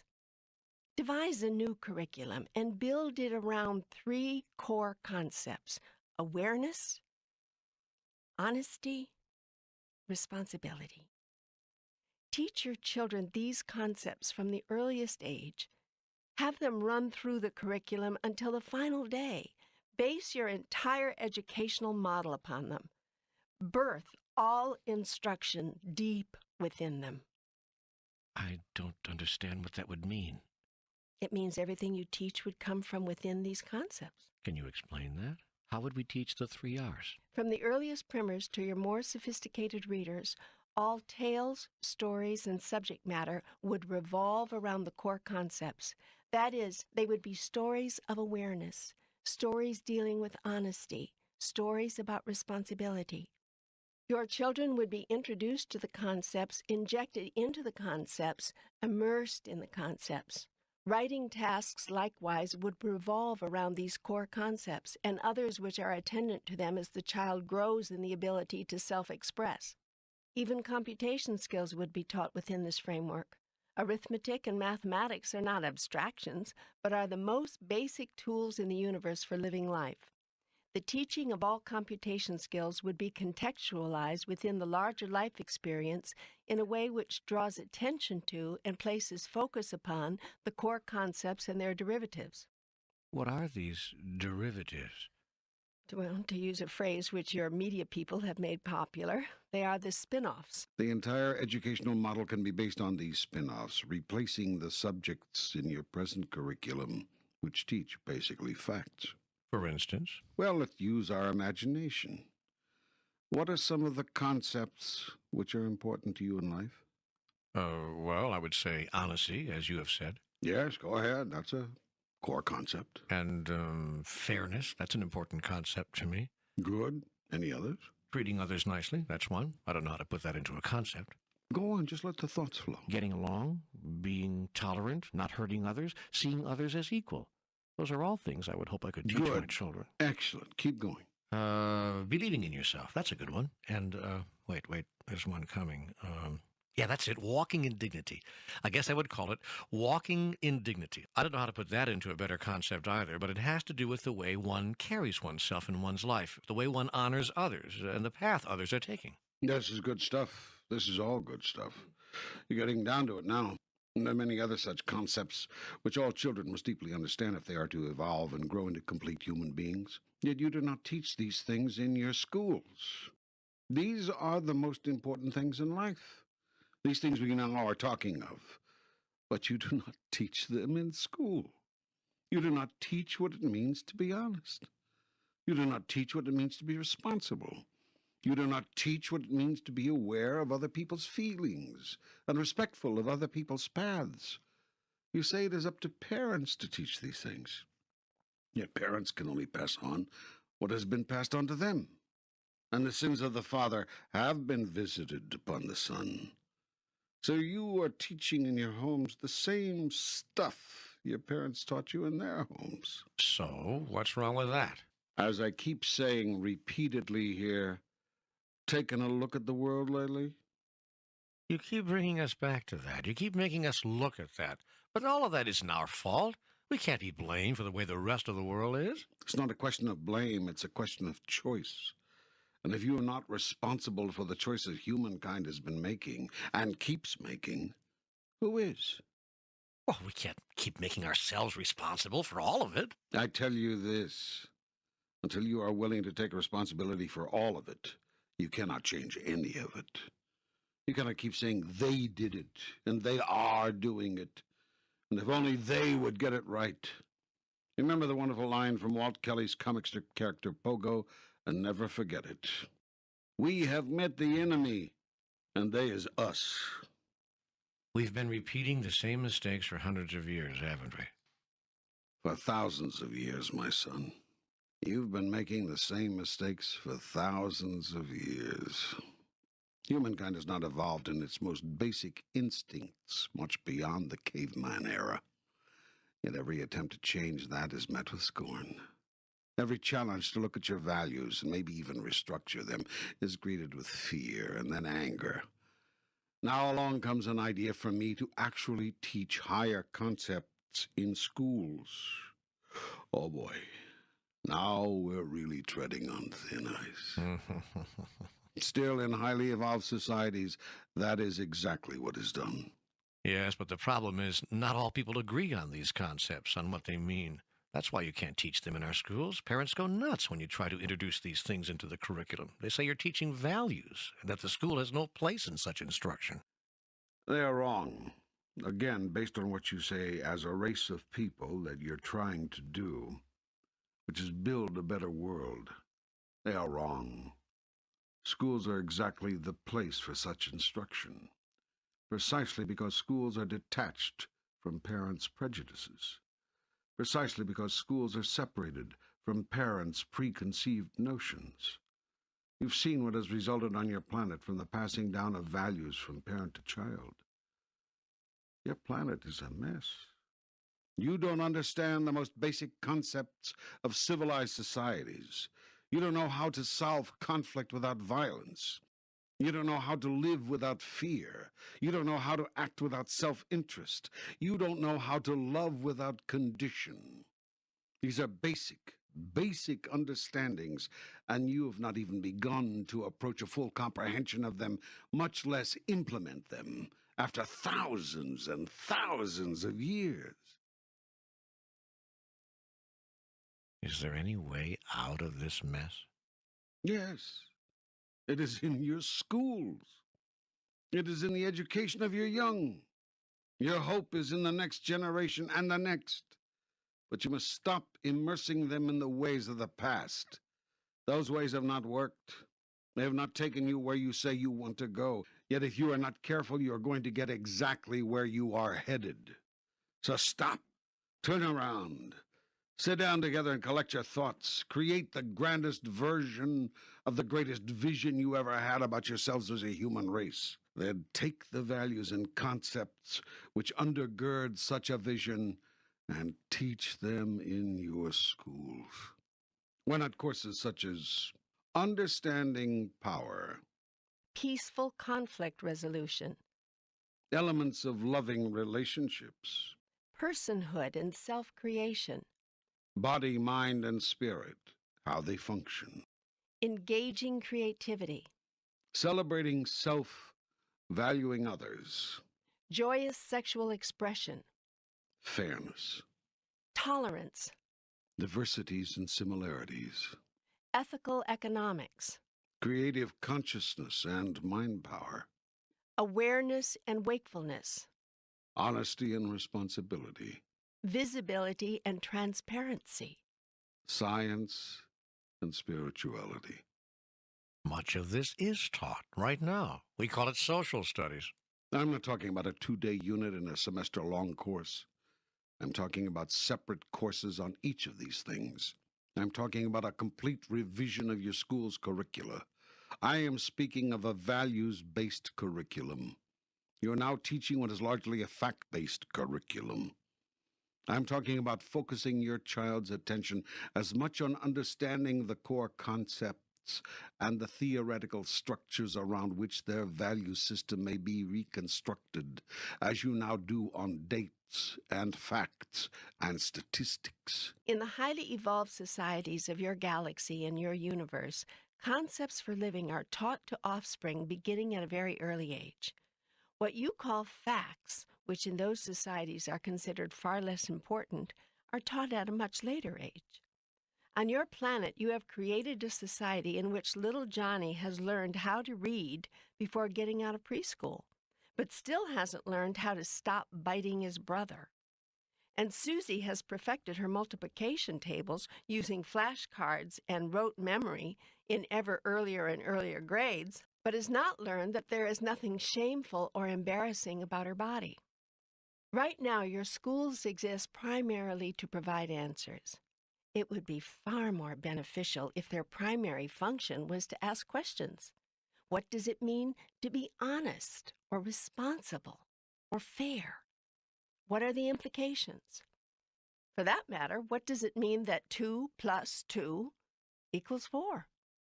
What are the implications? Highly evolved societies encourage all children to discover and create those answers for themselves, But that would lead to chaos. as opposed to the non-chaotic conditions under which you now live your life. Okay. So it would lead to more chaos. I'm not suggesting that your schools never share with your offspring any of the things which you have learned or decided about these things. Quite to the contrary. Schools serve their students when they share with young ones what elders have learned and discovered, decided and chosen in the past. Students may then observe how all this has worked. In your schools, however, you present these data to the student as that which is right, when the data really should be offered as simply that, data. Past data should not be the basis of present truth. Data from a prior time or experience should always and only be the basis for new questions. Always the treasure should be in the question, not in the answer. And always the questions are the same. With regard to this past data, which we have shown you, do you agree or do you disagree? What do you think? Always this is the key question. Always this is the focus. What do you think? What do you think? What do you think? Now, obviously, children will bring to this question the values of their parents. Parents will continue to have a strong role, obviously the primary role, in creating the child's system of values. The school's intention and purpose would be to encourage offspring from the earliest age until the end of formal education to explore those values and to learn how to use them, apply them, functionalize them, and yes, even to question them. For parents who do not want children questioning their values are not parents who love their children, but rather who love themselves through their children. I wish, oh, how I wish that there were schools such as the ones you describe. There are some which seek to approach this model. There are. Yes.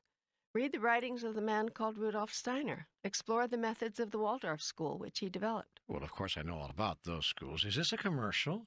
This is an observation. Because you knew I was familiar with the Waldorf schools. You knew that. Of course I knew that. Everything in your life has served you, brought you to this moment.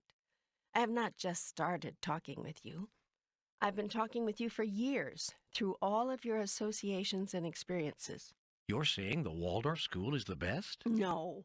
I am saying it is a model which works, given where you say as a human race you want to go, given what you claim you want to do, given what you say you want to be. I am saying it is an example, one of several I could cite, although on your planet and your society they are rare, of how education may be accomplished in a way which focuses on wisdom more than simply knowledge. Well, it's a model I very much approve of. There are many differences between a Waldorf school and other schools. Let me give you an example. It's just one, simple one, but it dramatically illustrates the point. In the Waldorf school, the teacher moves with the children through all levels of the primary and elementary learning experience. For all those years, the children have the same teacher, rather than moving from one person to another. Can you imagine the bond which is formed here? Can you see the value? The teacher comes to know the child as if it were his or her own. The child moves to a level of trust and love with the teacher, which opens doors many traditionally oriented schools never dreamed existed. At the end of those years, the teacher reverts back to the first grade, starting over again with another group of children and moving through all the years of the curriculum once more. A dedicated Waldorf teacher may wind up working with only 4 or 5 groups of children in an entire career, but he or she has meant something to those children beyond anything that is possible in a traditional school setting. This educational model recognizes and announces that the human relationship, the bonding and the love which is shared in such a paradigm, is just as important as any fact the teacher may impart to the child. It's like homeschooling outside the home. Yes, it's a good model. There are other good models? Yes, and you are making some progress on your planet with regard to education, but it's very slow. Even the attempt to place a goals-oriented, skill development-focused curriculum in public schools has met with enormous resistance. People see it as threatening or ineffective. They want children to learn facts. Still, there are some inroads, yet there is much to be done. And that is only one area of the human experience which could use some overhauling, given what you say as human beings that you are seeking to be. Yes, I should imagine the political arena could use some changes too. To be sure. I've been waiting for this. This is more of what I assumed you were promising me when you told me that we would deal with planetary issues on a global scale. So can we begin to look at our human politics by my asking you what may seem like an elementary question? No questions are undeserving or unworthy. Questions are like people. Ah, good one. Okay, then let me ask. Is it wrong to undertake a foreign policy based on your country's own vested interests? No. First, from my standpoint, nothing is wrong. But I understand how you use the term, so I will speak within the context of your vocabulary. I'll use the term wrong to mean that which is not serving you, given who and what you choose to be. This is how I've always used the terms right and wrong with you. It is always within this context, for in truth, there is no right or wrong. So, within that context, no, it is not wrong to base foreign policy decisions on vested interest considerations. What is wrong is to pretend that you're not doing so. This most countries do, of course. They take action or fail to take action for one set of reasons, then give as a rationale another set of reasons. Why? Why do countries do that? Because governments know that if people understood the real reasons for most foreign policy decisions, the people would not support them. This is true of governments everywhere. There are very few governments which do not deliberately mislead their people. Deception is part of government. For few people would choose to be governed the way they are governed. Few would choose to be governed at all, unless government convinced them that its decisions were for their own good. This is a hard convincing, for most people plainly see the foolishness in government. So government must lie to at least try to hold the people's loyalty. Government is the perfect portrayer of the accuracy of the axiom that if you lie big enough, long enough, the lie becomes the truth. People in power must never let the public know how they came to power, nor all that they've done and are willing to do to stay there. Truth and politics do not and cannot mix, because politics is the art of saying only what needs to be said, and saying it in just the right way, in order to achieve a desired end. Not all politics are bad, but the art of politics is a practical art. It recognizes with great candor the psychology of most people. It simply notices that most people operate out of self-interest. So politics is the way that people of power seek to convince you that their self-interest is your own. Governments understand self-interest. That is why governments are very good at designing programs which give things to people. Originally, governments had very limited functions. Their purpose was simply to preserve and to protect. Then someone added, provide. When governments began to be the people's provider, as well as the people's protector, governments started creating society, rather than preserving. But aren't governments simply doing what the people want? Don't governments merely provide the mechanisms through which the people provide for themselves on a societal scale? For instance, in America, we place a very high value on the dignity of human life, individual freedom, the importance of opportunity, the sanctity of children.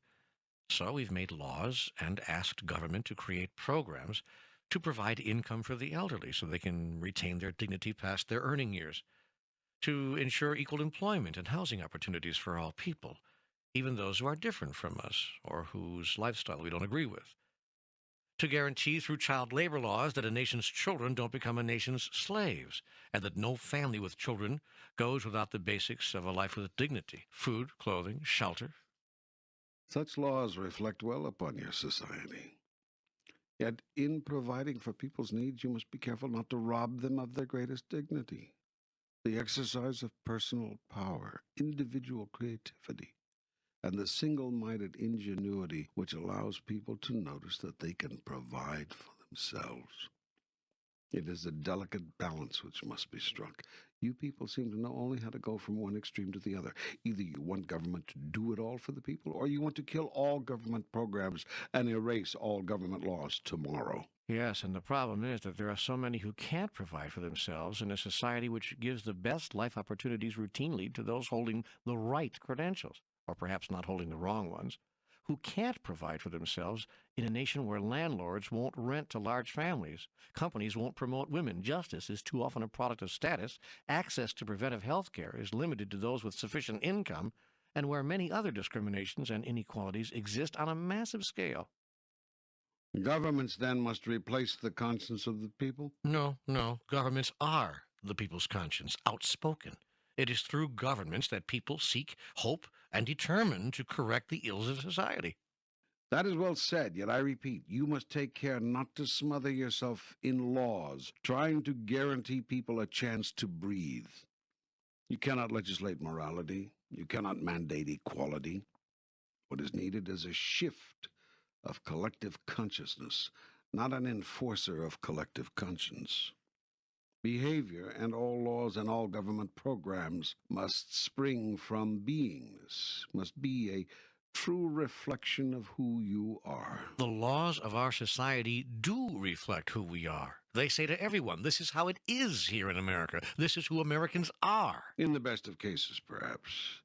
But more often than not, your laws are the announcements of what those in power think you should be but are not. The elitist few instruct the ignorant many through the law. Precisely. What's wrong with that? No, really. If there are a few of the brightest and best among us to look at the problems of society, of the world, and propose solutions, does that not serve the many? It depends on the motives of those few and on their clarity. Generally, nothing serves the many more than letting them govern themselves. Anarchy. It's never worked. You cannot grow and become great when you are constantly being told what to do by government. It could be that government, and by that I mean the law by which we've chosen to govern ourselves, is a reflection of society's greatness, or lack thereof, that great societies pass great laws. And very few of them. For in great societies, very few laws are necessary. Still, truly lawless societies are primitive societies where might is right. Laws are man's attempt to level the playing field, to ensure that what is truly right will prevail, weakness or strength notwithstanding. Without codes of behavior upon which we mutually agree, how could we coexist? I'm not suggesting a world with no codes of behavior, no agreements. I am suggesting that your agreements and codes be based on a higher understanding and a grander definition of self-interest. What most laws actually do say is what the most powerful among you have as their vested interest. Let's just look at one example. All right. Smoking. Hmm.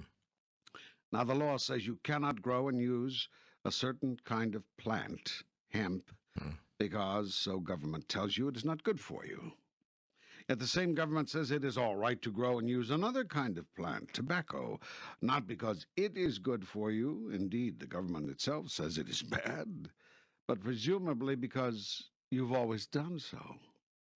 The real reason that the first plant is outlawed and the second is not has nothing to do with health. It has to do with economics, and that is to say, power.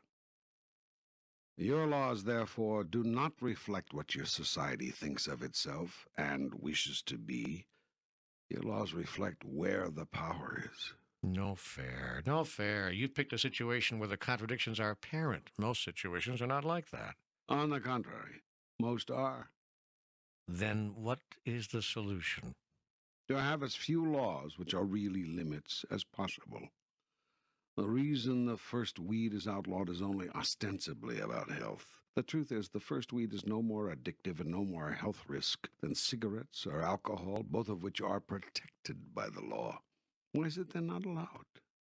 Because if it were grown, half the cotton growers, nylon and rayon manufacturers, and timber products people in the world would go out of business. Hemp happens to be one of the most useful, strongest, toughest, longest-lasting materials on your planet. You cannot produce a better fiber for clothes, a stronger substance for ropes, an easier to grow and harvest source for pulp. You cut down hundreds of thousands of trees per year to give yourself Sunday papers so that you can read about the decimation of the world's forests.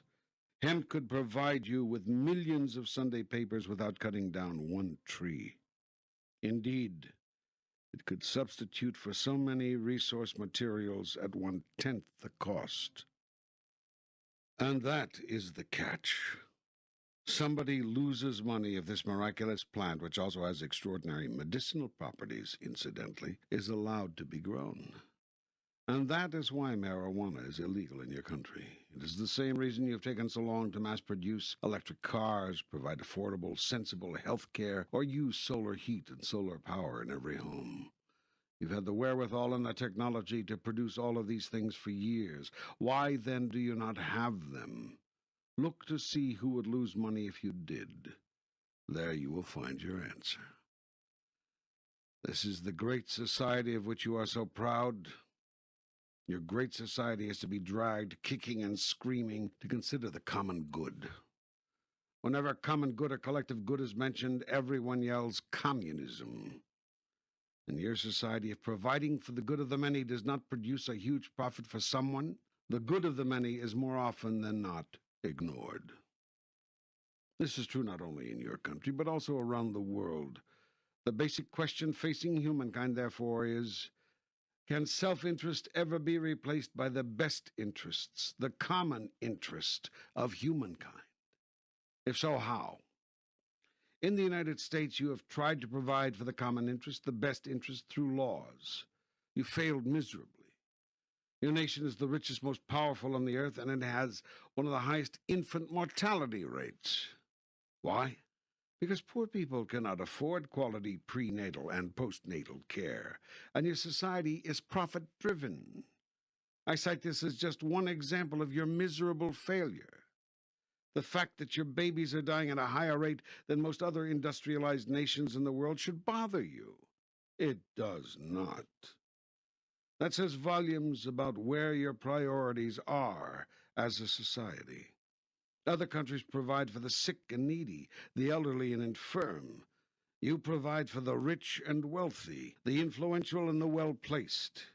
85% of retired Americans live in poverty. Many of these older Americans, and most people on low income, use the local hospital emergency room as their family doctor, seeking medical treatment under only the most dire of circumstances and receiving virtually no preventive health maintenance care at all. There's no profit, you see, in people who have little to spend. They've worn out their usefulness. And this is your great society. Well, you make things sound pretty bad. Yet America has done more for the underprivileged and the unfortunate, both here and abroad, than any other nation on earth. America has done much. That is observably true. Yet do you know that as a percentage of its gross national product, the United States provides proportionately less for foreign aid than many much smaller countries? The point is that before you allow yourself to become too self-congratulatory, perhaps you should look at the world around you. For if this is the best your world can do for the less fortunate, you all have much to learn. You live in a wasteful, decadent society. You've built into virtually everything you make what your engineers call planned obsolescence.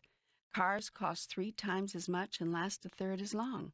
Clothes fall apart after the 10th wearing. You put chemicals in your food so they can stay on your shelf longer, even if it means your stay on the planet is shorter. You support, encourage, and enable sports teams to pay obscene salaries for ridiculous efforts, while teachers, ministers, and researchers fighting to find a cure for the diseases which kill you go begging for money. You throw away more food each day in your nation's supermarkets, restaurants, and homes than it would take to feed half the world. Yet this is not an indictment, merely an observation. And not of the United States alone, for the attitudes that sicken the heart are epidemic around the world.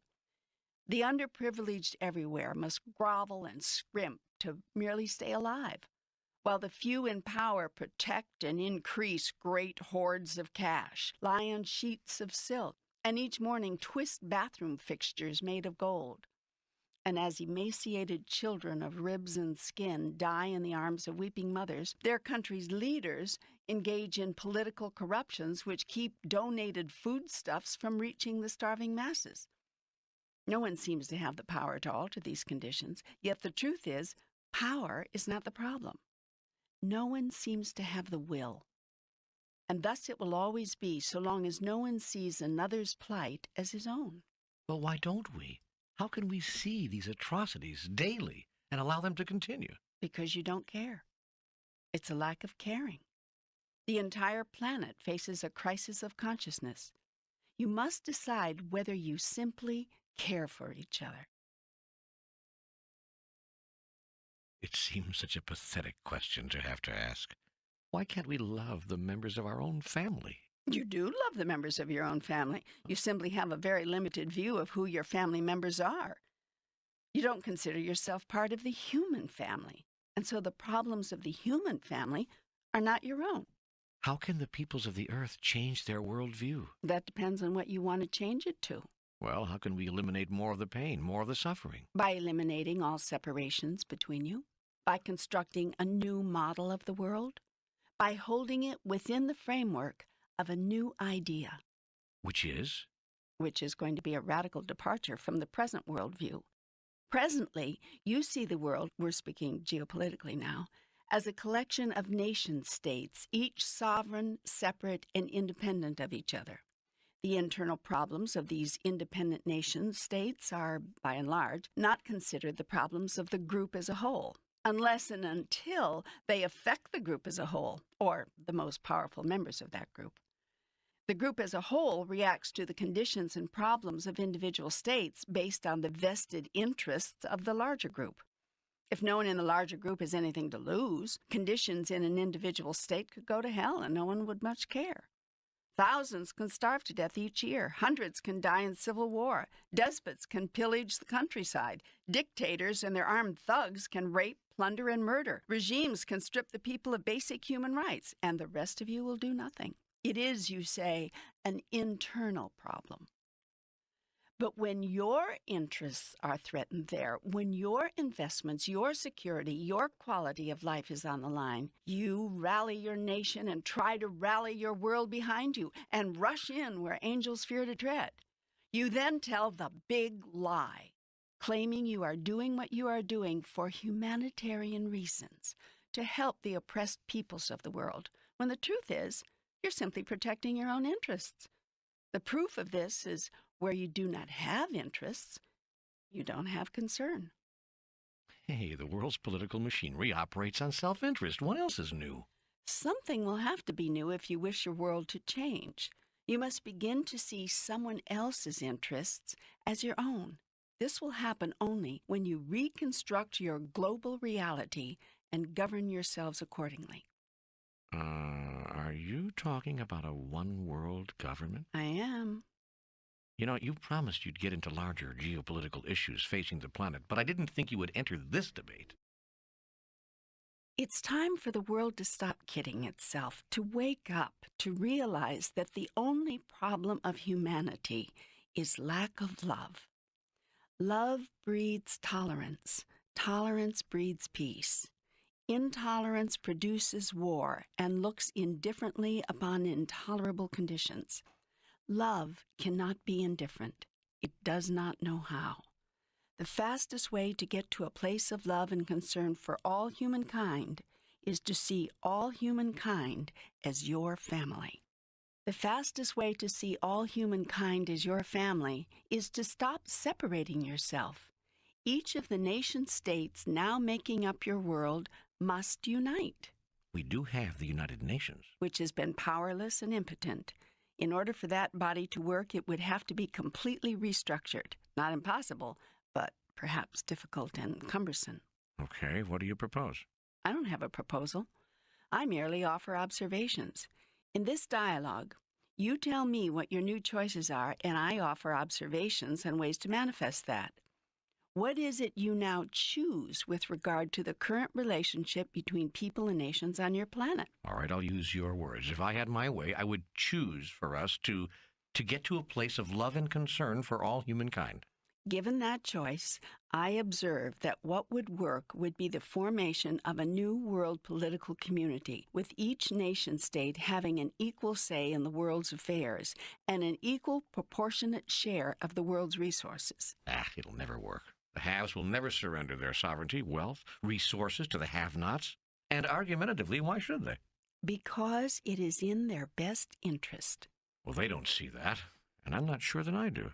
If you could add billions of dollars a year to your nation's economy, dollars which could be spent to feed the hungry, clothe the needy, house the poor, bring security to the elderly, provide better health, and produce a dignified standard of living for all, wouldn't that be in your nation's best interests? Well, in America, there are those who would argue that it would help the poor at the expense of the rich and the middle-income taxpayer. Meanwhile, the country goes to hell, crime ravages the nation, inflation robs the people of their life savings, unemployment skyrockets, the government grows bigger and fatter, and in school they're handing out condoms. You sound like a radio talk show. Well, these are the concerns of many Americans. Then they are short-sighted. Do you not see that if billions of dollars a year, that's millions a month, hundreds and hundreds of thousands a week, unheard of amounts each day, could be sunk back into your system, that if you could use these monies to feed your hungry, clothe your needy, house your poor, bring security to your elderly, and provide health care and dignity to all, the causes of crime would be lost forever? Do you not see that new jobs would mushroom as dollars were pumped back into your economy? That your own government could even be reduced because it would have less to do? I suppose some of that could happen. I can't imagine government ever getting smaller, but just where are these millions and billions going to come from? Taxes imposed by your New World government? More taking from those who work to get it, to give to those who won't stand on their own 2 feet and go after it? Is that how you frame it? No, but it is how a great many people see it. I just wanted to fairly state their view. Well, I'd like to talk about that later. Right now, I don't want to get off track, but I want to come back to that later. Great. But you've asked where these new dollars would come from. Well, they would not have to come from any new taxes imposed by the New World community, although members of the community, individual citizens, would want, under an enlightened governance, to send 10% of their income to provide for society's needs as a whole, nor would they come from new taxes imposed by any local government. In fact, some local governments would surely be able to reduce taxes. All of these benefits would result from the simple restructuring of your worldview, the simple reordering of your world political configuration. How? The money you save from building defense systems and attack weapons. Oh, I get it. You want us to close down the military. Not just you, everybody in the world. But not close down your military, simply reduce it drastically. Internal order would be your only need. You could strengthen local police, something you say you want to do but cry each year at budget time that you cannot do, at the same time dramatically reducing your spending on weapons of war and preparations for war, that is, offensive and defensive weapons of mass destruction. Well, first, I think your figures exaggerate how much could be saved by doing that. Second, I don't think you'll ever convince people they should give up their ability to defend themselves. Let's look at the numbers. As of March 1994, the world's governments spend about $1 trillion a year for military purposes. That's $1 million a minute worldwide. The nations that are spending the most could redirect the most to the other priorities mentioned. So larger, richer nations would see it in their best interest to do so, if they thought it was possible. But larger, richer nations cannot imagine going defenseless, for they fear aggression and attack from the nations which envy them and want what they have. There are two ways to eliminate this threat. Share enough of the world's total wealth and resources with all of the world's people so that no one will want and need what someone else has, and everyone may live in dignity and remove themselves from fear. Create a system for the resolution of differences that eliminates the need for war, and even the possibility of it. The people of the world would probably never do this. They already have. They have. Yes. There is a great experiment now going on in your world in just this sort of political order. That experiment is called the United States of America. Which you said was failing miserably. It is. It has very far to go before it could be called a success. Still, it is the best experiment going. As Winston Churchill said, democracy is the worst system, except all others. Your nation was the first to take a loose confederation of individual states and successfully unite them into a cohesive group, each submitting to one central authority. At the time, none of the states wanted to do this, and each resisted mightily, fearing the loss of its individual greatness and claiming that such a union would not serve its best interests. It may be instructive to understand just what was going on with these individual states at that time.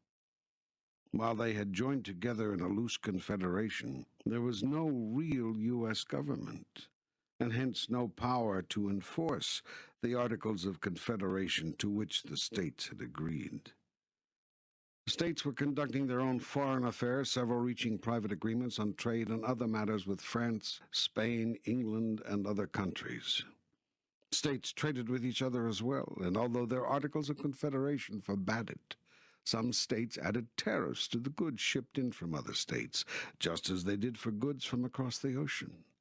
Merchants had no choice but to pay at the harbor if they wanted to buy or sell their goods, there being no central authority, although there was a written agreement to prohibit such taxing. The individual states also fought wars with each other. Each state considered its militia a standing army. 9 states had their own navies, and "Don't tread on me" could have been the official motto of every state in the Confederation. Over half of the states were even printing their own money, although the Confederation had agreed that doing so would also be illegal. In short, your original states, though joined together under the Articles of Confederation, were acting exactly as independent nations do today. Although they could see that the agreements of their confederation, such as the granting to Congress the sole authority to coin money, were not working. They staunchly resisted creating and submitting to a central authority that could enforce these agreements and put some teeth into them. Yet in time, a few progressive leaders began to prevail. They convinced the rank and file that there was more to be gained by creating such a new federation than they would ever lose. Merchants would save money and increase profits because individual states could no longer tax each other's goods. Governments would save money and have more to put into programs and services that truly helped people because resources would not have to be used to protect individual states from each other. The people would have greater security and safety and greater prosperity too by cooperating with rather than fighting with each other. Far from losing their greatness, each state could become greater still. And that, of course, is exactly what has happened. The same could be made to happen with the 160 nation-states in the world today if they were to join together in a united federation. It could mean an end to war. How so? There would still be disagreements. So long as humans remain attached to outer things, that is true. There's a way to truly eliminate war and all experience of unrest and lack of peace. But that is a spiritual solution. We are here exploring a geopolitical one. Actually, the trick is to combine the two. Spiritual truth must be lived in practical life to change everyday experience. Until this change occurs, there would still be disagreements. You are right. Yet there need not be wars. There need not be killing. Are there wars between California and Oregon over water rights? Between Maryland and Virginia over fishing? Between Wisconsin and Illinois? Ohio and Massachusetts? No. And why not? Have not various disputes and differences arisen between them? Through the years, I suppose so. You can bet on it. But these individual states have voluntarily agreed. It was a simple, voluntary agreement to abide by certain laws and abide by certain compromises on matters common to them, while retaining the right to pass separate statutes on matters relating to each individually. And when disputes between states do arise due to differing interpretations of the federal law, or someone simply breaking that law, the matter is taken to a court, which has been granted the authority, that is, given the authority by the states, to resolve the dispute. And if the current body of law does not provide a precedent or a means by which the matter can be brought through the courts to a satisfactory resolution, the states and the people in them send their representatives to a central government to try to create agreement on new laws that will produce a satisfactory circumstance, or at the very least, a reasonable compromise. This is how your federation works. A system of laws, a system of courts, empowered by you to interpret those laws, and a justice system, backed by armed might if needed, to enforce the decisions of those courts. Although no one could argue that the system doesn't need improving, this political concoction has worked for more than 200 years. There is no reason to doubt that the same recipe will work between nation-states as well. If this is so simple, why hasn't it been tried? It has. Your League of Nations was an early attempt. The United Nations is the latest. Yet one failed and the other has been only minimally effective because, like the 13 states of America's original confederation, the member nation-states, particularly the most powerful, are afraid they have more to lose than to gain from the reconfiguration. That is because the people of power are more concerned with holding on to their power than with improving the quality of life for all people. The haves know that such a world federation would inevitably produce more for the have-nots, but the haves believe this would come at their expense, and they're giving up nothing. Isn't their fear justified? And is wanting to hold on to what you have so long struggled for unreasonable? First, it is not necessarily true that to Give more to those who now hunger and thirst and live without shelter. Others must give up their abundance. As I pointed out, all you would have to do is take the $1 trillion spent annually worldwide for military purposes and shift that to humanitarian purposes, and you will have solved the problem without spending an additional penny or shifting any of the wealth from where it now resides to where it does not. Of course, it could be argued that those international conglomerates whose profits come from war and tools for war would be losers, as would their employees and all those whose abundance is derived from the world's conflict consciousness. But perhaps your source of abundance is misplaced. If one has to depend on the world living in strife in order for one to survive, perhaps this dependence explains why your world resists any attempt to create a structure for lasting peace.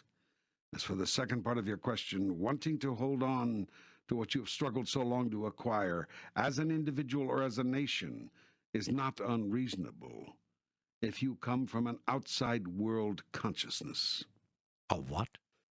If you derive your life's greatest happiness from experiences obtainable only in the outside world, the physical world outside of yourself, you will never want to give up an ounce of all that you've piled up as a person and a nation to make you happy. As long as those who have not see their unhappiness tied to the lack of material things, they too will get caught in the trap. They will constantly want what you have got, and you will constantly refuse to share it. That's why I said earlier that there is a way to truly eliminate war and all experience of unrest and lack of peace, but this is a spiritual solution. Ultimately, every geopolitical problem, just as every personal problem, breaks down to a spiritual problem. All of life is spiritual, and therefore all of life's problems are spiritually based and spiritually solved. Wars are created on your planet because somebody has something that somebody else wants. This is what causes someone to do something that somebody else does not want them to do. All conflict arises from misplaced desire.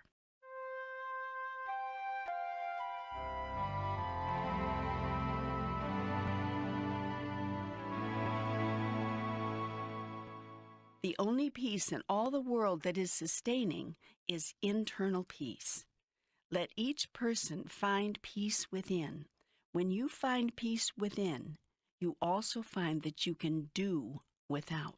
This means simply that you no longer need the things of your outside world. Not needing is a great freedom. It frees you first from fear. Fear that there is something you won't have, fear that there is something you have that you will lose, and fear that without a certain thing, you won't be happy. Secondly, not needing frees you from anger. Anger is fear announced. When you have nothing to fear, you have nothing over which to be angry. You're not angry when you don't get what you want because your wanting it was simply a preference, not a necessity. You therefore have no fear associated with the possibility of not getting it, hence no anger. You are not angry when you see others doing what you don't want them to do because you don't need them to do or not do any particular thing, hence no anger. You're not angry when someone is unkind because you have no need for them to be kind. You have no anger when someone is unloving because you have no need for them to love you. You have no anger when someone is cruel or hurtful or seeks to damage you, for you have no need for them to behave any other way, and you are clear that you cannot be damaged. You do not even have anger should someone seek to take your life, because you do not fear death. When fear is taken from you, all else can be taken from you, and you will not be angry. You know inwardly, intuitively, that everything you've created can be created again, or more importantly, that it doesn't matter.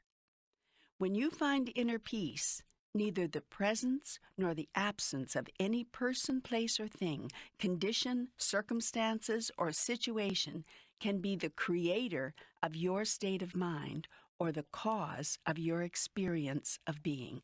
This doesn't mean that you reject all things of the body. Far from it.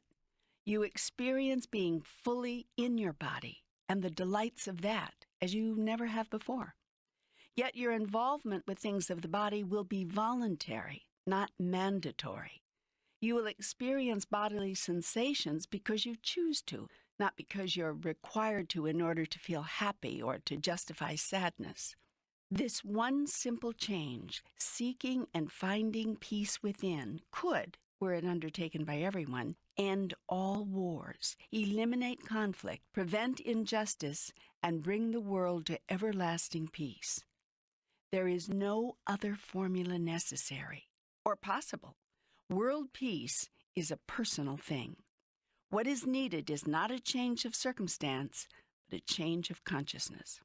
How can we find inner peace when we're hungry, be at a place of serenity when we thirst, remain calm when we're wet and cold and without shelter, or avoid anger when our loved ones are dying without cause? You know, you speak so poetically, but is poetry practical? Does it have anything to say to the mother in Ethiopia who watches her emaciated child die for lack of one slice of bread? The man in Central America who feels a bullet rip his body because he tried to stop an army from taking over his village? And what does your poetry say to the woman in Brooklyn, raped 8 times by a gang? Or the family of 6 in Ireland, blown away by a terrorist bomb planted in a church on a Sunday morning? This is difficult to hear, but I tell you this. There is perfection in everything. Strive to see the perfection. This is the change of consciousness of which I speak. Need nothing.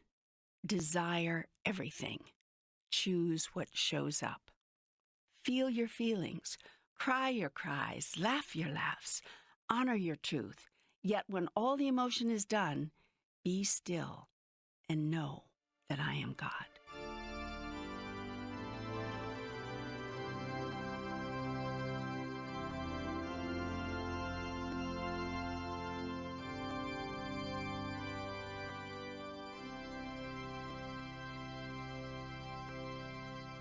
In other words, in the midst of the greatest tragedy, see the glory of the process. Even as you die with a bullet through your chest, even as you are being gang raped. Now, this sounds like such an impossible thing to do, yet when you move to God consciousness, you can do it. You don't have to do it, of course. It depends on how you wish to experience the moment.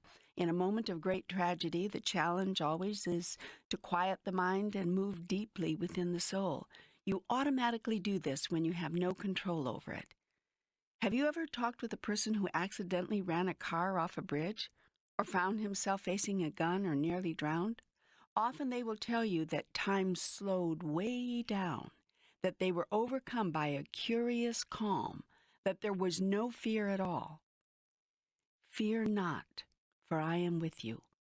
That is what poetry has to say to the person facing tragedy. In your darkest hour, I will be your light.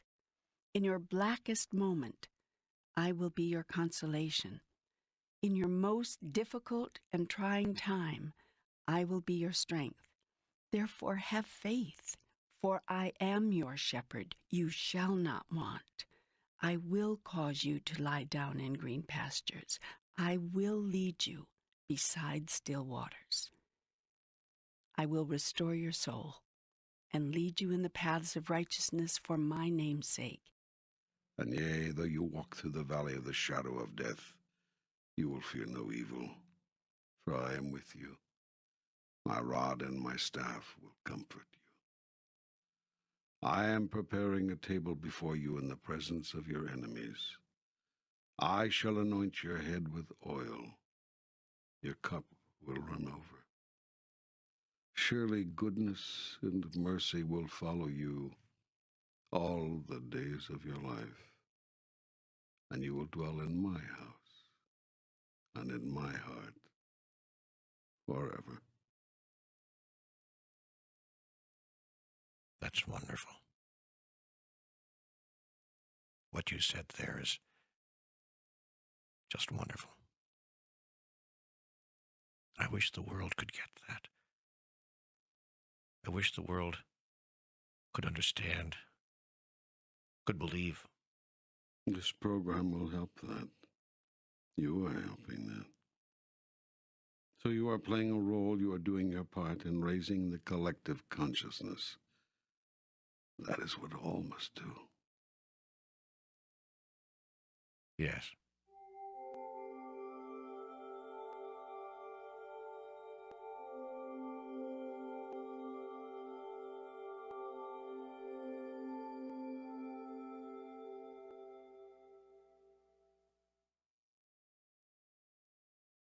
Well, can we move to a new subject now? I think it's important that we talk about this attitude, this idea of things which you said a while back that you wanted to fairly present. The the attitude to which I'm referring is this attitude held by many people, actually, that the poor have been given enough, that we must stop taxing the rich, penalizing them in effect for working hard and making it, to provide even more for the poor. These people believe that the poor are poor, basically because they want to be.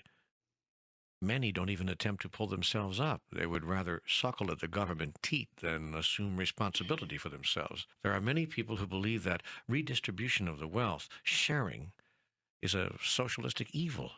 They cite the Communist Manifesto, from each according to his ability to each according to his need, as evidence of the satanic origin of the idea of ensuring the basic human dignity of all through the efforts of everyone. These people believe in every man for himself. And if they are told that this concept is cold or heartless, they take refuge in the statement that opportunity knocks at the door of everyone equally. They claim that no one man operates under an inherent disadvantage, that if they could make it, everyone can, and if someone doesn't, it's his own damn fault. You feel that is an arrogant thought, rooted in ungratefulness? Yes. But what do you feel? I have no judgment in the matter. It is simply a thought. There's only one question of any relevance regarding this or any other thought. Does it serve you to hold that? In terms of who you are and who you seek to be, does that thought serve you? Looking at the world, that is the question people have to ask. Does it serve us to hold this thought? I observe this. There are people, indeed entire groups of people, who have been born into what you call disadvantage. This is observably true. It is also true that at a very high metaphysical level, no one is disadvantaged, for each soul creates for itself the exact people, events, and circumstances needed to accomplish what it wishes to accomplish. You choose everything. Your parents, your country of birth, all the circumstances surrounding your re-entry. Similarly, throughout the days and times of your life, you continue to choose and to create people, events, and circumstances designed to bring you the exact, right, and perfect opportunities you now desire in order to know yourself as you truly are. In other words, no one is disadvantaged given what the soul wishes to accomplish. For example, the soul may wish to work with a handicapped body, or in a repressive society, or under enormous political or economic constraints, in order to produce the conditions needed to accomplish what it has set out to do. So we see that people do face disadvantages in the physical sense, but that these are actually the right and perfect conditions metaphysically. As a practical matter, what does that mean to us? Should we offer help to the disadvantaged, or simply see that, in truth, they are just where they want to be and thus allow them to work out their own karma? It's a very good and a very important question. Remember first that everything you think, say, and do is a reflection of what you've decided about yourself, a statement of who you are, an act of creation in your deciding who you want to be.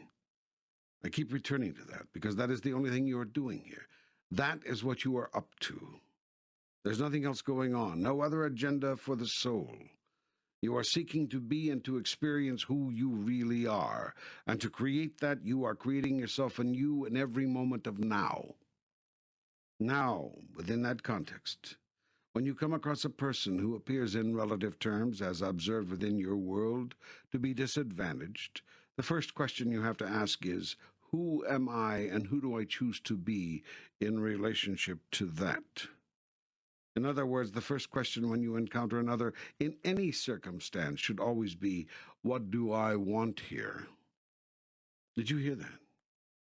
Your first question always must be, what do I want here? Not, what does the other person want here? That's the most fascinating insight I've ever received about the way to proceed in human relationships.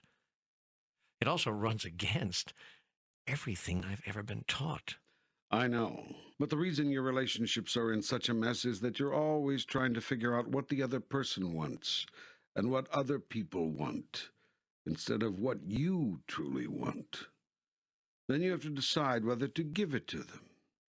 And here's how you decide. You decide by taking a look at what you may want from them. If there's nothing you think you'll want from them, your first reason for giving them what they want disappears. And so you very seldom do it. If, on the other hand, you see that there is something you want or may want from them, then your self-survival mode kicks in and you try to give them what they want. Then you resent it, especially if the other person doesn't eventually give you what you want. In this game of I'll trade you, you set up a very delicate balance. You meet my needs and I'll meet yours. That the purpose of all human relationships, relationships between nations as well as relationships between individuals, has nothing to do with any of this. The purpose of your holy relationship with every other person, place, or thing is not to figure out what they want or need, but what you require or desire now in order to grow, in order to be who you want to be. That is why I created relationship to other things. If it weren't for this, you could have continued to live in a vacuum, a void, the eternal allness whence you came. Yet in the allness you simply are and cannot experience your awareness as anything in particular, because in the allness there is nothing you are not. So I devised a way for you to create anew and know who you are in your experience. I did this by providing you with relativity, a system wherein you could exist as a thing in relationship to something else. Forgetfulness, a process by which you willingly submit to total amnesia so that you can not know that relativity is merely a trick and that you are all of it. Consciousness, a state of being in which you grow until you reach full awareness, then becoming a true and living God, creating and experiencing your own reality, expanding and exploring that reality, changing and recreating that reality as you stretch your consciousness to new limits, or shall we say to no limit. In this paradigm, consciousness is everything. Consciousness, that of which you are truly aware, is the basis of all truth, and thus of all true spirituality. But what is the point of it all?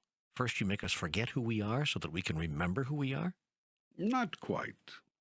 So that you can create who you are and who you want to be. This is the act of God being God. It is me being me, through you. This is the point of all life. Through you, I experience being who and what I am. Without you, I could know it, but not experience it. Knowing and experiencing are two different things. I'll choose experiencing every time. Indeed, I do, through you. I seem to have lost the original question here. Well, it's hard to keep God on one subject. I am kind of expansive. Let's see if we can get back. Oh, yes. What to do about the less fortunate. First, decide who and what you are in relationship to them. Second, if you decide you wish to experience yourself as being sukkar, as being help, as being love and compassion and caring, then look to see how you can best be those things. And notice that your ability to be those things has nothing to do with what others are being or doing. Sometimes the best way to love someone and the most help you can give is to leave them alone or empower them to help themselves. It's like a feast. Life is a smorgasbord, and you can give them a big helping of themselves. Remember that the greatest help you can give a person is to wake them up, to remind them of who they really are. There are many ways to do this, sometimes with a little bit of help, a push, a shove, a nudge, and sometimes with a decision to let them run their course, follow their path, walk their walk, without any interference or intervention from you. All parents know about this choice and agonize over it daily. What you have the opportunity to do for the less fortunate is to remind them. That is, cause them to be of a new mind about themselves. And you too have to be of a new mind about them, for if you see them as unfortunate, they will. Jesus' great gift was that he saw everyone as who they truly are. He refused to accept appearances. He refused to believe what others believed of themselves. He always had a higher thought, and he always invited others to it. Yet he also honored where others chose to be. He did not require them to accept his higher idea, merely held it out as an invitation. He dealt, too, with compassion, and if others chose to see themselves as beings needing assistance, he didn't reject them for their faulty assessment, but allowed them to love their reality, and lovingly assisted them in playing out their choice. For Jesus knew that for some, the fastest path to who they are was the path through who they are not. He didn't call this an imperfect path and thus condemn it. Rather, he saw this too as perfect, and thus supported everyone in being just who they wanted to be. Anyone, therefore, who asked Jesus for help received it. He denied no one, but was always careful to see that the help he gave supported a person's full and honest desire. If others genuinely sought enlightenment, honestly expressing readiness to move to the next level, Jesus gave them the strength, the courage, the wisdom to do so. He held himself out, and rightly so, as an example, and encouraged people, if they could do nothing else, to have faith in him. He would not, he said, lead them astray. Many did put their faith in him, and to this day he helps those who call upon his name. For his soul is committed to waking up those who seek to be fully awake and fully alive in me. Yet Christ had mercy on those who did not. He therefore rejected self-righteousness and, as do I, made no judgments ever. Jesus' idea of perfect love was to grant all persons exactly the help they requested, after telling them the kind of help they could get. He never refused to help anyone, and least of all would he do so out of a thought that you made your bed, now lie in it. Jesus knew that if he gave people the help they asked for, rather than merely the help he wanted to give, that he was empowering them at the level at which they were ready to receive empowerment. This is the way of all great masters, those who have walked your planet in the past and those who are walking it now. Now I am confused. When is it disempowering to offer help? When does it work against rather than for another's growth? When your help is offered in such a way that it creates continued dependence rather than rapid independence. When you allow another, in the name of compassion, to begin to rely on you rather than rely on themselves, that is not compassion, that is compulsion. You have a power compulsion, because that sort of helping is really power tripping. Now, this distinction can be very subtle here, and sometimes you don't even know you are power tripping. You really believe you are simply doing your best to help another. Yet be careful that you're not simply seeking to create your own self-worth. For to the extent that you allow other persons to make you responsible for them, to that extent you have allowed them to make you powerful. And that, of course, makes you feel worthy. Yet this kind of help is an aphrodisiac which seduces the weak. The goal is to help the weak grow strong, not to let the weak become weaker. This is the problem with many government assistance programs, for they often do the latter rather than the former. Government programs can be self-perpetuating. Their objective can be every bit as much to justify their existence as to help those they are meant to assist. If there were a limit to all government assistance, people would be helped when they genuinely need help, but could not become addicted to that help, substituting it for their own self-reliance. Governments understand that help is power. That is why governments offer as much help to as many people as they can get away with. For the more people government helps, the more people help the government. Whom the government supports, supports the government. Then there should be no redistribution of wealth. The Communist Manifesto is satanic. Of course, there is no Satan, but I understand your meaning. The idea behind the statement, from each according to his ability, to each according to his need, is not evil. It is beautiful. It is simply another way of saying you are your brother's keeper. It's the implementation of this beautiful idea that can become ugly. Sharing must be a way of life, not an edict imposed by government. Sharing should be voluntary, not forced. But here we go again. At its best, government is the people, and its programs are simply mechanisms by which the people share with many others as a way of life. And I would argue that people, collectively through their political systems, have chosen to do so because people have observed, and history has shown, that the haves do not share with the have-nots. The Russian peasant could have waited until hell froze over for the Russian nobility to share its wealth, which was usually gained and enlarged, by the way, through the hard work of the peasants. The peasants were given just enough to subsist on as the incentive to keep working the land and make the land barons richer. Talk about a dependency relationship. This was an I'll help you only if you help me arrangement, more exploitive and more obscene than anything ever invented by government. It was this obscenity against which the Russian peasants revolted. A government which ensured that all people were treated equally was born out of the people's frustration that the haves would not give to the have-nots of their own accord.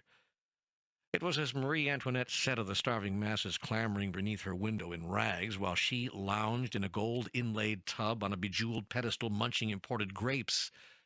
Let 'em eat cake. This is the attitude against which the downtrodden have railed. This is the condition causing revolution and creating governments of so-called oppression. Governments which take from the rich and give to the poor are called oppressive, while governments which do nothing while the rich exploit the poor are called repressive. Ask the peasants of Mexico, even today. It's said that 20 or 30 families, the rich and powerful elite, literally run Mexico, principally because they own it, while 20 or 30 million live in utter deprivation. So the peasants in 1993 and 94 undertook a revolt seeking to force the elitist government to recognize its duty to help the people provide the means for a life of at least meager dignity. There's a difference between elitist governments and governments of, by, and for the people. Are not people's governments created by angry people, frustrated over the basic selfishness of human nature? Are not government programs created as a remedy for man's unwillingness to provide a remedy himself?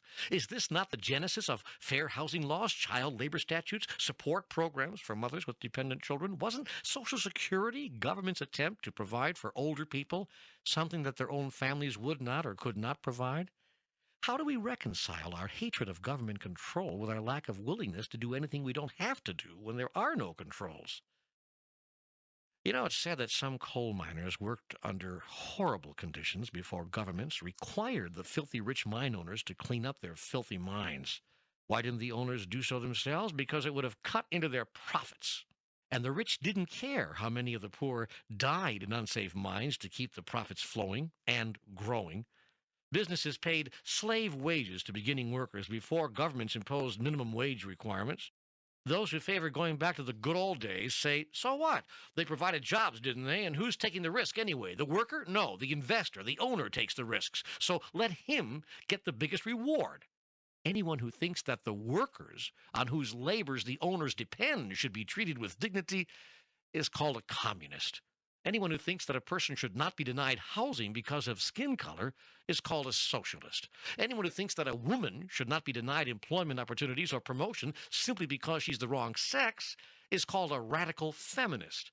And when governments, through their elected representatives, move to solve these problems that people of power in society steadfastly refuse to solve themselves, those governments are called oppressive. Never by the people they help, incidentally, only by the people who refuse to provide the help themselves. Nowhere is this more evident than in healthcare. In 1992, an American president and his wife decided it was unfair and inappropriate for millions of Americans to have no access to preventative health care. That simple notion started a healthcare debate which catapulted even the medical profession and the insurance industry into the fray. The real question is not whose solution was better, the plan proposed by the administration or the plan proposed by private industry. The real question is, why didn't private industry propose its own solution long ago? I'll tell you why. Because it didn't have to. No one was complaining, and the industry was driven by profits. Profits, profits, profits. My point, therefore, is this. We can rail and cry and complain all we want. The plain truth is governments provide solutions when the private sector won't. We can also claim that governments are doing what they're doing against the wishes of the people, but so long as people control the government, as they still do to a large extent in the United States, the government will continue to produce and require solutions to social ills because the majority of the people are not rich and powerful, and therefore legislate for themselves what society will not give them voluntarily. Only in countries where the majority of people do not control the government does government do little or nothing about inequities. So then, the problem. How much government is too much government? And how much is too little? And where and how do we strike the balance? Whew! I've never seen you go on like this. That's as long as you've ever held the floor. Well, you said we were going to address some of the larger global problems facing the family of man. I think I've laid out a big one. Eloquently, yes. Everyone from Toynbee to Jefferson to Marx has been trying to solve it for hundreds of years. Okay, what's your solution? We are going to have to go backwards here. We're going to have to go over some old ground. Go ahead. Maybe I need to hear it twice. Then we'll start with the fact that I have no solution, and that is because I see none of this as problematical. It just is what it is, and I have no preferences regarding that. I'm merely describing here what is observable, what anyone can plainly see. Okay, you have no solution and you have no preference. Can you offer me an observation? I observe that the world has yet to come up with a system of government which provides a total solution, although the government in the United States has come the closest so far. The difficulty is that goodness and fairness are moral issues, not political ones. Government is the human attempt to mandate goodness and ensure fairness. Yet there's only one place where goodness is born, and that is in the human heart. There's only one place where fairness can be conceptualized, and that is in the human mind. There's only one place where love can be experienced truly, and that is in the human soul. Because the human soul is love. You cannot legislate morality. You cannot pass a law saying love each other. We are now going around in circles as we have covered all of this before. Still, the discussion is good, so keep plugging away at it. Even if we cover the same ground twice or three times, that is okay. The attempt here is to get to the bottom of it. See how you want to create it now. Well, then I'll ask the same question I asked before. Aren't all laws simply man's attempt to codify moral concepts? Is not legislation simply our combined agreement as to what is right and wrong? Yes, and certain civil laws, rules, and regulations are required in your primitive society. You understand that in non-primitive societies, such laws are unnecessary. All beings regulate themselves. In your society, you are still confronted with some very elementary questions. Shall you stop at the street corner before proceeding? Shall you buy and sell according to certain terms? Will there be any restrictions on how you behave with one another?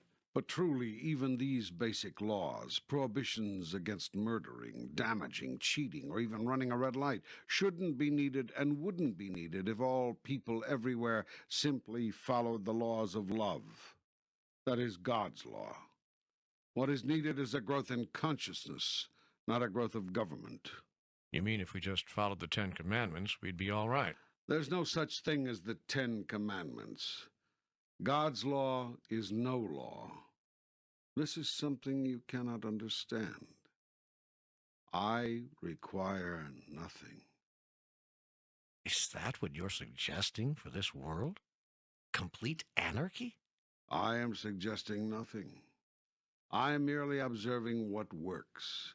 I am telling you what is observably so. And no, I do not observe that anarchy, the absence of governance, rules, regulations, or limitations of any kind would work. Such an arrangement is only practical with advanced beings, which I do not observe human beings to be. So some level of governance is going to be required until your race evolves to the point where you naturally do what is naturally right.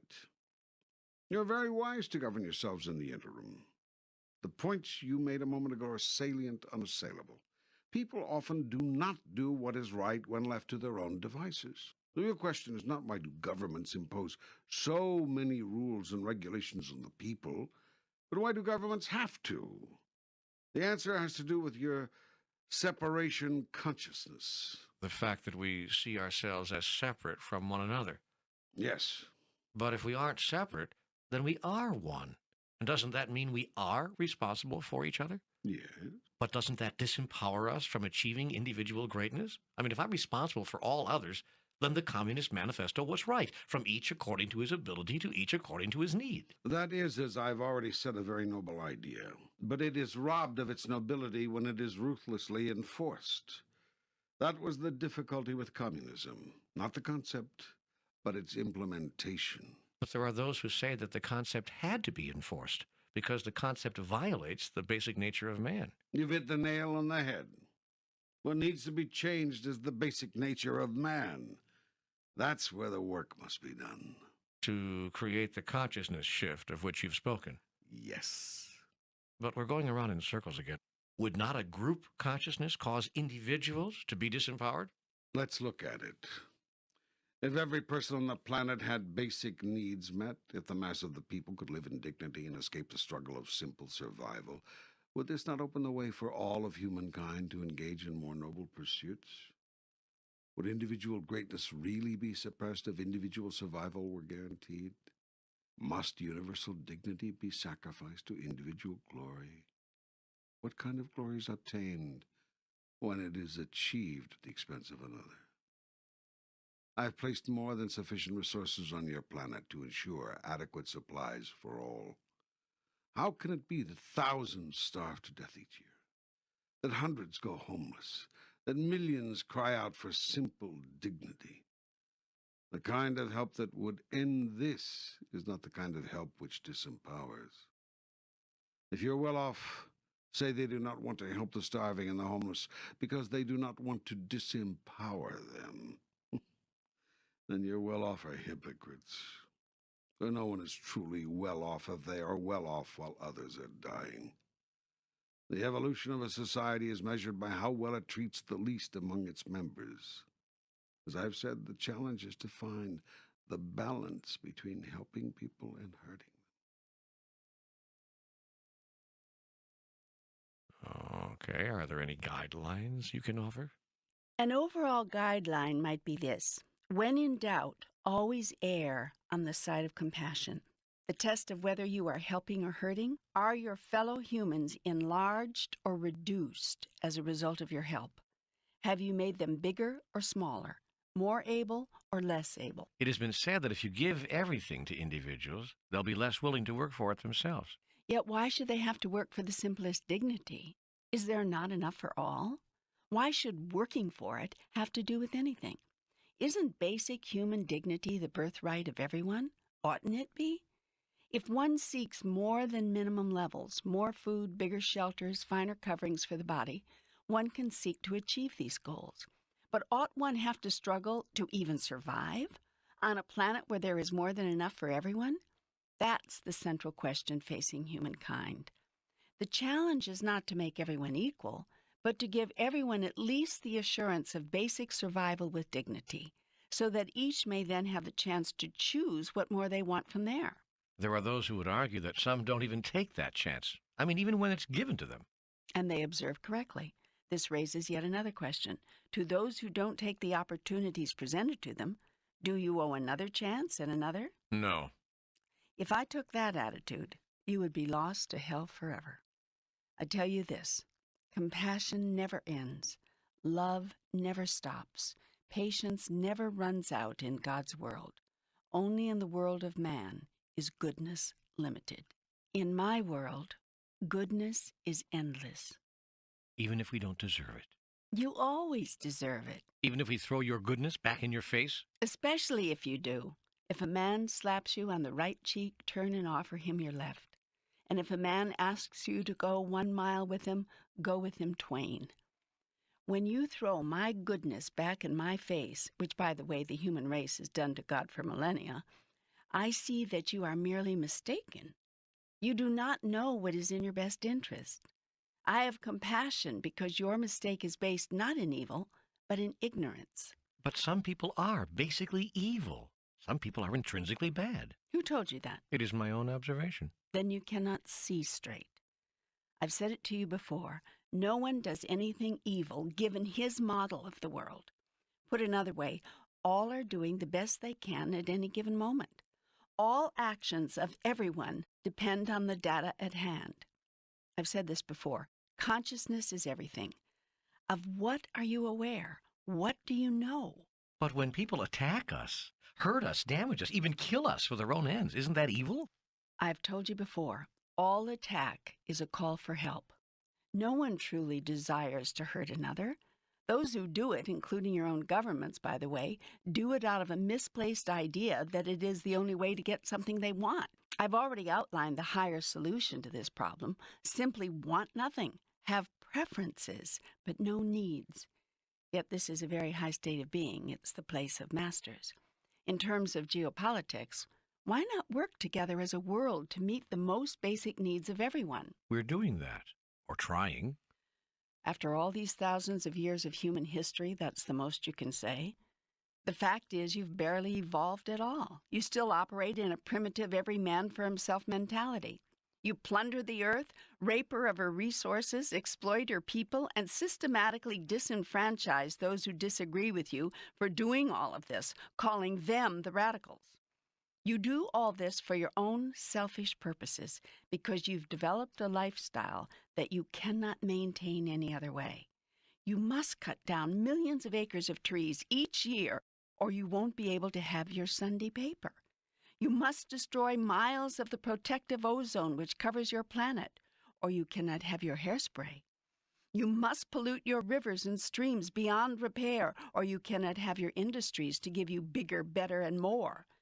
And you must exploit the least among you, the least advantaged, the least educated, the least aware, or you cannot live at the top of the human scale in unheard of and unnecessary luxury. Finally, you must deny that you are doing this, or you cannot live with yourself.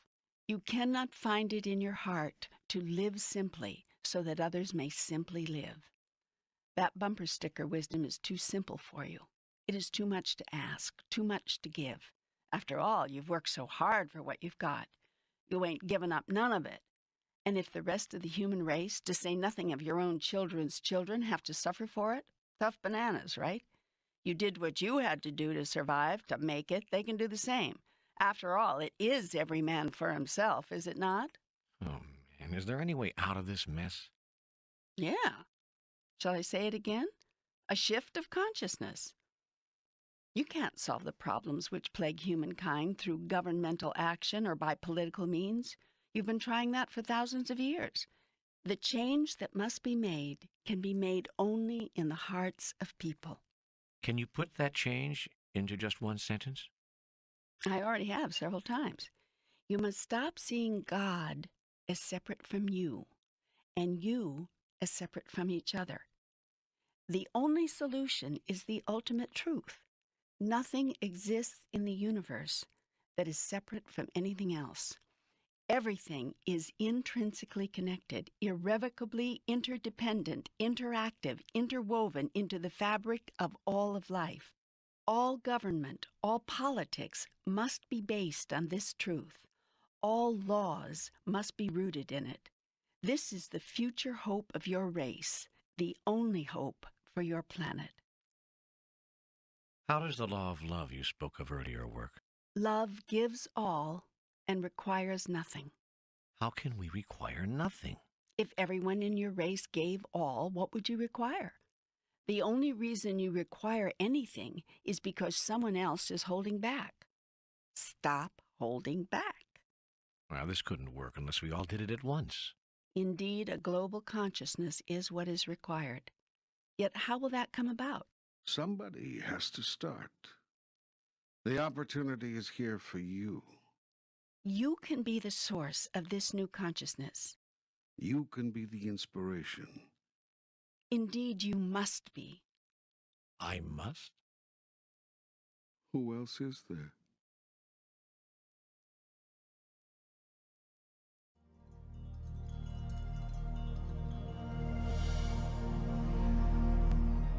Welcome to the continuation of our panel dialogue.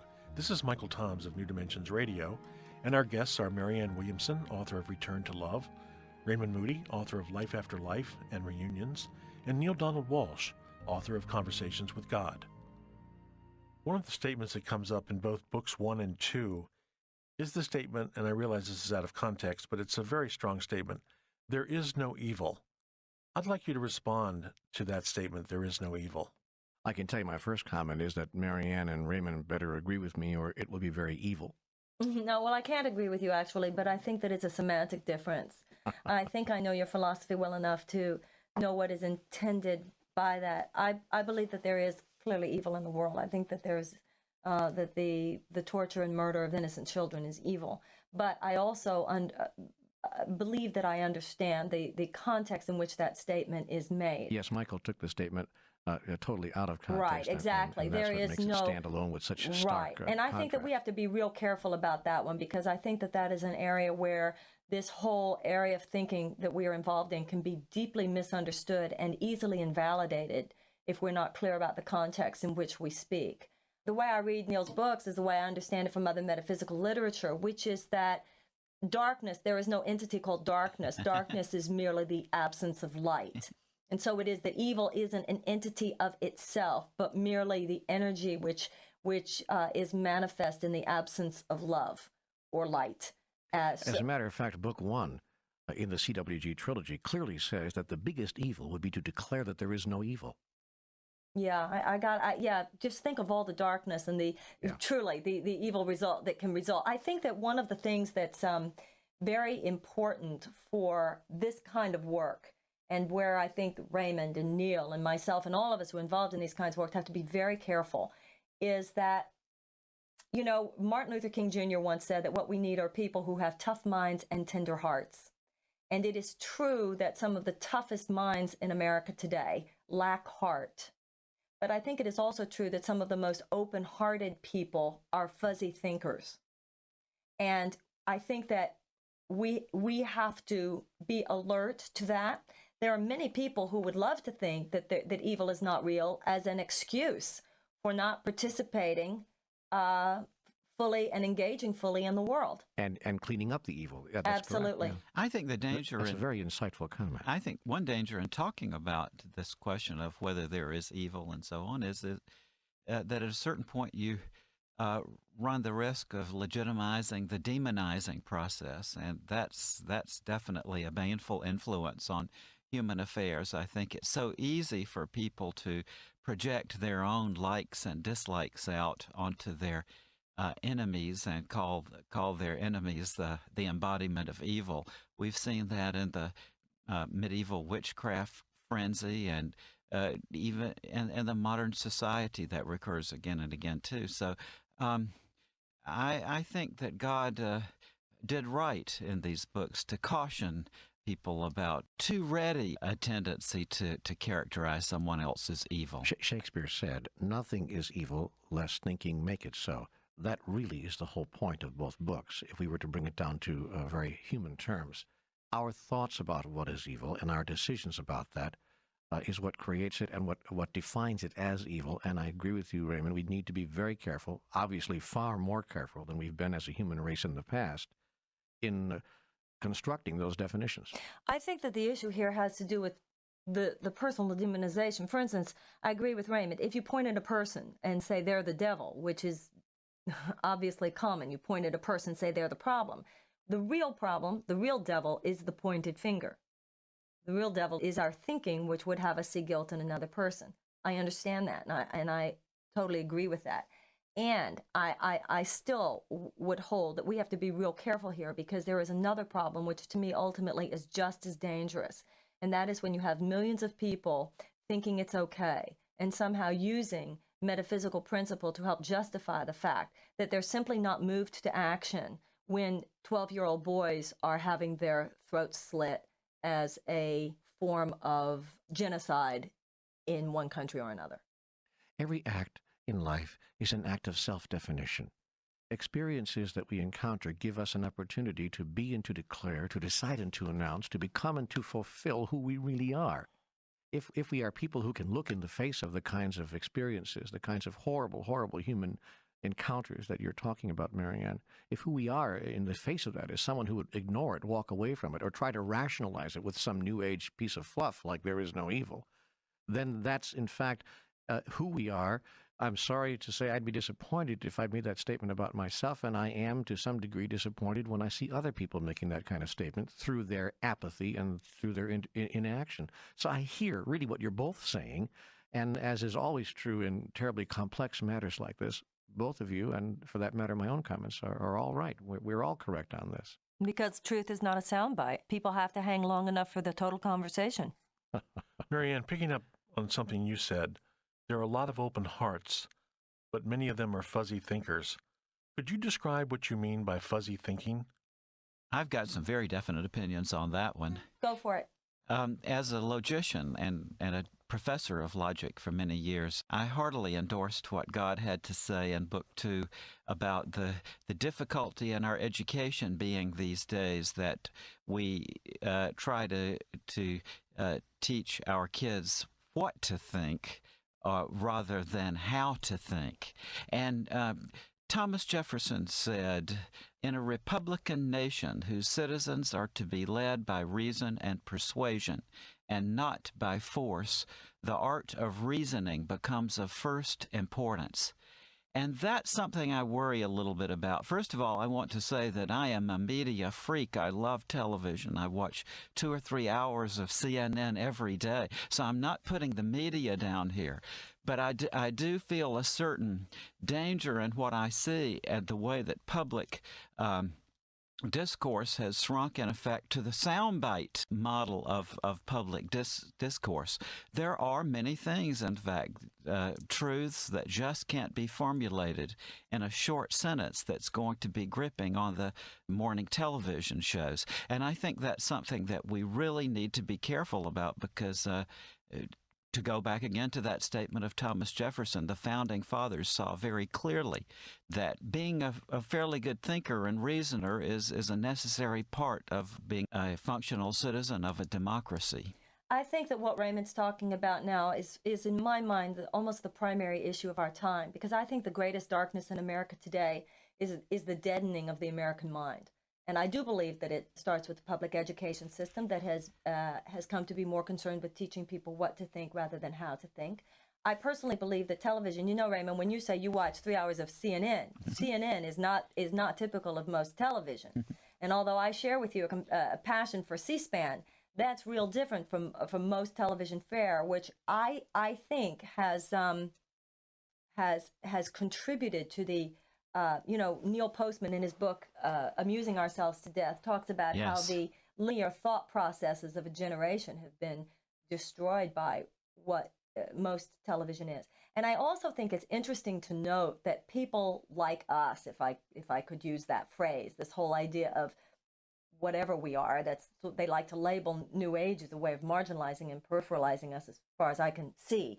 Whatever this new consciousness work is that we're all involved in, it's interesting to me that there is so much projection onto it by those who would seek to invalidate it, that somehow it is less sophisticated thinking. So I think that for us to be quoting the Jeffersons of the world, and of course that's why he wanted universal education. He wanted universal education to save democracy. And in my mind, the people who most seek to undercut educational support are doing it for that very reason, because they know that it's true, because they know that you can't have control over masses of people when the masses of people are doing their own thinking. Michael, to me, fuzzy thinking, just to get in on this, means people who don't think but think they're thinking. Right. That's what's so dangerous about it. You know, if you think you're thinking, then that's very fuzzy thinking. And what I mean by that is that people who think the thoughts of others rather than thinking their own thoughts. And I absolutely and vehemently agree with Raymond and with what Marianne has just said. It is the central issue in this country today. People who think the thoughts of others and then repeat those thoughts, sometimes rather loudly, as their own, and would sadly even kill others in support of those thoughts, which were not even their own thoughts, but thoughts given to them by some other source. So people who think that they're thinking and aren't thinking at all, but are simply repeating the thoughts of others, their political party, their religion, their particular dogma, the views of their parents, whatever it might be. We need to divorce ourselves. Here we go again with we're not who we were yesterday. We need to get into the present moment and think for ourselves for a change. And that's why the comments in book 2 about what we need to do to change our educational system are so extraordinarily important. We have to teach young people that it's not about how we thought about things yesterday. You know, Neale and Raymond, something interesting to me that was in this morning's paper is in this category and how the media affects this. There is an argument going on in Congress right now concerning a $16 billion that they had agreed to spend on insurance, medical insurance for non-insured children. And so the big argument, the big question that is posed by the Republicans and the Democrats, it's just mimicked by the media. The big question, supposedly, in their minds anyway, is whether this will be spent as a federal programming or instead in lump sums given to the states, correct? State versus federal. But to me, the interesting thing is that the goal here is to ensure half of America's poor and uninsured children. The real question should be, why aren't we committing to insure all of them? Bravo. The real question should not be state versus federal. The real question should be, if you've got 20 million uninsured kids, why are we only talking 10 million? But people will you just see how powerful that's how the parties present it, then that's how the media picks up, and you have to really have an alert mind to say, what the hell is the question? This is the wrong question we're asking. Yes, you see, I'm reminded of Gloria, who was it now who said this? The wonderful statement on her deathbed. She said, what is the answer? And when no one could give her the answer, she said, in that case, what is the question? Right. We're not asking. The reason we're not getting meaningful answers in America today is because we're not asking the meaningful questions yet. And the power structure as it now exists, as your book makes very clear in book 2, its interests are not in line with asking the appropriate questions. Precisely right, much less giving the answers. Because the appropriate questions are not, as Conversations with God Part 2 makes very clear, the appropriate questions do not point to an economically based social structure. The appropriate questions are humanitarian questions rather than economic questions. And that's why the system as it now exists doesn't ask them. The system is absolutely out of control and crazy. I'm beginning to feel like one of those guys who sit around the barbershop talking about the good old days. But I swear, really, I think society has reached a point now in 1997 that is just absolutely incomprehensible to anyone, as far as I can know. I mean, to get back to the medical issue for a moment, the problem with the kids, unfortunately, is just a tiny slice of the huge pie of chaos that's going on about the medical system. Not just poor kids, but even people who are fairly well off in the suburbs constantly have the sword of Damocles hanging over our heads of, will an illness just wipe out everything you have? That's absolutely insane. And the doctors hate it and the patients hate it. But the technology just seems to be spinning out of control. How can I begin to be a part of the new consciousness? Be a light unto the world, and hurt it not. Seek to build, not to destroy. Bring my people home. How? By your shining example.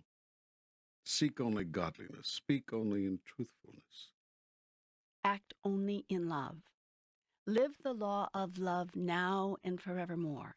Give everything. Require nothing. Avoid the mundane. Do not accept the unacceptable. Teach all who seek to learn of me. Make every moment of your life an outpouring of love. Use every moment to think the highest thought, say the highest word, do the highest deed. In this glorify your holy self, and thus too glorify me. Bring peace to the earth by bringing peace to all those whose lives you touch. Be peace.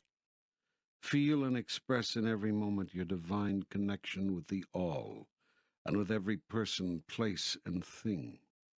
Embrace every circumstance, own every fault, share every joy, contemplate every mystery, walk in every man's shoes, forgive every offense, including your own, heal every heart, honor every person's truth, adore every person's God, protect every person's rights, preserve every person's dignity, promote every person's interests, provide every person's needs, presume every person's holiness, present every person's greatest gifts, produce every person's blessing, and pronounce every person's future secure in the assured love of God. Be a living, breathing example of the highest truth that resides within you. Speak humbly of yourself, lest someone mistake your highest truth for a boast. Speak softly, lest someone think you are merely calling for attention. Speak gently, that all might know of love. Speak openly, lest anyone think you have something to hide. Speak candidly, so you cannot be mistaken. Speak often, so that your word may truly go forth. Speak respectfully, that no one be dishonored. Speak lovingly, that every syllable may heal. Speak of me with every utterance. Make of your life a gift. Remember always you are the gift. Be a gift to everyone who enters your life and to everyone whose life you enter. Be careful not to enter another's life if you cannot be a gift. You can always be a gift because you always are the gift. Yet sometimes you don't let yourself know that. When someone enters your life unexpectedly, look for the gift that person has come to receive from you. What an extraordinary way of putting it. Why else do you think a person has come to you? I tell you this, every person who has ever come to you has come to receive a gift from you. In so doing, he gives a gift to you, the gift of your experiencing and fulfilling who you are. When you see this simple truth, when you understand it, you see the greatest truth of all. I have sent you nothing but angels. I'm confused. Can we go back just a bit? There seems to be some contradictory data. I felt you were saying that sometimes the best help we can give people is to leave them alone. Then I felt you were saying never fail to help someone if you see that person needs help. These two statements seem to be at odds. Let me clarify your thinking on this. Never offer the kind of help that disempowers. Never insist on offering the help you think is needed. Let the person or people in need know all that you have to give. Then listen to what they want. See what they are ready to receive. Offer the help that is wanted. Often the person or people will say or exhibit by their behavior that they just want to be left alone. Despite what you think you'd like to give, leaving them alone might be the highest gift you can then offer. If at a later time something else is wanted or desired, you will be caused to notice if it is yours to give. If it is, then give it. Yet strive to give nothing which disempowers. That which disempowers is that which promotes or produces dependency. In truth, there is always some way you can help others which also empowers them. Completely ignoring the plight of another who is truly seeking your help is not the answer. For doing too little no more empowers the other than doing too much. To be of higher consciousness, you may not deliberately ignore the genuine plight of brothers or sisters, claiming that to let them stew in their own juice is the highest gift you can give them. That attitude is righteousness and arrogance at the highest level. It merely allows you to justify your non-involvement.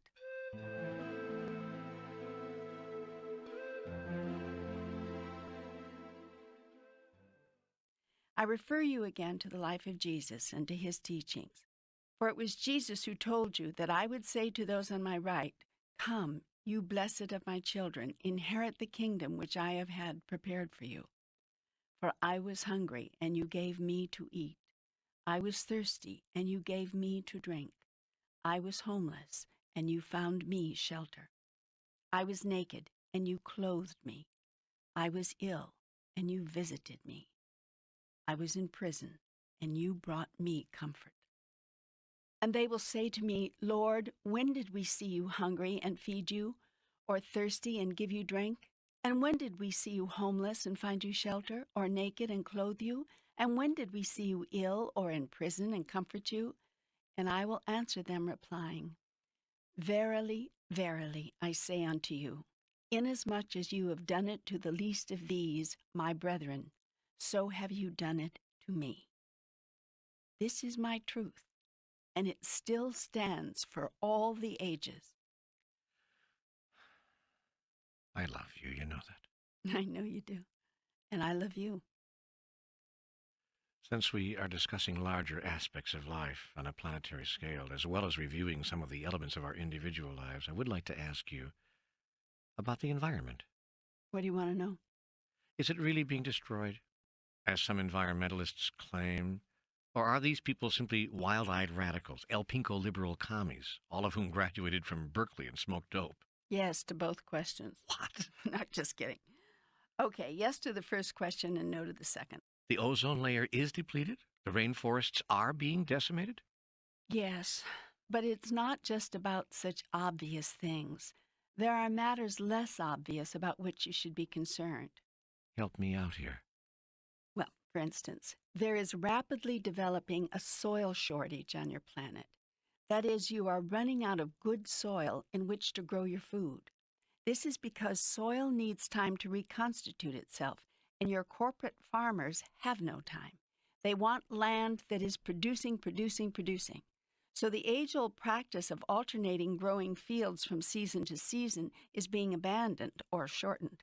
To make up for the loss of time, chemicals are being dumped into the land in order to render it fertile faster.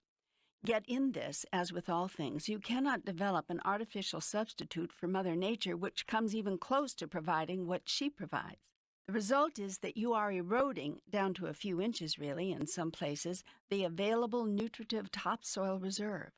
In other words, you are growing more and more food in soil which has less and less nutritional content. No irons, no minerals, nothing which you count on the soil to provide. Worse yet, you are eating foods filled with chemicals which have been poured into the soil in a desperate attempt to reconstitute it. While causing no apparent damage to the body in the short term, you will discover to your sadness that in the long run, these trace chemicals which remain in the body are not health-producing.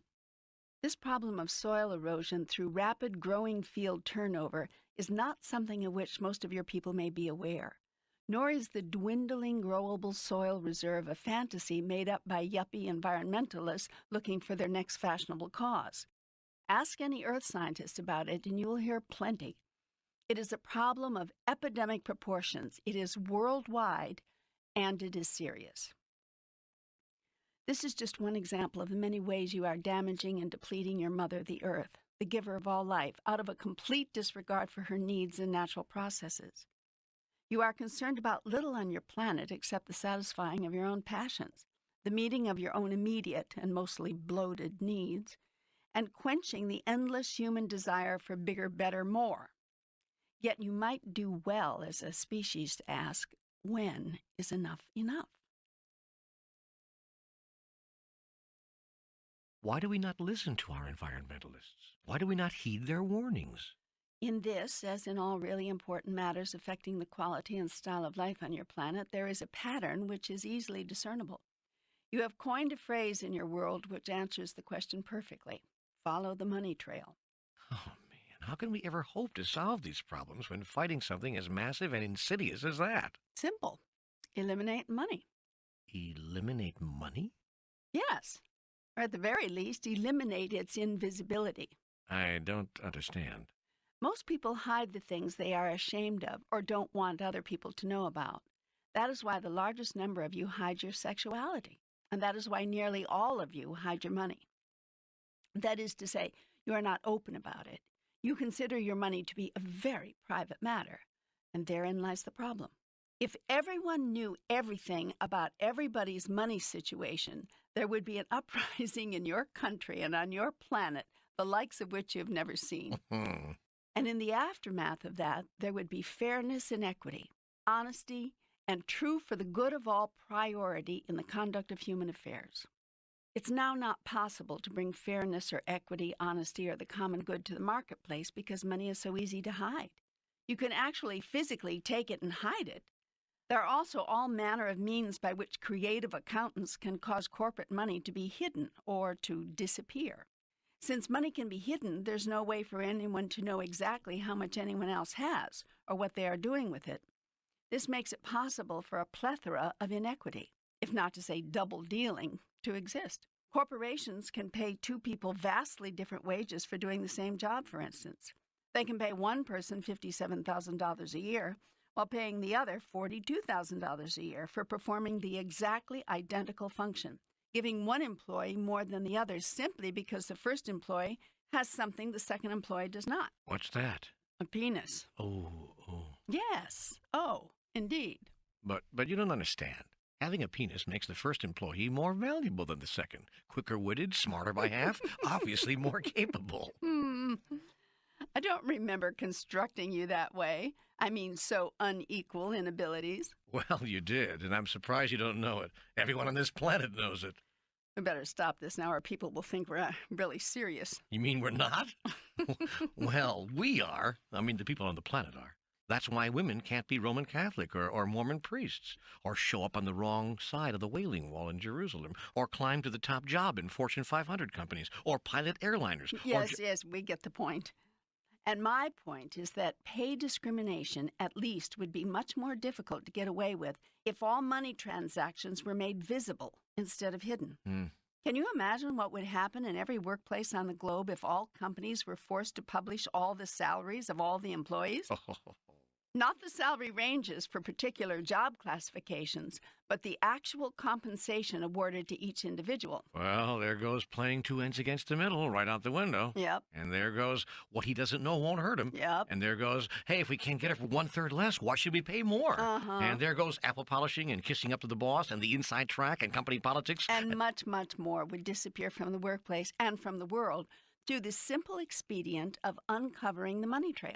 Think of it. If you knew exactly how much money each of you holds and the real earnings of all your industries and corporations and each of their executives, as well as how each person and corporation is using the money it has, don't you think that would change things? Think about this. In what ways do you think things would change?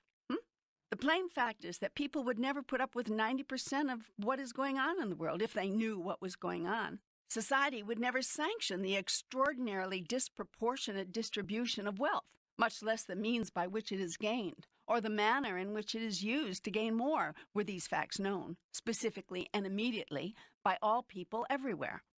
Nothing breeds appropriate behavior faster than exposure to the light of public scrutiny. That is why your so-called sunshine laws have done so much good in clearing away some of the awful mess of your political and governance system. Public hearings and public accountability has gone far toward eliminating the kinds of backroom antics that went on in the 20s, 30s, 40s, and 50s in your town halls and school boards and political precincts and national government as well. Now it's time to bring some sunshine to the way you deal with compensation for goods and services on your planet. What are you suggesting? This is not a suggestion. It is a dare. I dare you to throw out all your money, all your papers and coins and individual national currencies and start over. Develop an international monetary system that is wide open, totally visible, immediately traceable, completely accountable.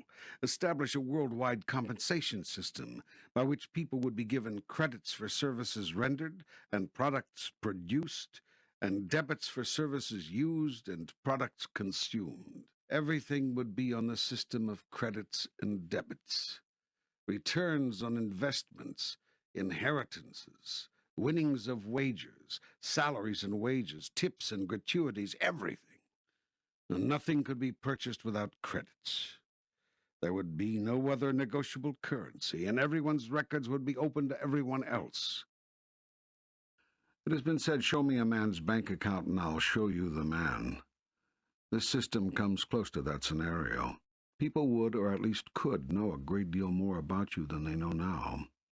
But not only would you know more about each other, you would know more about everything. More about what corporations are paying and spending, and what their cost is on an item, as well as their price. Can you imagine what corporations would do if they had to put 2 figures on every price tag? The price and their cost? Would that bring prices down, or what? Would that increase competition and boost fair trade? You can't even imagine the consequences of such a thing. Under the new Worldwide Compensation System, WCS, the transfer of debits and credits would be immediate and totally visible. That is, anybody and everybody could inspect the account of any person or organization at any time. Nothing would be kept secret. Nothing would be private. The WCS would deduct 10% of all earnings each year from the incomes of those voluntarily requesting such a deduction. There would be no income tax, no forms to file, no deductions to figure, no escape hatch to construct, or obfuscation to manufacture. Since all records would be open, everyone in the society would be able to observe who was choosing to offer the 10% for the general good of all, and who was not. This voluntary deduction would go towards support of all the programs and services of the government, as voted on by the people. The whole system would be all very simple, all very visible. And the world would never agree to such a thing. Of course not. And do you know why? Because such a system would make it impossible for anyone to do anything they didn't want someone else to know about. Yet why would you want to do something like that anyway? I'll tell you why. Because currently you live within an interactive social system based on taking advantage, getting the edge, making the most, and the survival of the so-called fittest.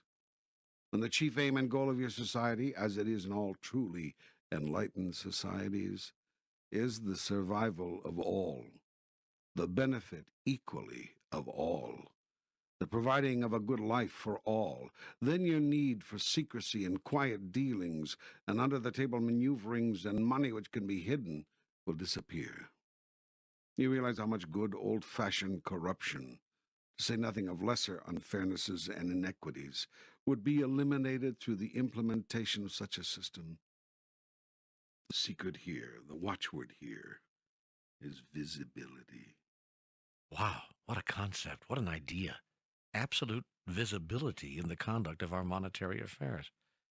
I keep trying to find a reason why that would be wrong, why that would not be okay, but I can't find one. Of course you can't, because you've got nothing to hide. But can you imagine what the people of money and power in the world would do, and how they would scream if they thought of every move, every purchase, every sale, every dealing, every corporate action and pricing choice and wage negotiation, every decision whatsoever could be reviewed by anyone simply looking at the bottom line? I tell you, there's nothing breeds fairness faster than visibility. Visibility is simply another word for truth. Know the truth, and the truth shall set you free. Governments, corporations, people of power know that, which is why they will never allow the truth, the plain and simple truth, to be the basis of any political, social, or economic system they would devise. In enlightened societies, there are no secrets. Everyone knows what everyone else has, what everyone else earns, what everyone else pays in wages and taxes and benefits, what every other corporation charges and buys and sells, and for how much and for what profit, and everything. Everything. You know why this is possible? Only in enlightened societies. Because no one in enlightened societies is willing to get anything or have anything at someone else's expense. That is a radical way to live. It seems radical in primitive societies, yes. In enlightened societies, it seems obviously appropriate. I'm intrigued by this concept of visibility. Could it extend beyond monetary affairs? Might it be a watchword for our personal relationships as well? One would hope so. And yet it isn't. As a rule, no, not yet on your planet. Most people still have too much to hide. Why? What's that about? In personal relationships, and in all relationships, really, it's about loss. It's about being afraid of what one might lose or fail to gain.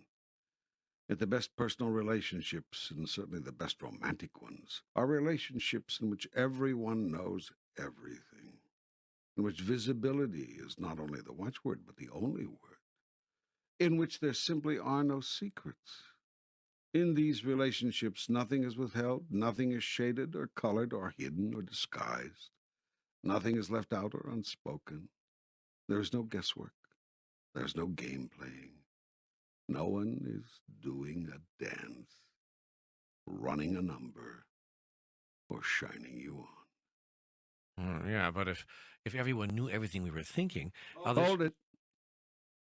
This isn't about having no mental privacy, no safe space in which to move through your personal process. That's not what I'm talking about here. This is about simply being open and honest in your dealings with another. This is about simply telling the truth when you speak, and about withholding no truth when you know it should be spoken. This is about never again lying or shading or verbally or mentally manipulating or twisting your truth into the 101 other contortions which typify the largest number of human communications. This is about coming clean, telling it like it is, giving it to them straight. This is about ensuring that all individuals have all the data and know everything they need to know on a subject.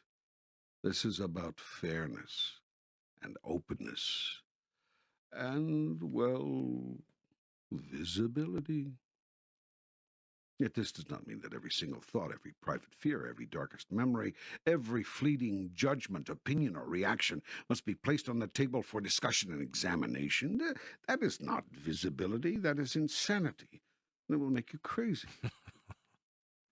We are talking here about simple, direct, straightforward, open, honest, complete communication. Yet even at that, it is a striking concept and a little used one. you can say that again. Yet even at that, it is a striking concept. A little used one, yeah. You should have been in vaudeville. Are you kidding? I am. Well, seriously, this is a magnificent idea. I mean, imagine an entire society built around the principle of visibility. Are you sure it would work? I'll tell you something. Half the world's ills would go away tomorrow. Half the world's worries, half the world's conflicts, half the world's anger, half the world's frustration. Oh, there would be anger and frustration at first, make no mistake about that, when it was finally discovered just how much the average person is being played like a fiddle, used like a disposable commodity, manipulated, lied to, and downright cheated. There would be plenty of frustration and anger. But visibility would clean most of that up within 60 days, make it go away. Let me invite you again. Just think about it. You think you could live a life like this? No more secrets, absolute visibility? If not, why not? What are you keeping from others that you don't want them to know? What are you saying to someone that isn't true? What are you not saying to someone that is? Has lying by omission or commission brought your world where you really want it to be? Has manipulation of the marketplace, of a particular situation, or simply of a person, through silence and secrecy, really benefited us? Is privacy really what makes our governmental, corporate, and individual lives work? What would happen if everybody could see everything? Now, there is an irony here. Don't you see that this is the one thing you fear about your first meeting with God? Don't you get that what you've been afraid of is that the gig is up, the game is over, the tap dance is finished, the shadow boxing is done, and the long, long trail of deceits, big and small, has come to quite literally a dead end. Yet the good news is that there is no reason for fear, no cause to be scared. No one is going to judge you. No one is going to make you wrong. No one is going to throw you into the everlasting fires of hell. And to you Roman Catholics, no, you won't even go to purgatory. And to you Mormons, no, you won't be trapped forever in the lowest heaven, unable to get to the highest heaven, nor will you be labeled sons of perdition and banished forever to realms unknown. And to you, well, you get the picture. Each of you has constructed within the framework of your own particular theology some idea, some concept of God's worst punishment. I hate to tell you this, because I see the fun you're having with the drama of it all, but, well, just ain't no such thing. Perhaps when you lose the fear of having your life become totally visible at the moment of your death, you can get over the fear of having your life become totally visible while you are living it. Boy, wouldn't that be something? Yeah, wouldn't it, though? So here's the formula to help you get started. Go back to the first volume of this audio program and review again the 5 levels of truth-telling. Determine to memorize this model and implement it. Seek the truth, say the truth, live the truth every day. Do this with yourself and with every person whose life you touch. Then get ready to be naked. Stand by for visibility. Ooh, this feels scary. This feels real scary. Look to see what you're afraid of. I'm afraid everyone will leave the room. I'm afraid no one will like me anymore. I see. You feel you have to lie to get people to like you? Well, not lie exactly, just not tell them everything. Remember what I said before. This is not about blurting out every little feeling, thought, idea, fear, memory, confession, or whatever. This is simply about always speaking the truth, showing yourself completely. With your dearest loved one, you can be physically naked, can you not? Yes? Then why not be emotionally naked as well? Well, the second is much harder than the first. I understand that. That doesn't fail to recommend it, however, for the rewards are great. Well, you've certainly brought up some interesting ideas. Abolish hidden agendas, build a society on visibility, tell the truth all the time to everyone about everything. Whew. On these few concepts, entire societies have been constructed, enlightened societies. I haven't found any. I wasn't speaking of your planet Oh. or even your solar system. Oh. But you don't have to leave the planet or even leave your house to begin experiencing what such a new thought system would be like. Start in your own family, in your own home. If you own a business, start in your own company. Tell everyone in your firm exactly what you make, what the company is making and spending, and what each and every employee makes. You'll shock the hell out of them. I mean that quite literally. You will shock the hell right out of them. If everyone who owned a company did this, work would no longer be a living hell for so many because a greater sense of equity, fair play, and appropriate compensation would automatically come to the workplace. Tell your customers exactly what a product or service costs you to provide. Put those 2 numbers on your price tag, your cost and your price. Can you still be proud of what you're asking? Do you encounter any fear that someone will think you are ripping them off should they know your cost-price ratio? If so, look to see what kind of adjustment you want to make in your pricing to bring it back down into the realm of basic fairness rather than get what you can while the getting's good. I dare you to do this. I dare you. It will require complete change in your thinking. You'll have to be just as concerned with your customers or clients as you are with yourself. Yes, you can begin to build this new society right now, right here, today. The choice is yours. You can continue to support the old system, the present paradigm, or you can blaze the trail and show your world a new way. You can be that new way in everything, not just in business, not just in your personal relationships, not just in politics or economics or religion or this aspect or that of the overall life experience, but in everything. Be the new way. Be the higher way. Be the grandest way. Then you can truly say, I am the way and the life. Follow me. If the whole world followed you, would you be pleased with where you took it? Let that be your question for the day.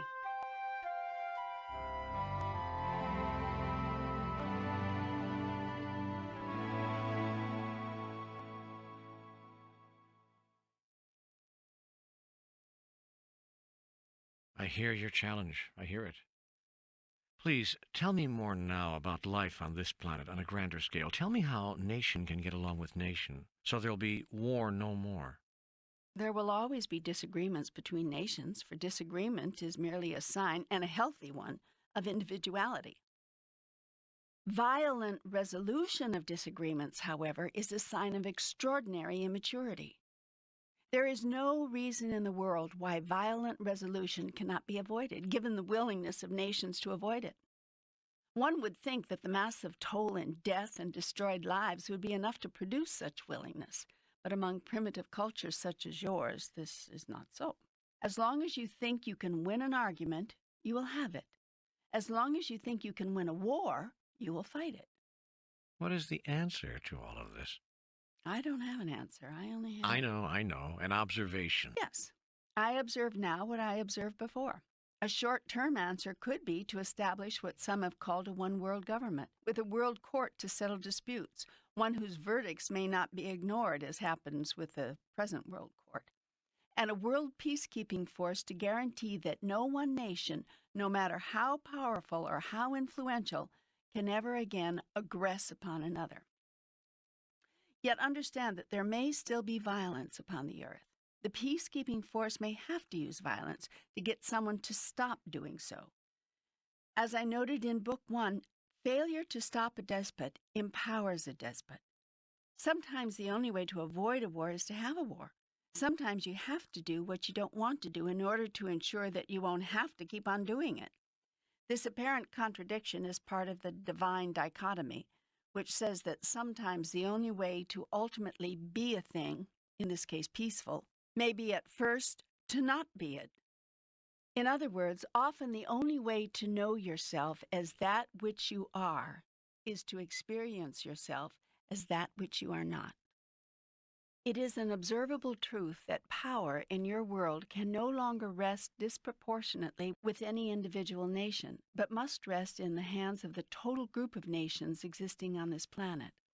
Only in this way can the world finally be at peace, resting in the secure knowledge that no one despot, no matter how big or powerful his individual nation, can or will ever again infringe upon the territories of another nation, nor threaten her freedoms. No longer need the smallest nations depend upon the goodwill of the largest nations, often having to bargain away their own resources and offer their prime lands for foreign military bases in order to earn it. Under this new system, the security of the smallest nations will be guaranteed not by whose back they scratch, but by who is backing them.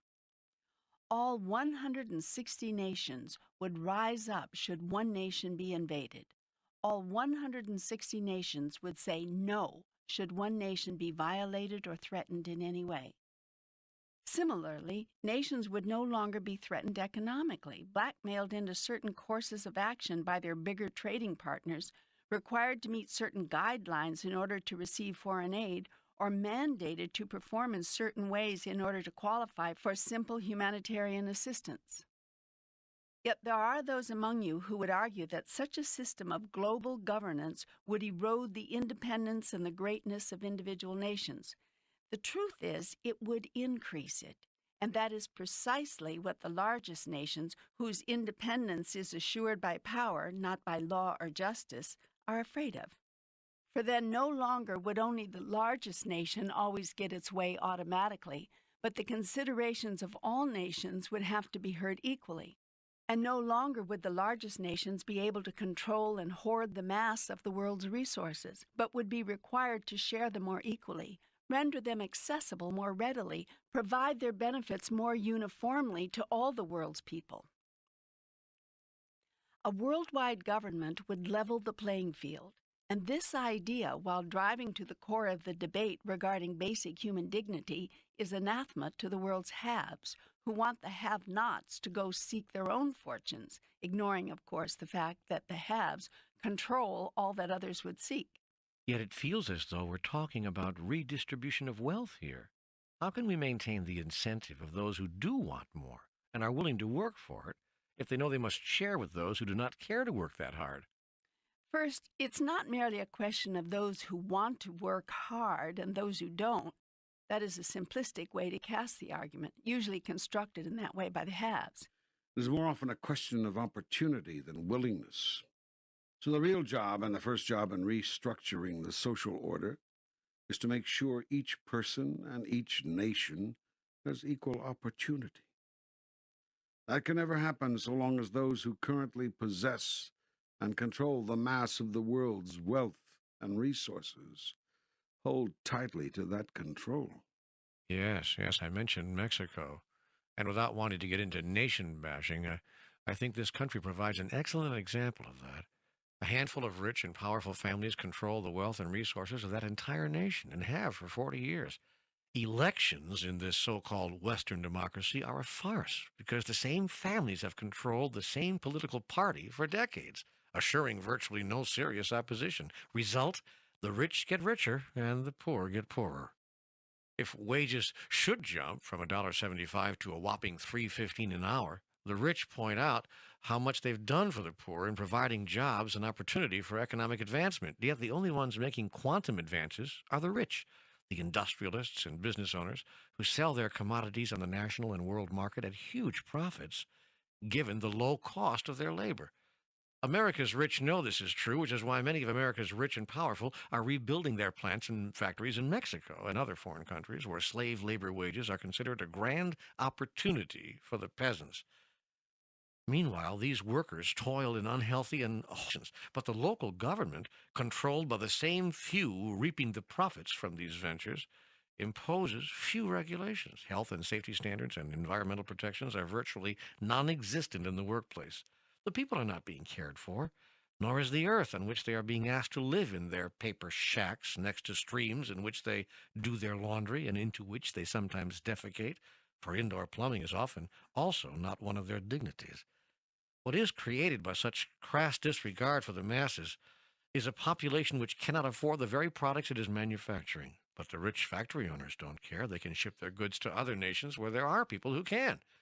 Yet I believe that sooner or later, this spiral will turn in upon itself, with devastating consequences, not just in Mexico, but wherever humans are exploited. Revolutions and civil war are inevitable, as are wars between nations, so long as the haves continue seeking to exploit the have-nots under the guise of providing opportunity. Holding on to the wealth and the resources has become so institutionalized that it almost now appears acceptable, even to some fair-minded people who see it as simply open market economics. Yet only the power held by the world's wealthy individuals and nations makes that illusion of fairness possible. The truth is, it is not fair to the largest percentage of the world's people and nations, who are held down from even attempting to achieve what the powerful have achieved. The system of governance described here would drastically shift the balance of power away from the resource-rich to the resource-poor, forcing the resources themselves to be fairly shared. That is what the powerful fear. Yes. So the short-term solution to the world's foment may be a new social structure, a new worldwide government.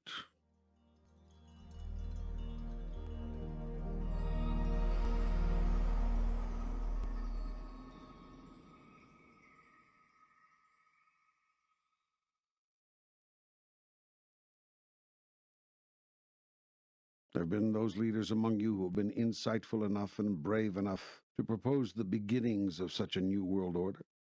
George Bush, whom history will judge to be a man of far greater wisdom, vision, compassion, and courage than contemporary society was willing or able to acknowledge, was such a leader.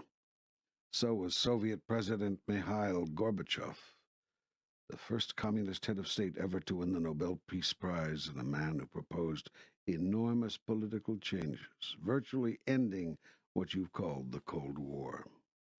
And so was President Carter, who brought Mr. Begin and Mr. Sadat to come to agreements no one else ever had dreamt of, and who, long after his presidency, pulled the world back from violent confrontation time and time again through the simple assertion of a simple truth.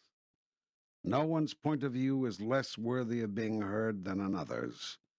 No one human being has less dignity than another. It is interesting that these courageous leaders, each of whom brought the world from the brink of war in their own time, and each of whom espoused and proposed massive movements away from the prevailing political structure, each served only one term, removed from office as they were by the very people they were seeking to elevate. Incredibly popular worldwide, they were soundly rejected at home. It is said that a man is without honor in his own home. In the case of these men, it is because their vision was miles ahead of their people, who could see only limited parochial concerns, and imagine nothing but loss proceeding from these larger visions. So too has every leader who has dared to step out and call for the end of oppression by the powerful been discouraged and defiled. Thus it will always be until a long-term solution, which is not a political one, is put into place. That long-term solution, and the only real one, is a new awareness and a new consciousness. An awareness of oneness and a consciousness of love. The incentive to succeed, to make the most of one's life, should not be economic or materialistic reward. It is misplaced there. This misplaced priority is what has created all of the problems that we have discussed here. When the incentive for greatness is not economic, when economic security and basic materialistic needs are guaranteed to all, then incentive will not disappear, but be of a different sort, increasing in strength and determination, producing true greatness, not the kind of transparent, transient greatness which present incentives produce. But why isn't living a better life, creating a better life for our children, a good incentive? Living a better life is a proper incentive. Creating a better life for your children is a good incentive. But the question is, what makes for a better life? How do you define better? How do you define life? If you define better as bigger, better, more money, power, sex, and stuff, houses, cars, clothes, CD collections, whatever. And if you define life as the period elapsing between birth and death in this your present existence, then you're doing nothing to get out of the trap that has created your planet's predicament. Yet if you define better as a larger experience and a greater expression of your grandest state of being, and life is an eternal, ongoing, never-ending process of being, you may yet find your way. A better life is not created by the accumulation of things. Most of you know this, all of you say you understand it. It's your lives and the decisions you make which drive your lives have as much to do with things as anything else, and usually more. You strive for things, you work for things. When you get some of the things you want, you never let them go. The incentive of most of humankind is to achieve, acquire, obtain things. Those who do not care about things, let them go easily. Because your present incentive for greatness has to do with accumulation of all the world has to offer. All of the world is in various stages of struggle. Enormous portions of the population are still struggling for simple physical survival. Each day is filled with anxious moments, desperate measures. The mind is concerned with basic, vital questions. Will there be enough food? Is shelter available? Will we be warm? Enormous numbers of people are still concerned with these matters daily. Thousands die each month for lack of food alone. Smaller numbers of people are able to reasonably rely on the basics of survival appearing in their lives, but struggle to provide something more, a modicum of security, a modest but decent home, a better tomorrow. They work hard. They fret about how and whether they'll ever get ahead. The mind is concerned with urgent, worrisome questions. By far the smallest number of people have all they could ever ask for. indeed everything the other two groups are asking for. But interestingly, many in this last group are still asking for more. Their minds are concerned with holding on to all that they have acquired and increasing their holdings. Now, in addition to these three groups, there's a fourth. It is the smallest group of all. In fact, it is tiny. This group has detached itself from the need for material things. It is concerned with spiritual truth, spiritual reality, and spiritual experience. The people in this group see life as a spiritual encounter, a journey of the soul. They respond to all human events within that context. They hold all human experience within that paradigm. Their struggle has to do with the search for God, the fulfillment of self, expression of truth.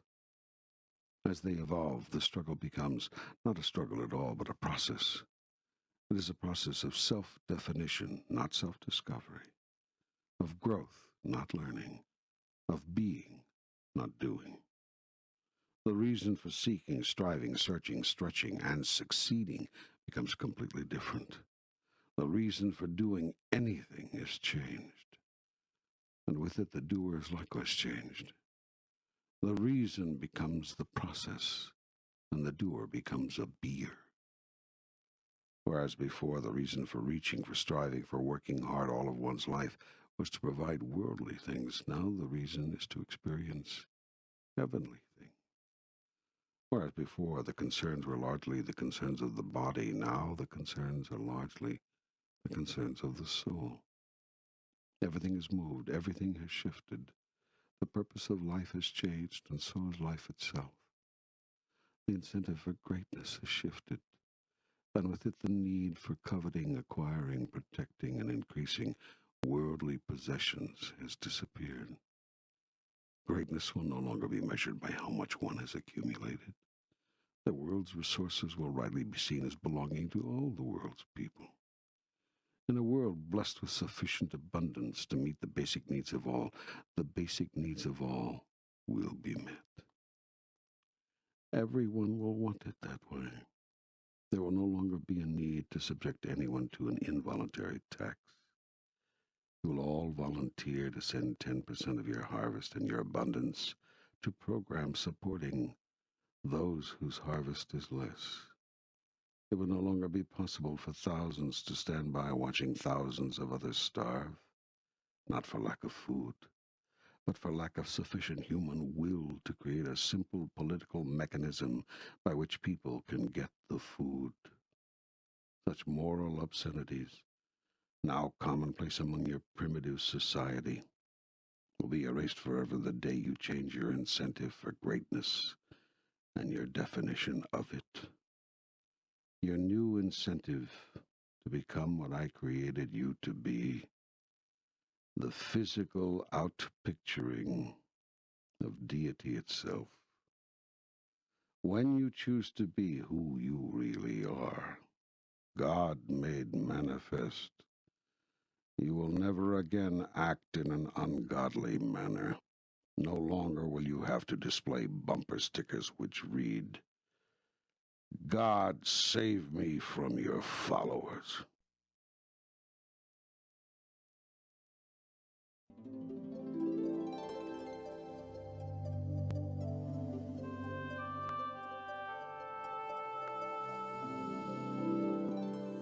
Let me see if I'm tracking this. What seems to be emerging here is a world view of equality and equanimity, where all nations submit to one world government and all people share in the world's riches. Remember, when you talk about equality, that we're meaning equal opportunity, not equality in fact. Actual equality will never be achieved, and be grateful that's so. Why? Because equality is sameness, and the last thing the world needs is sameness. No, I'm not arguing here for a world of automatons, each receiving identical allotments from a big brother central government. I am speaking of a world in which two things are guaranteed: the meeting of basic needs and the opportunity to go higher. With all your world's resources, with all your abundance, you have not yet managed those two simple things. Instead, you have trapped millions on the lowest end of the socioeconomic scale and devised a worldview that systematically keeps them there. You are allowing thousands to die each year for lack of simple basics. For all the world's magnificence, you have not found a way to be magnificent enough to stop people from starving to death, much less stop killing each other. You actually let children starve to death right in front of you. You actually kill people because they disagree with you. You are primitive. Phew. And we think we're so advanced. The first mark of a primitive society is that it thinks itself advanced. The first mark of a primitive consciousness is that it thinks itself enlightened. So let's summarize it. The way we get to the first step on the ladder, where these two fundamental guarantees are accorded everyone, Is through two shifts, two changes, one in your political paradigm, one in your spiritual. The movement to a unified world government would include a greatly empowered world court to resolve international disputes and a peacekeeping force to give power to the laws by which you choose to govern yourself. The world government would include a Congress of Nations, 2 representatives from every nation on earth, and a People's Assembly, with representation in direct proportion to a nation's population. exactly the way the U.S. government is set up, with 2 houses, one providing proportional representation and one providing equal voice to all of the states. Yes, your U.S. Constitution was God-inspired. The same balance of power should be built into the New World Constitution. There would be, likewise, an executive branch, legislative branch, and a judicial branch. Each nation would keep its internal peacekeeping police, but all national armies would be disbanded, exactly as each of your individual states disbanded their armies and navies in favor of a federal peacekeeping force serving the entire group of states you now call a nation.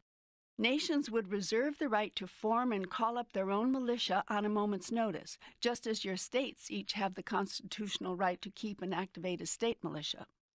And just as your states do now, each of the 160 nation-states in the Union of Nations would have the right to secede from the Union based upon a vote of the people, though why it would want to do so is beyond me, given that its people would be more secure and more abundant than ever before. And once more, for those of us who are slow, such a unified world federation would produce An end to wars between nations and the settling of disputes by killing.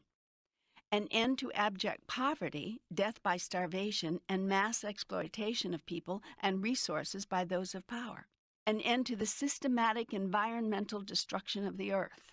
An escape from the endless struggle for bigger, better, more. An opportunity, truly equal, for all people to rise to the highest expression of self. An end to all limitations and discriminations holding people back, whether in housing, in the workplace, or in the political system, or in personal sexual relationships. Would your New World Order require a redistribution of wealth? It would require nothing. It would produce voluntarily and quite automatically a redistribution of resources. All people would be offered a proper education, for instance. All people would be offered open opportunity to use that education in the workplace, to follow careers which bring them joy. All people would be guaranteed access to health care whenever and however needed. All people would be guaranteed they won't starve to death or have to live without sufficient clothing or adequate shelter. All people would be granted the basic dignities of life so that survival would never again be the issue, so that simple comforts and basic dignities were provided all human beings. Even if they did nothing to earn it? Your thought that these things need to be earned is the basis for your thought that you have to earn your way to heaven.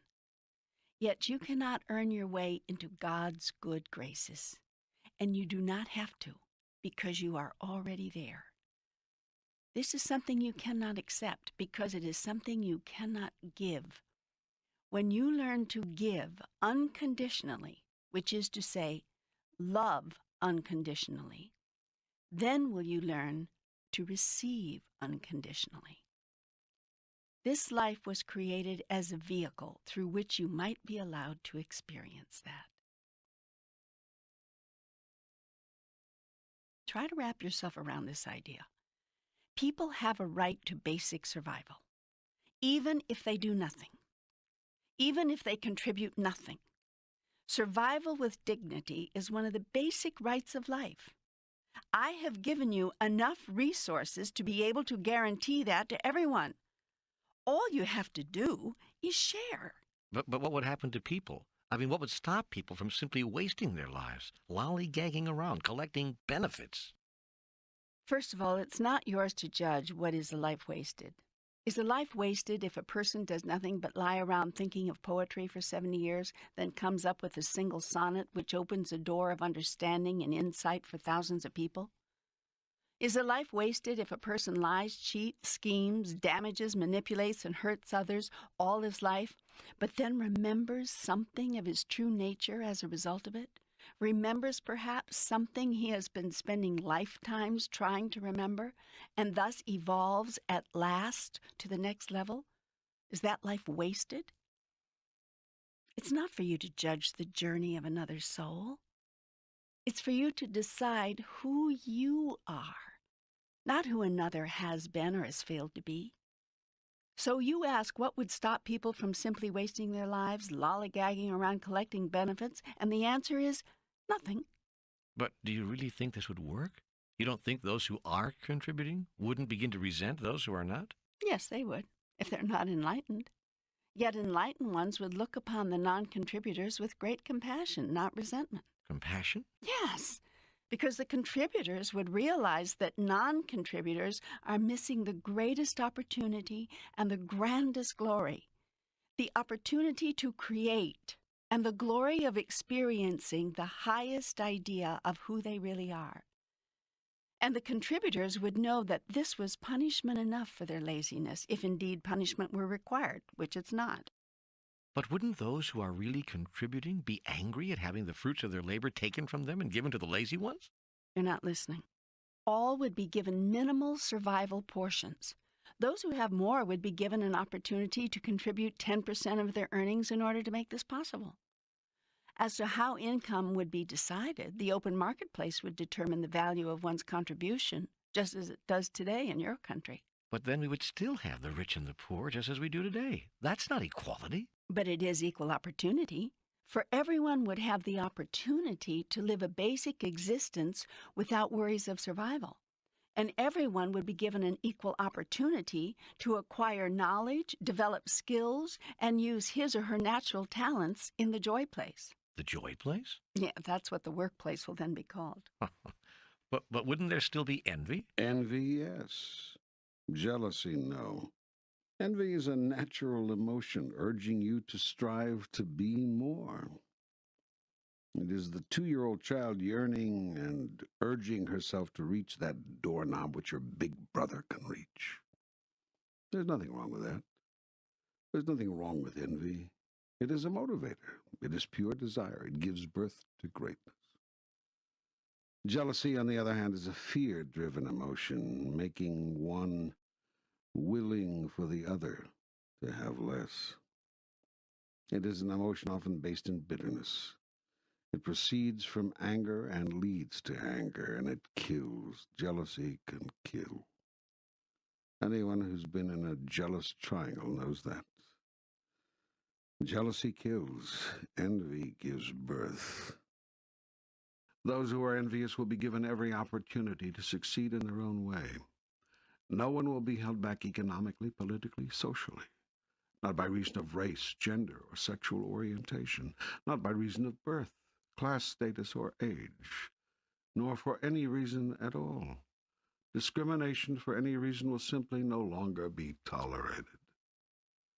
And yes, there may still be the rich and the poor, but there will no longer be the starving and the destitute. You see, the incentive won't be taken out of life, merely the desperation. But what will guarantee that we'll have enough contributors to carry the non-contributors? The greatness of the human spirit. Oh? Contrary to your apparent dire belief, the average person will not be satisfied with subsistence levels and nothing more. In addition, the whole incentive for greatness will change when the second paradigm shift, the spiritual shift, takes place. What would cause such a shift? It hasn't occurred yet in the 2,000-year history Try 2 billion-year history. of the planet, so why should it occur now? Because with the shift away from material survival, with the elimination of the need to succeed mightily in order to acquire a modicum of security, there will be no other reason to achieve, to stand out, to become magnificent, save the experience of magnificence itself. And that will be sufficient motivation? The human spirit rises. It does not fall in the face of true opportunity. The soul seeks a higher experience of itself, not a lower. Anyone who has experienced true magnificence, if only for a moment, knows this. Well, how about power then? In this special reordering, there would still be those with inordinate wealth and power. Financial earnings would be limited. Oh boy, here we go again. You want to explain how that would work before I explain why it won't? Yes. Just as there would be lower limits on income, so would there be upper limits. First, nearly everyone will tithe 10% of their income to the world government. This is the voluntary 10% deduction I mentioned before. Yes, the old equal tax proposal. In your present society at this time, it would have to take the form of a tax because you are not sufficiently enlightened to see that voluntary deduction for the general good is in your best interest. Yet when the shift in consciousness I have been describing occurs, such an open, caring, freely offered deduction from your harvest will be seen by you as obviously appropriate. I have to tell you something. Do you mind if I interrupt you here to tell you something? No, go right ahead. Thanks. This conversation is seeming very strange to me. I never thought I'd have a conversation with God in which God would start recommending political courses of action. I mean, really. How do I convince people that God is for the flat tax? Indeed. Well, I see you keep insisting on seeing it as a tax. But I understand that. Because the concept of simply offering to share 10% of your abundance seems so foreign to you. Nevertheless, why do you find it difficult to believe I would have an idea about this? Well, because I thought God was non-judgmental, had no opinion, didn't care about such things. Wait, let me get this straight. In our last conversation, I answered all sorts of questions about what makes relationships work, questions about right livelihood, questions about diet even. How does that differ from this? I don't know. It just seems different. I mean, do you really have a political point of view? Are you a card-carrying Republican? What a truth to come out of this book. God is a Republican. You'd rather I be a Democrat? Good God. Cute. No, I'd rather you be apolitical. I am apolitical. I have no political point of view whatsoever. Oh, sort of like Bill Clinton.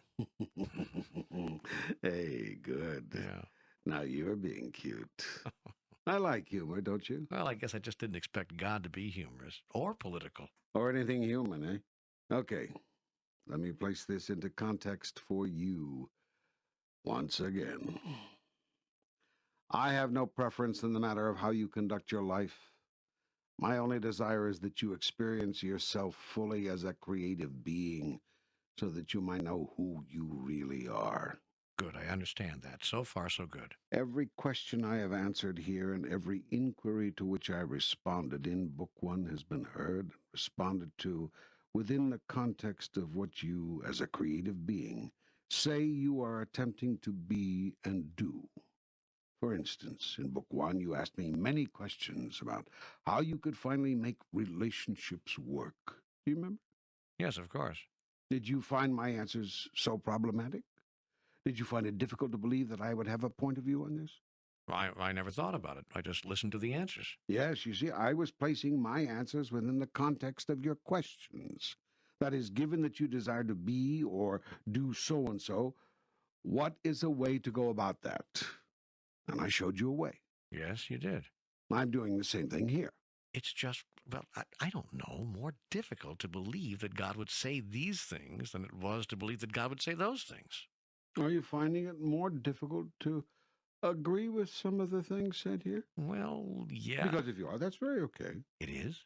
Of course. It's okay to disagree with God? Certainly. What do you think I'm going to do? Squash you like an insect? Well, I hadn't gotten that far in my thinking, actually. Look, the world has been disagreeing with me since this whole thing started. Hardly anyone has been doing it my way since it began. That's true, I guess. You can be sure it's true. Have people been following my instructions, left with you through hundreds of teachers over thousands of years, the world would be a much different place. So, if you wish to disagree with me now, go right ahead. Besides, I could be wrong. What? I said, besides, I could be wrong. Oh, my goodness. You're not taking this all as gospel, are you? You mean that I'm not supposed to put any stock in this dialogue? Oops. Hold it. I think you've missed a big part of all this. Let's go back to square one. You're making this all up. Oh. Oh, wow. Well, that's a relief. You see, for a while there, I thought I was actually getting some real guidance here. The guidance you are getting is to follow your heart. Listen to your soul. Hear yourself. Even when I present you with an option, an idea, a point of view, you are under no obligation to accept that as your own. If you disagree, then disagree. That is the whole point of this exercise. The idea wasn't for you to substitute your dependency on everything and everyone else with a dependency on this book. The idea was to cause you to think for yourself. And that is who I am right now. I am you thinking. I am you thinking out loud. You mean this material is not coming from the highest source? Of course it is. And here's the one thing you still cannot believe. You are the highest source. And here's the one thing you still apparently do not grasp. You are creating it all of your life, right here, right now. You are creating it, not me. You. So are there some answers to these purely political questions that you do not like? Then change them. Do it now, before you start hearing them as gospel, before you start making them real, before you start calling your last thought about something more important, more valid, more true than your next thought. Remember, it's always your new thought that creates your reality, always. Now, do you find anything in this political discussion of ours that you want to change? Well, not really. I'm sort of agreeing with you as it happens. I just didn't know what to make of all of this.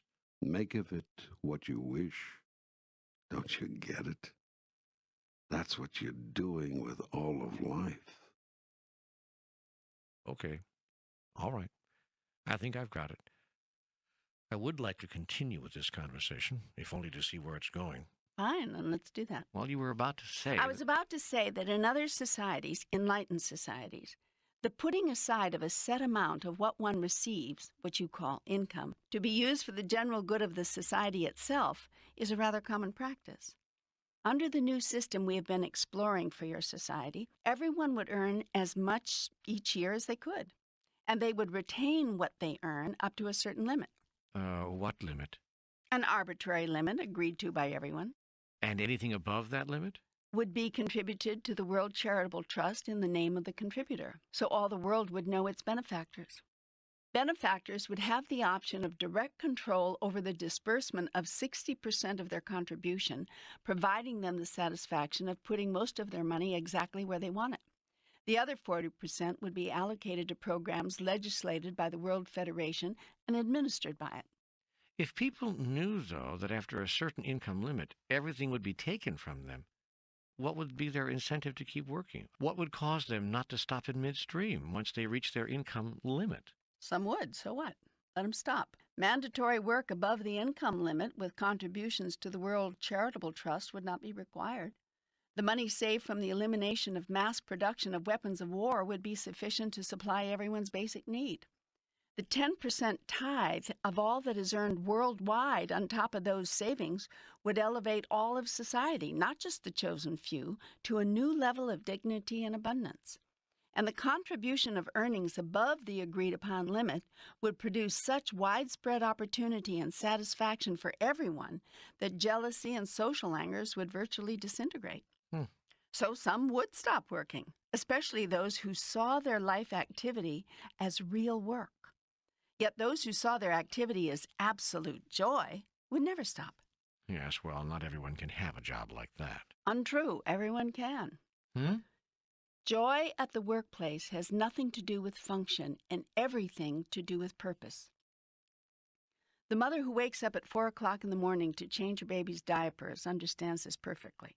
She hums and coos to the baby, and for all the world, it doesn't look like what she is doing is any work at all. Yet it is her attitude about what she is doing. It is her intention with regard to it. It is her purpose in undertaking this activity, which make the activity a true joy. I've used this example of motherhood before because the love of a mother for her child is as close as you may be able to come to understanding some of the concepts of which I'm speaking. Still, what would be the purpose? I don't get the purpose of eliminating limitless earning potential. Wouldn't that rob the human experience of one of its greatest opportunities, one of its most glorious adventures? You'd still have the opportunity and the adventure of earning a ridiculous amount of money. The upper limit on attainable income would be very high, more than the average person, the average 10 people would ever need. And the amount of income you could earn would not be limited, simply the amount you would choose to retain for personal use. The remainder, everything say over $25 million a year, I use a strictly arbitrary figure to make a point, would be spent for programs and services benefiting all humankind. As to the reason, the why of it, the upper retainable income limit would be a reflection of a consciousness shift on the planet, an awareness that the highest purpose of life is not the accumulation of the greatest wealth, but the doing of the greatest good. And a corollary awareness that indeed the concentration of wealth, not the sharing of it, is the largest single factor in the creation of the world's most persistent and striking social and political dilemmas. But the opportunity to amass wealth, unlimited wealth, is the cornerstone of the capitalistic system, a system of free enterprise and open competition that has produced the greatest society the world has ever known.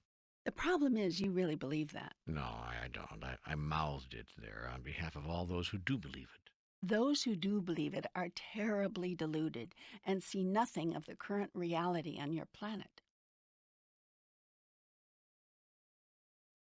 In the United States, the top 1.5% hold more wealth than the bottom 90%. The net worth of the richest 834,000 people is nearly $1 trillion greater than the poorest 84 million combined. So, they've worked for it. You Americans tend to see class status as a function of individual effort. Some have made good, so you assume that anybody can. That view is simplistic and naive. It assumes that everyone has equal opportunity, when in fact, in America, just as in Mexico, the rich and powerful strive and contrive to hold on to their money and their power and to increase it. So, what's wrong with that? They do so by systematically eliminating competition, by institutionally minimizing true opportunity, and by collectively controlling the flow and the growth of wealth. This they accomplish through all manner of devices, from unfair labor practices which exploit the masses of the world's poor, to good old boy network competitive practices which minimize and all but destroy a newcomer's chances of entering the inner circle of the successful. Then they seek to control public policy and governmental programs around the world to further ensure that the masses of people remain regulated, controlled, and subservient. I don't believe that the rich do this. Not the largest number of them. There may be a handful of conspirators, I suppose, but In most cases, it isn't rich individuals who do it. It's the social systems and institutions they represent. Those systems and institutions were created by the rich and powerful, and it is the rich and powerful who continue to support them. By standing behind such social systems and institutions, individuals can wash their hands of any personal responsibility for the conditions which oppress the masses while favoring the rich and powerful. For example, let's go back to healthcare in America. Millions of America's poor have no access to preventative medical care. One cannot point to any individual doctor and say, this is your doing, it's your fault, that in the richest nation on earth, millions cannot get in to see a doctor unless they're in dire straits in an emergency room. No individual doctor is to blame for that, yet all doctors benefit. The entire medical profession and every allied industry enjoys unprecedented profits from a delivery system which has institutionalized discrimination against the working poor and the unemployed. And that's just one example of how the system keeps the rich rich and the poor poor. The point is that it is the rich and powerful who support such social structures and staunchly resist any real effort to change them. They stand against any political or economic approach which seeks to provide true opportunity and genuine dignity to all people. Most of the rich and powerful, taken individually, are certainly nice enough people with as much compassion and sympathy as anyone. But mention a concept as threatening to them as yearly income limits, even ridiculously high limits such as $25 million annually, and they start whining about usurpation of individual rights, erosion of the American way, and lost incentives. Yet what about the right of all people to live in minimally decent surroundings, with enough food to keep from starving, enough clothing to stay warm? What about the right of people everywhere to have adequate health care? The right not to have to suffer or die from relatively minor medical complications, which those with money overcome with a snap of a finger. The resources of your planet, including the fruits of the labors of the masses of the indescribably poor who are continually and systematically exploited, belong to all the world's people, not just those who are rich and powerful enough to do the exploiting. And here is how the exploitation works. Your rich industrialists go into a country or an area where there's no work at all, where the people are destitute, where there is abject poverty. The rich set up a factory there, offering those poor people jobs, sometimes 10, 12, and 14-hour day jobs at substandard, if not to say subhuman wages. Not enough, mind you, to allow those workers to escape the rat-infested villages, but just enough to let them live that way as opposed to having no food or shelter at all. And when they are called on it, these capitalists say, hey, they've got it better than before, don't they? We've improved their lot. The people are taking the jobs, aren't they? Why, we've brought them opportunity. And we're taking all the risk. And how much risk is there in paying people 75 cents an hour to manufacture sneakers which are going to sell for $125 a pair?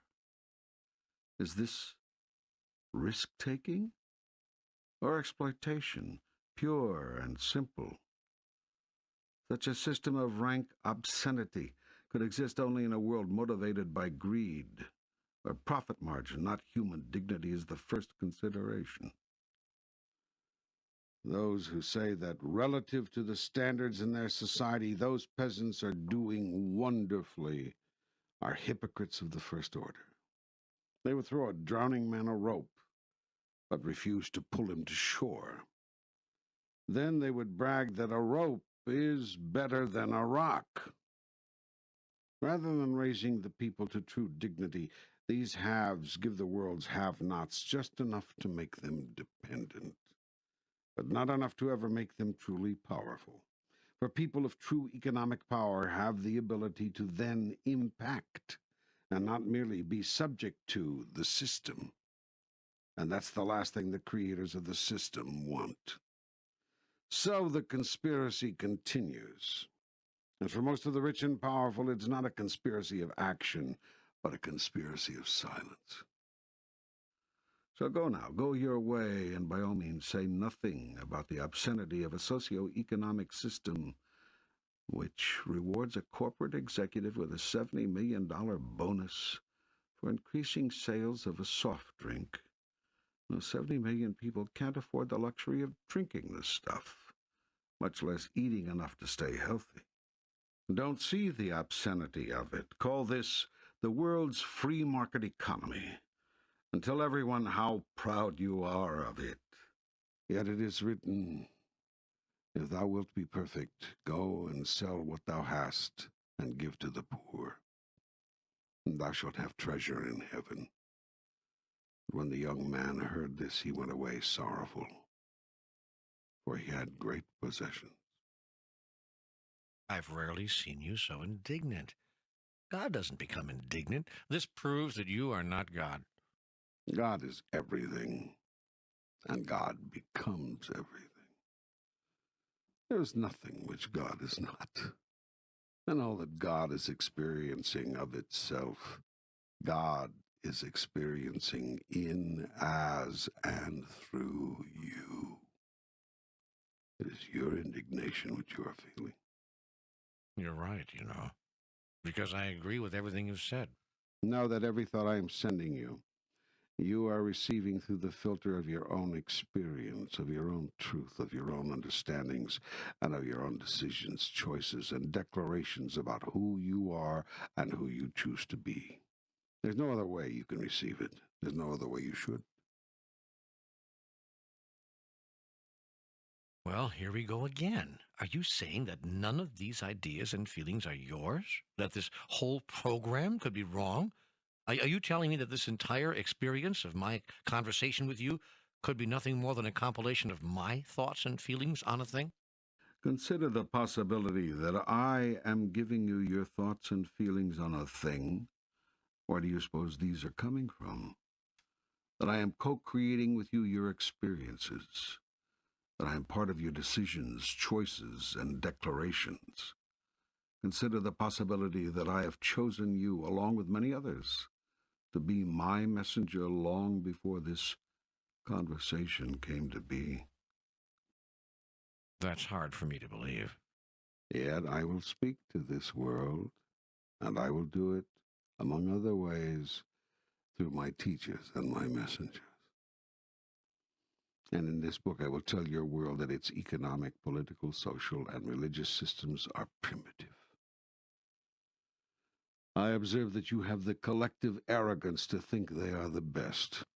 I see the largest number of you resisting any change or improvement which takes anything away from you. Never mind who it might help.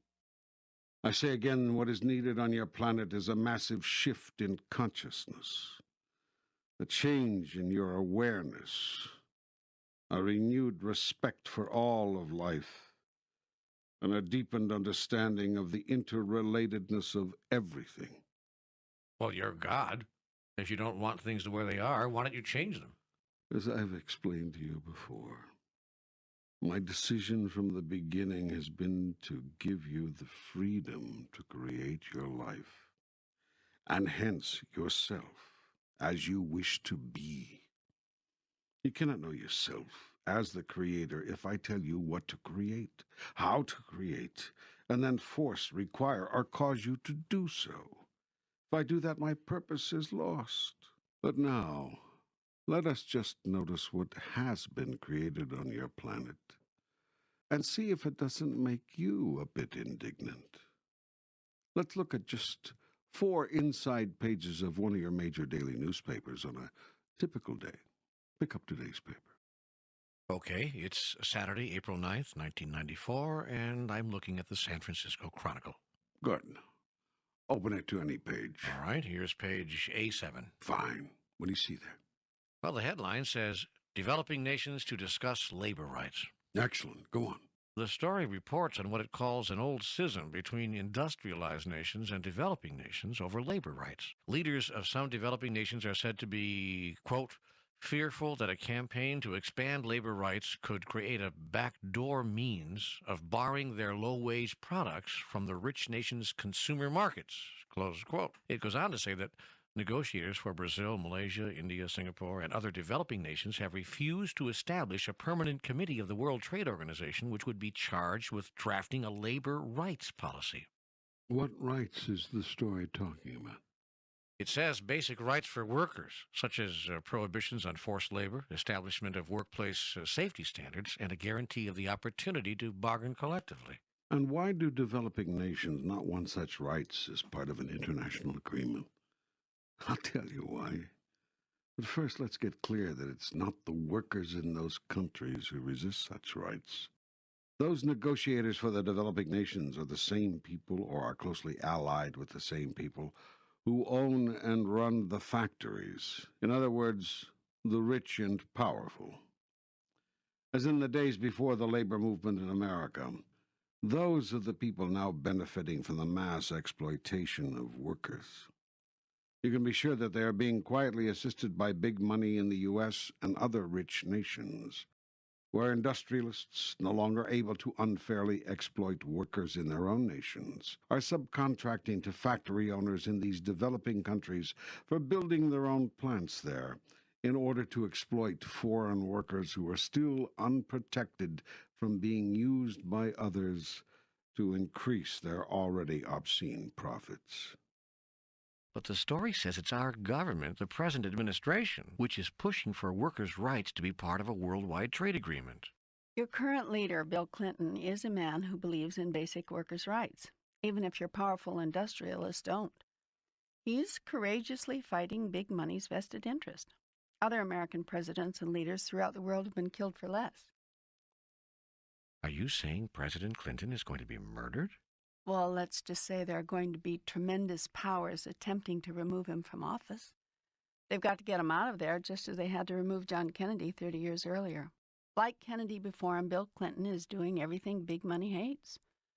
Not only pressing for workers' rights worldwide, but siding with the little person over the entrenched establishment on virtually every social question.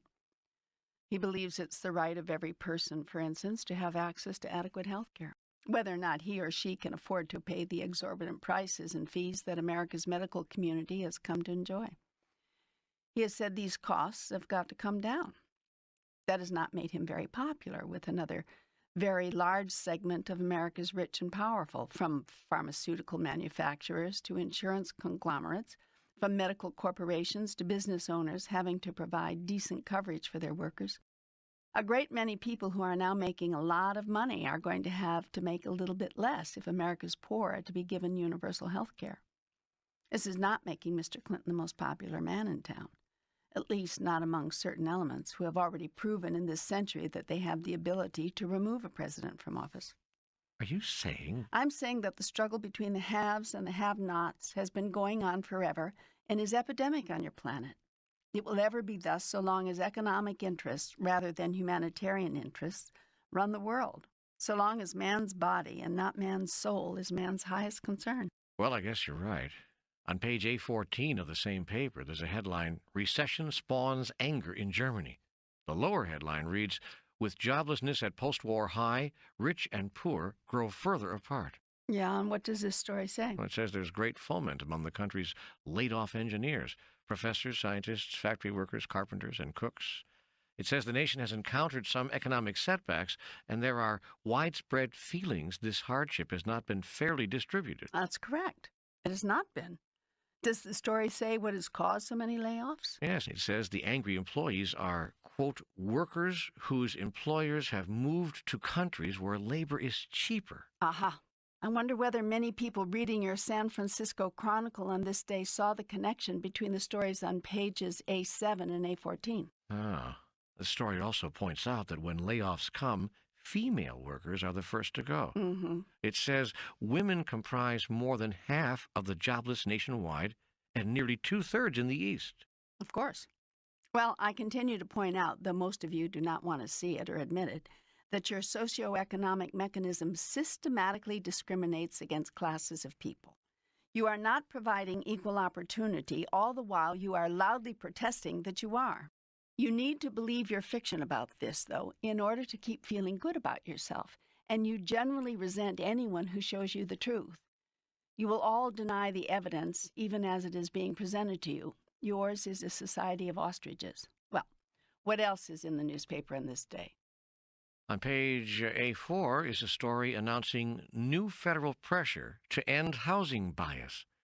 It says federal housing officials are putting together a plan that would force the most serious efforts ever to eliminate racial discrimination in housing. What you must ask yourself is, why must such efforts be forced? We have a Fair Housing Act which bars discrimination in housing on the basis of race, color, religion, sex, national origin, disability, or family composition.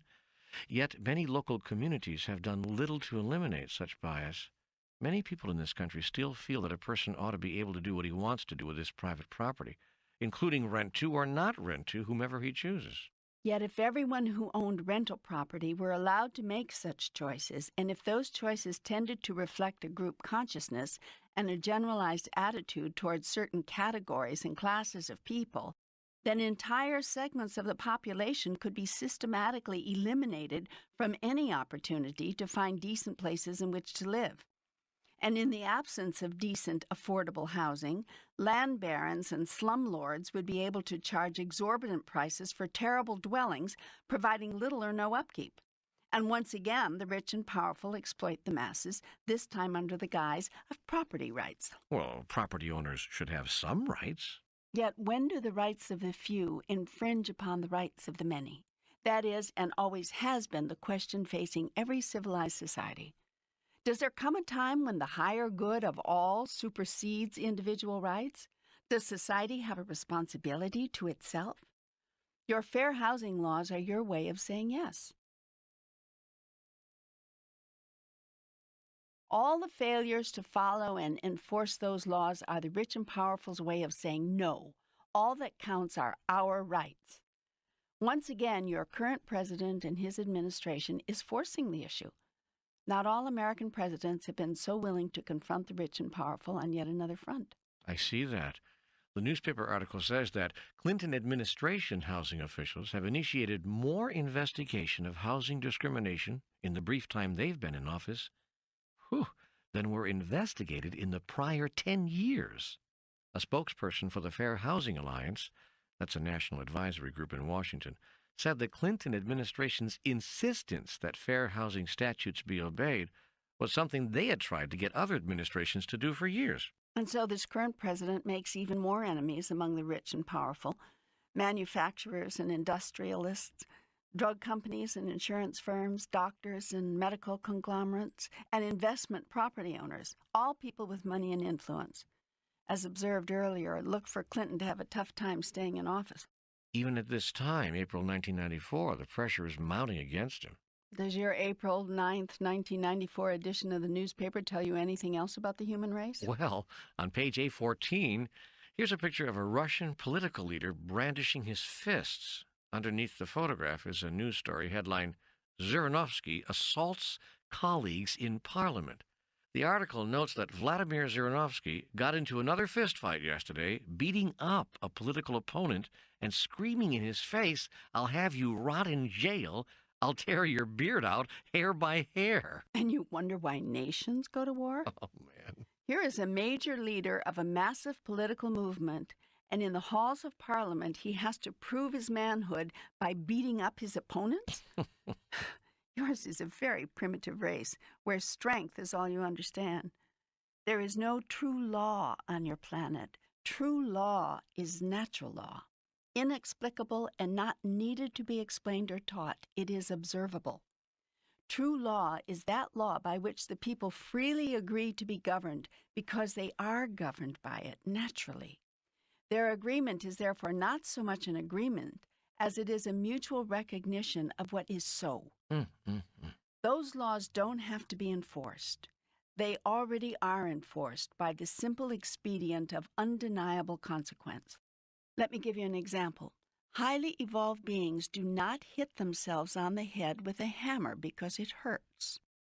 They also don't hit anyone else on the head with a hammer for the same reason.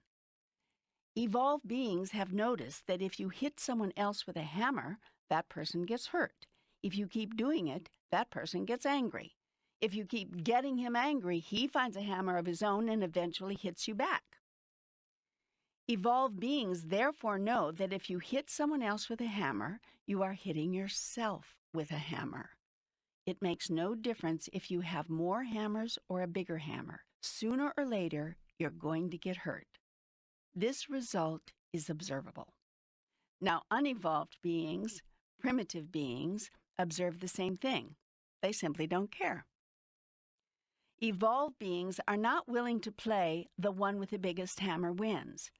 Primitive beings play nothing else. Incidentally, this is largely a male game. Among your species, very few women are willing to play hammers hurt. They play a new game. They say, if I had a hammer, I'd hammer out justice. I'd hammer out freedom. I'd hammer out love between my brothers and my sisters all over this land.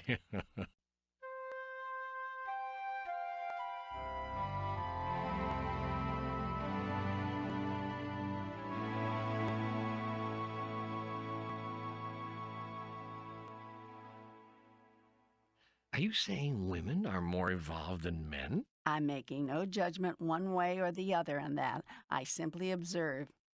You see, truth, like natural law, is observable.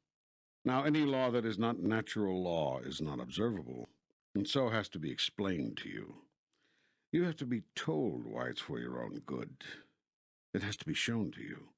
This is not an easy task, because if a thing is for your own good, it is self-evident.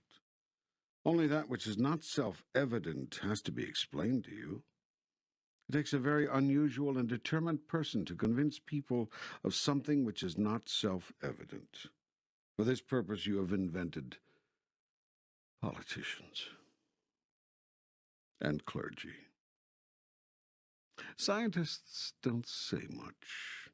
They're usually not very talkative. They don't have to be.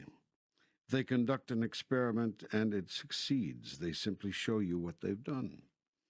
The results speak for themselves, so scientists are usually quiet types, not given to verbosity. It is not necessary. The reason for their work is self-evident. Furthermore, if they try something and fail, they have nothing to say. Not so with politicians. Even if they failed, they talk. In fact, sometimes the more they fail, the more they talk. The same is true of religions. The more they fail, the more they talk. Yet I tell you this, truth and God are found in the same place, in the silence. When you have found God and when you have found truth, it is not necessary to talk about it. It is self-evident. If you are talking a lot about God, it is probably because you are still searching. That's okay. That's all right. Just know where you are. But teachers talk about God all the time. That's all we talk about in this program. You teach what you choose to learn. And yes, this program does speak about me, as well as about life, which makes this program a very good case in point. You have engaged yourself in writing this because you are still searching. Yes. Indeed. And the same is true of those who are listening to it. But we were on the subject of creation. You asked me at the beginning of this chapter why. If I didn't like what I was seeing on earth, I didn't change it. I have no judgment about what you do. I merely observe it and from time to time describe it. But now I must ask you, forget my observations and forget my descriptions. How do you feel about what you have observed of your planet's creations? You've taken just one day's stories out of the newspaper, and so far you've uncovered nations refusing to grant basic rights to workers, the rich getting richer and the poor getting poorer in the face of a depression in Germany, the government having to force property owners to obey fair housing laws in the United States, a powerful leader telling political opponents, "I'll have you rot in jail. I'll tear your beard out hair by hair," while punching them in the face on the floor of the national legislature in Russia. Anything else this newspaper has to show me about your civilized society? Well, there's a story on page A13, headlined, Civilians Suffer Most in Angolan Civil War. The drophead says in rebel areas, top guns live in luxury while many thousands starve. Enough. I'm getting the picture. And this is just one day's paper. One section of one day's paper. I haven't gotten out of Section A. And so I say again, your world's economic, political, social, and religious systems are primitive. I will do nothing to change that for the reasons I've given. You must have free choice and free will in these matters in order for you to experience my highest goal for you, which is to know yourself as the creator. And so far, after all these thousands of years, this is how far you have evolved. This is what you have created. Does it not make you indignant that you have done one good thing? You've come to me for advice. Repeatedly, your civilization has turned to God asking, where did we go wrong? How can we do better?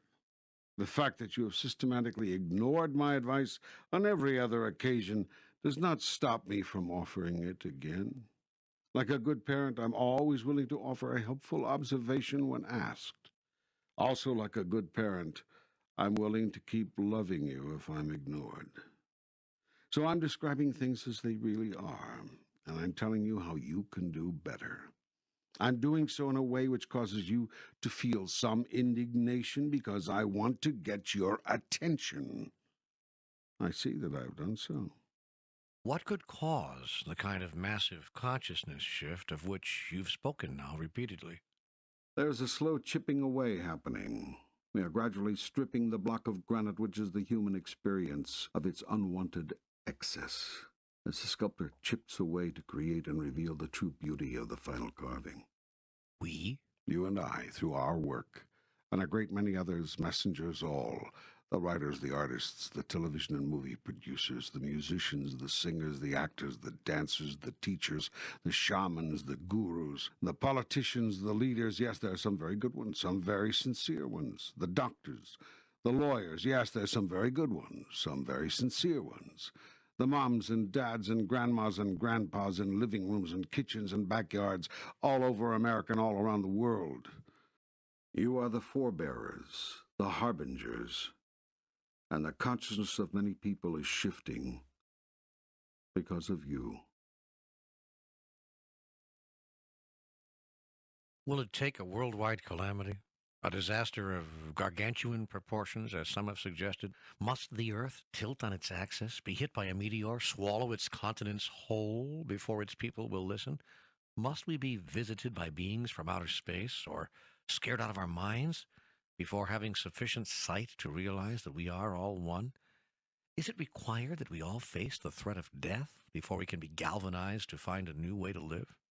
Such drastic events are not necessary, but could occur. Will they occur? Do you imagine that the future is predictable, even by God? I tell you this, your future is creatable, created as you want. But earlier, you said that in the true nature of time, there is no future, that all things are happening in the instant moment, the forever moment of now. That is true. Well, are there earthquakes and floods and meteors hitting the planet right now, or aren't there? Don't tell me that as God you don't know. Do you want these things to happen? Of course not. But you said everything that's going to happen already has happened, is happening now. That is true. But the eternal moment of now is also forever changing. It is like a mosaic, one that is always there but constantly shifting. You can't blink because it'll be different when you open your eyes. Watch, look. See? There it goes again. I am constantly changing. What makes you change? Your idea about me. Your thought about all of it is what makes it change instantly. Sometimes the change in the all is subtle, virtually indiscernible, depending on the power of the thought. But when there is an intense thought or a collective thought, then there is tremendous impact, incredible effect. Everything changes. So, will there be the kind of major earth-wide calamity you speak of? I don't know. Will there? You decide. Remember, you are choosing your reality now. I choose for it not to happen. Then it will not happen, unless it does. Oh, here we go again. Yes, you must learn to live within the contradiction, and you must understand the greatest truth. Nothing matters. Nothing matters? I'll explain that another time. Well, okay, but I don't like to have to wait on these things. There's so much here for you to absorb already. Give yourself some time. Give yourself some space. Oh, can we not leave yet? I sense you're leaving. You always start talking like that when you're getting ready to leave. I'd like to talk about a few other things, such as, for instance, beings from outer space. Are there such things? You want to know if there's intelligent life elsewhere in the universe? Yes, of course. Is it as primitive as ours? Some of the life forms are more primitive, some less so, and some are far more advanced. Have we been visited by extraterrestrial beings? Yes, many times. For what purpose? To inquire, in some cases to gently assist. How do they assist? Oh, they give a boost now and then. For instance, surely you're aware that you've made more technological progress in the past 75 years than in all of human history before that. Yeah, I suppose so. Do you imagine that everything from CAT scans to supersonic flight to computer chips you embed in your body to regulate your heart all came from the mind of man? Well, yes. Well, then why didn't man think them up thousands of years before now? Well, I don't know. The technology wasn't available, I guess. I mean, one thing leads to another, after all, but the beginning technology wasn't there until it was. It's all a process of evolution. You don't find it strange that in this billion-year process of evolution, somewhere around 75 to 100 years ago, there was a huge comprehension explosion? You don't see it as outside the pattern that many people now on the planet have seen the development of everything from radio to radar to radionics in their lifetime? You don't get that what has happened here represents a quantum leap? A step forward of such magnitude and such proportion as to defy any progression of logic? What are you saying? I'm saying consider the possibility you've been helped. If we're being helped technologically, why aren't we being helped spiritually? Why aren't we being given some assistance with this consciousness shift? You are. We are? What do you think this program is? Hmm. In addition, every day, new ideas, new thoughts, new concepts are being placed in front of you. The process of shifting the consciousness, increasing the spiritual awareness of an entire planet is a slow process. It takes time and great patience, lifetimes, generations. Yet, slowly you're coming around. Gently you're shifting. Quietly. There's change. And you're telling me that beings from outer space are helping us with that? Indeed. They're among you now, many of them. They've been helping for years. Then why don't they make themselves known, reveal themselves? Wouldn't that render their impact twice as great?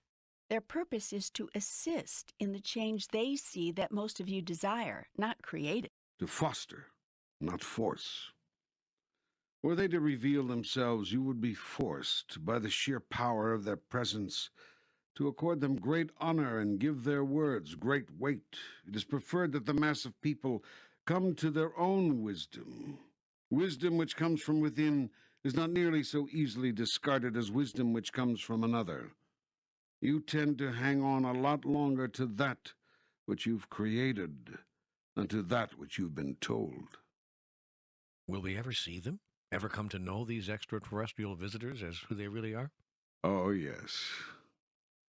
The time will come when your consciousness will rise and your fear will subside, and then they will reveal themselves to you. Some of them have already done so, with a handful of people. What about the theory, now becoming more and more popular, that these beings are actually malevolent? Are there some who mean us harm? Are there some human beings who mean you harm? Well, yes, of course. Some of these beings, the lesser evolved, may be judged by you in the same way.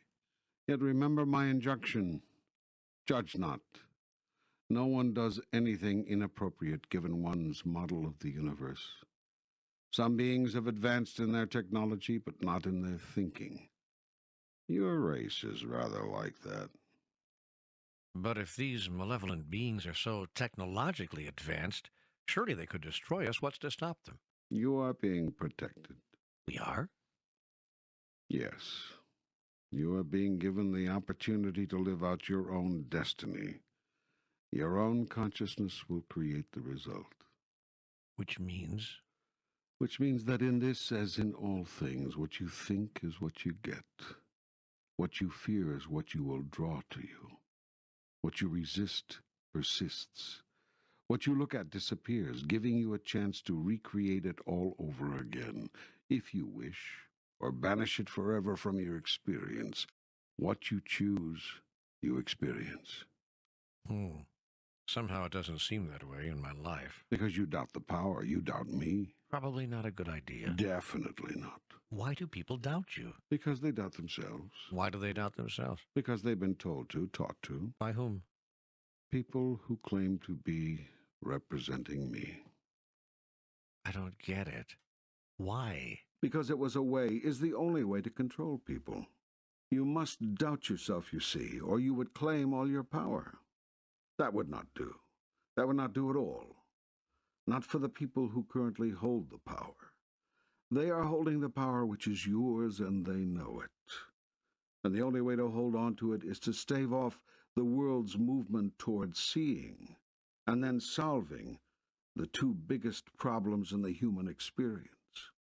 Which are? Well, I've discussed them over and over again. To summarize, then, most, if not all, of the world's problems and conflicts, and of your problems and conflicts as individuals, would be solved and resolved if you would, as a society, abandon the concept of separation, adopt the concept of visibility. Never see yourself again as separate from one another, and never see yourself as separate from me. Never tell anything but the whole truth to anyone, and never again accept anything less than your grandest truth about me. The first choice will produce the second. For when you see and understand that you are one with everyone, you cannot tell an untruth, or withhold important data, or be anything but totally visible with all others, because you will be clear that it is in your own best interests to do so. But this paradigm shift will take great wisdom, great courage, and massive determination. For fear will strike at the heart of these concepts and call them false. Fear will eat at the core of these magnificent truths and make them appear hollow. Fear will distort, disdain, destroy, and so fear will be your greatest enemy.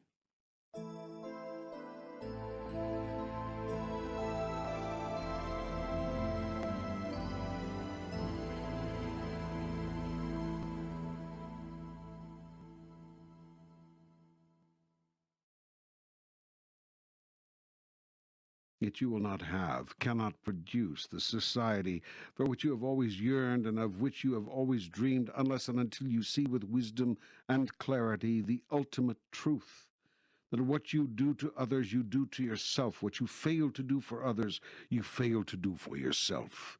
That the pain of others is your pain, and the joy of others your joy, and that when you disclaim any part of it, you disclaim a part of yourself.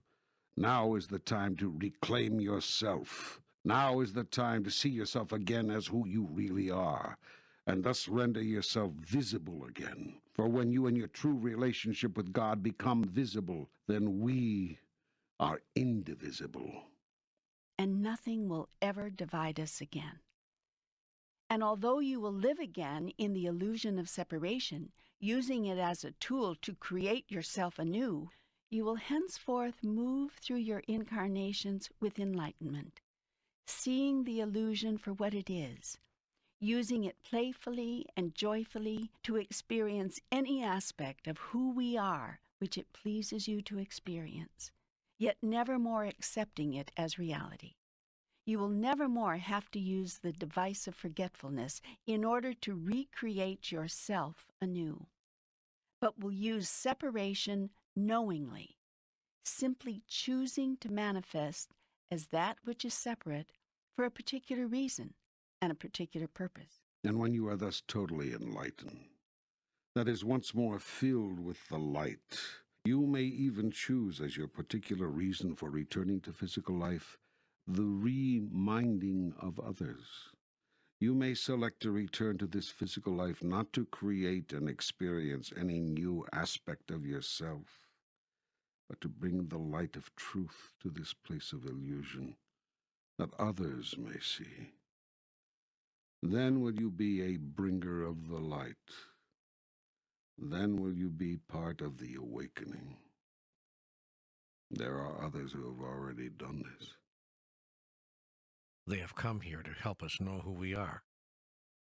Yes, they are enlightened souls, souls which have evolved.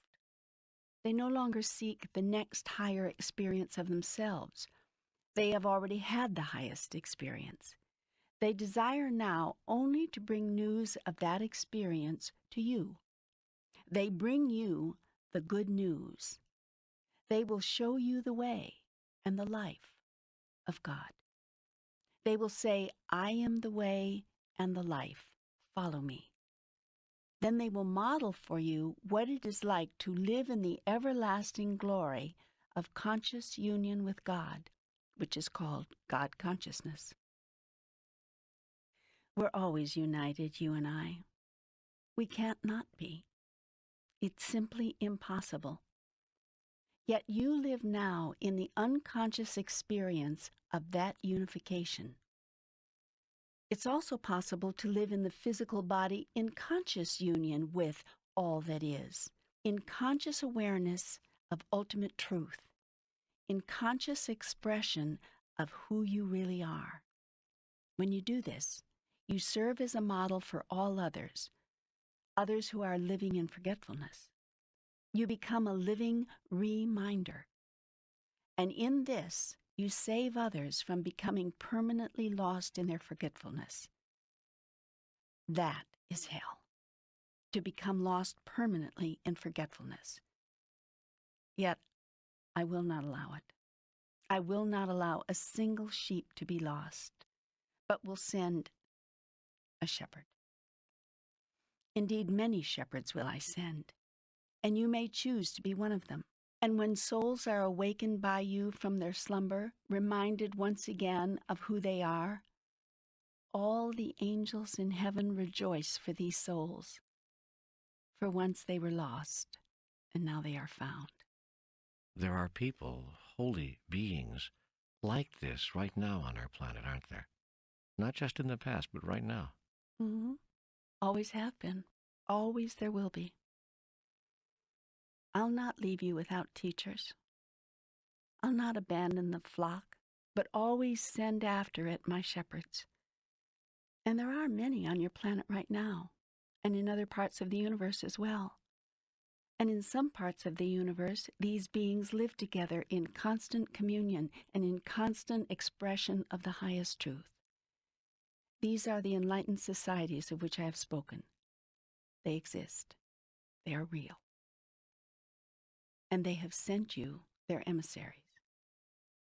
You mean the Buddha, Krishna, Jesus were spacemen? You said that, I didn't. Well, is it true?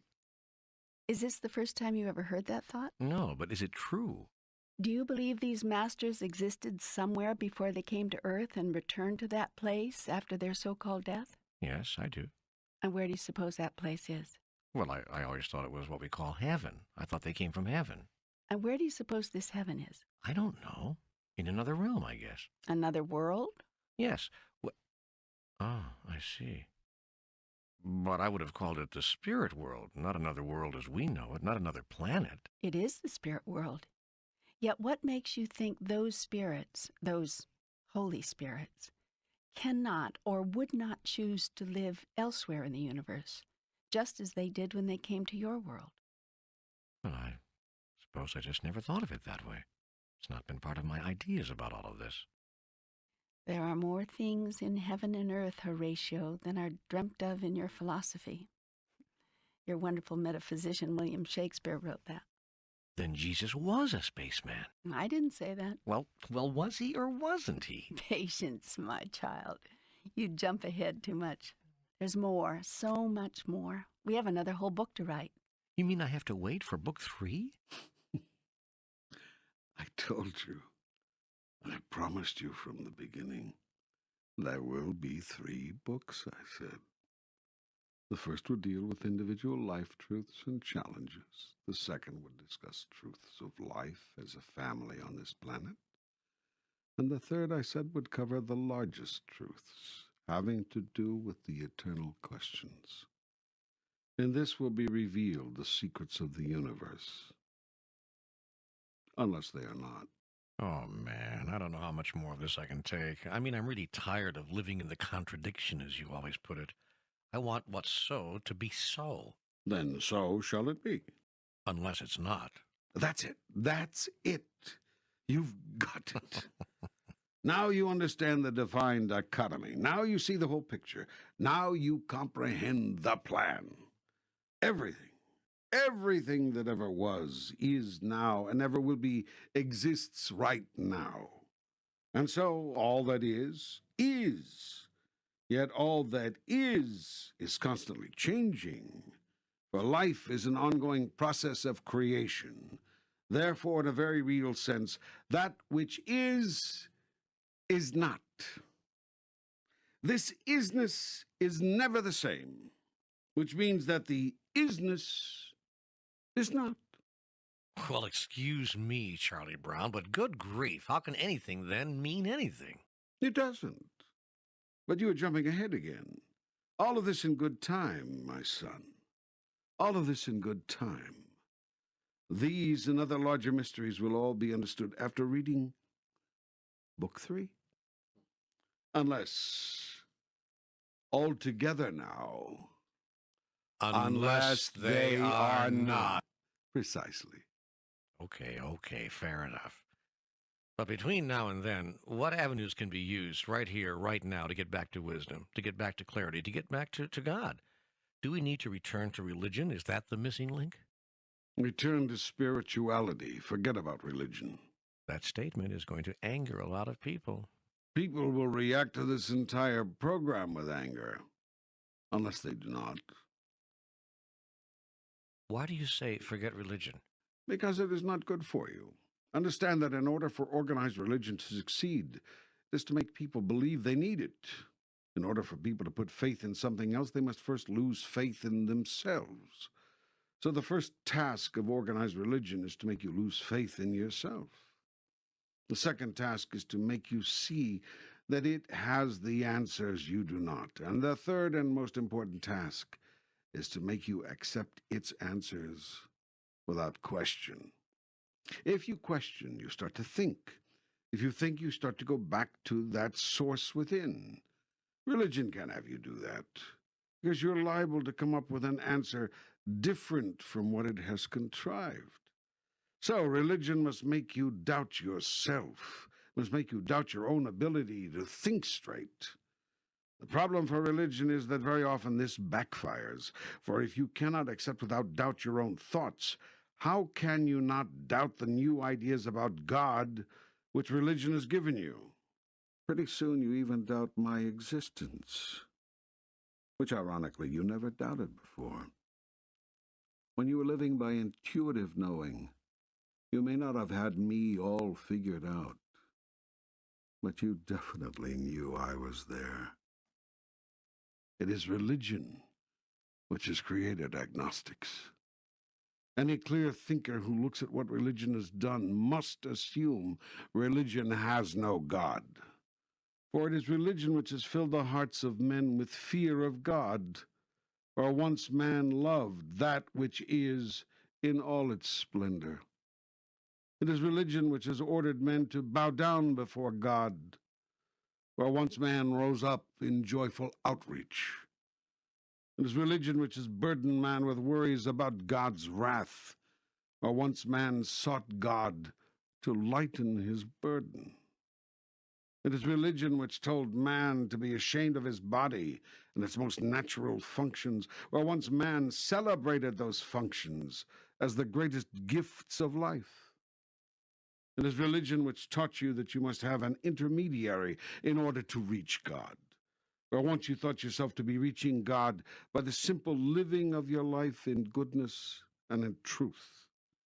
And it is religion which commanded humans to adore God, where once humans adored God because it was impossible not to. Everywhere religion has gone, it has created disunity, which is the opposite of God.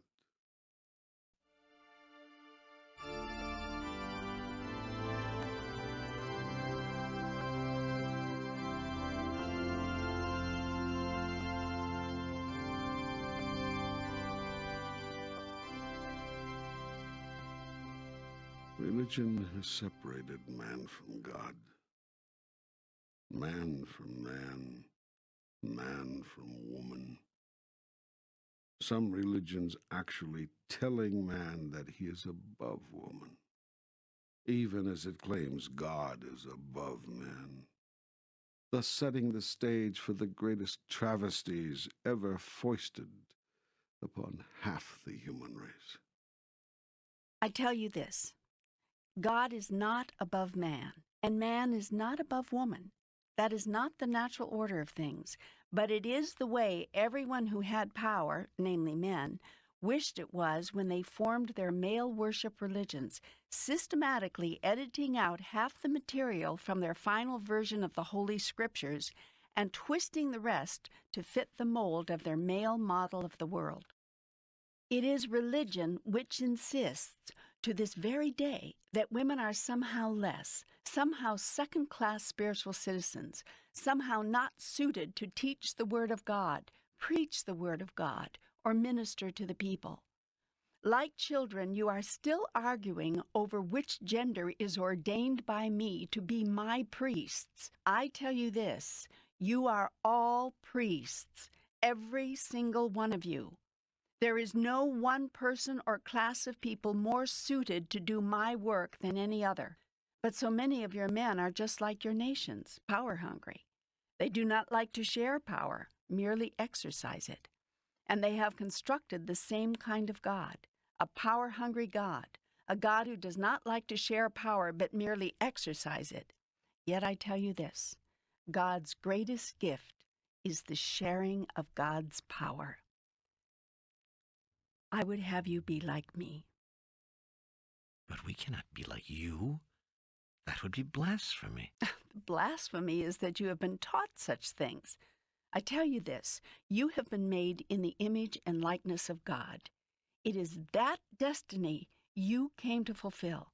You did not come here to strive and to struggle and to never get there, nor did I send you on a mission impossible to complete. Believe in the goodness of God, and believe in the goodness of God's creation, namely, your holy selves. You said something earlier which intrigued me. Absolute power demands absolutely nothing. Is this the nature of God? You have now understood. I have said God is everything, and God becomes everything.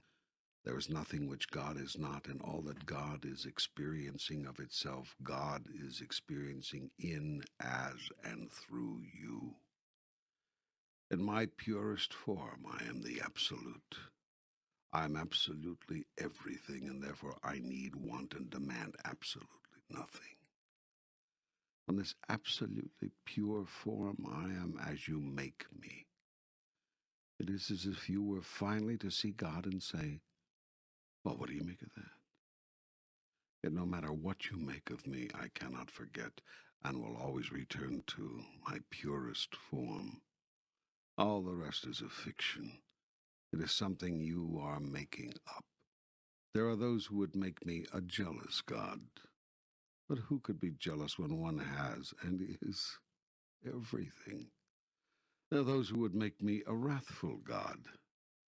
But what could cause me to be angry when I cannot be hurt or damaged in any way? There are those who would make me a vengeful God. But on whom would I take vengeance, since all that exists is me? And why would I punish myself for simply creating? Or if you must think of us as separate, why would I create you give you the power to create, give you the freedom of choice to create what you wish to experience, than punish you forever for making the wrong choice. I tell you this, I would not do such a thing. And in that truth lies your freedom from the tyranny of God.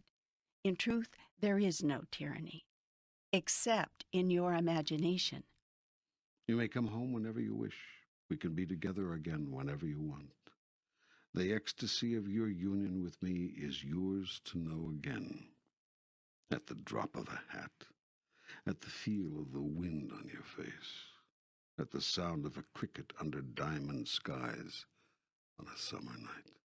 At the first sight of a rainbow and the first cry of a newborn babe, at the last ray of a spectacular sunset and the last breath in a spectacular life.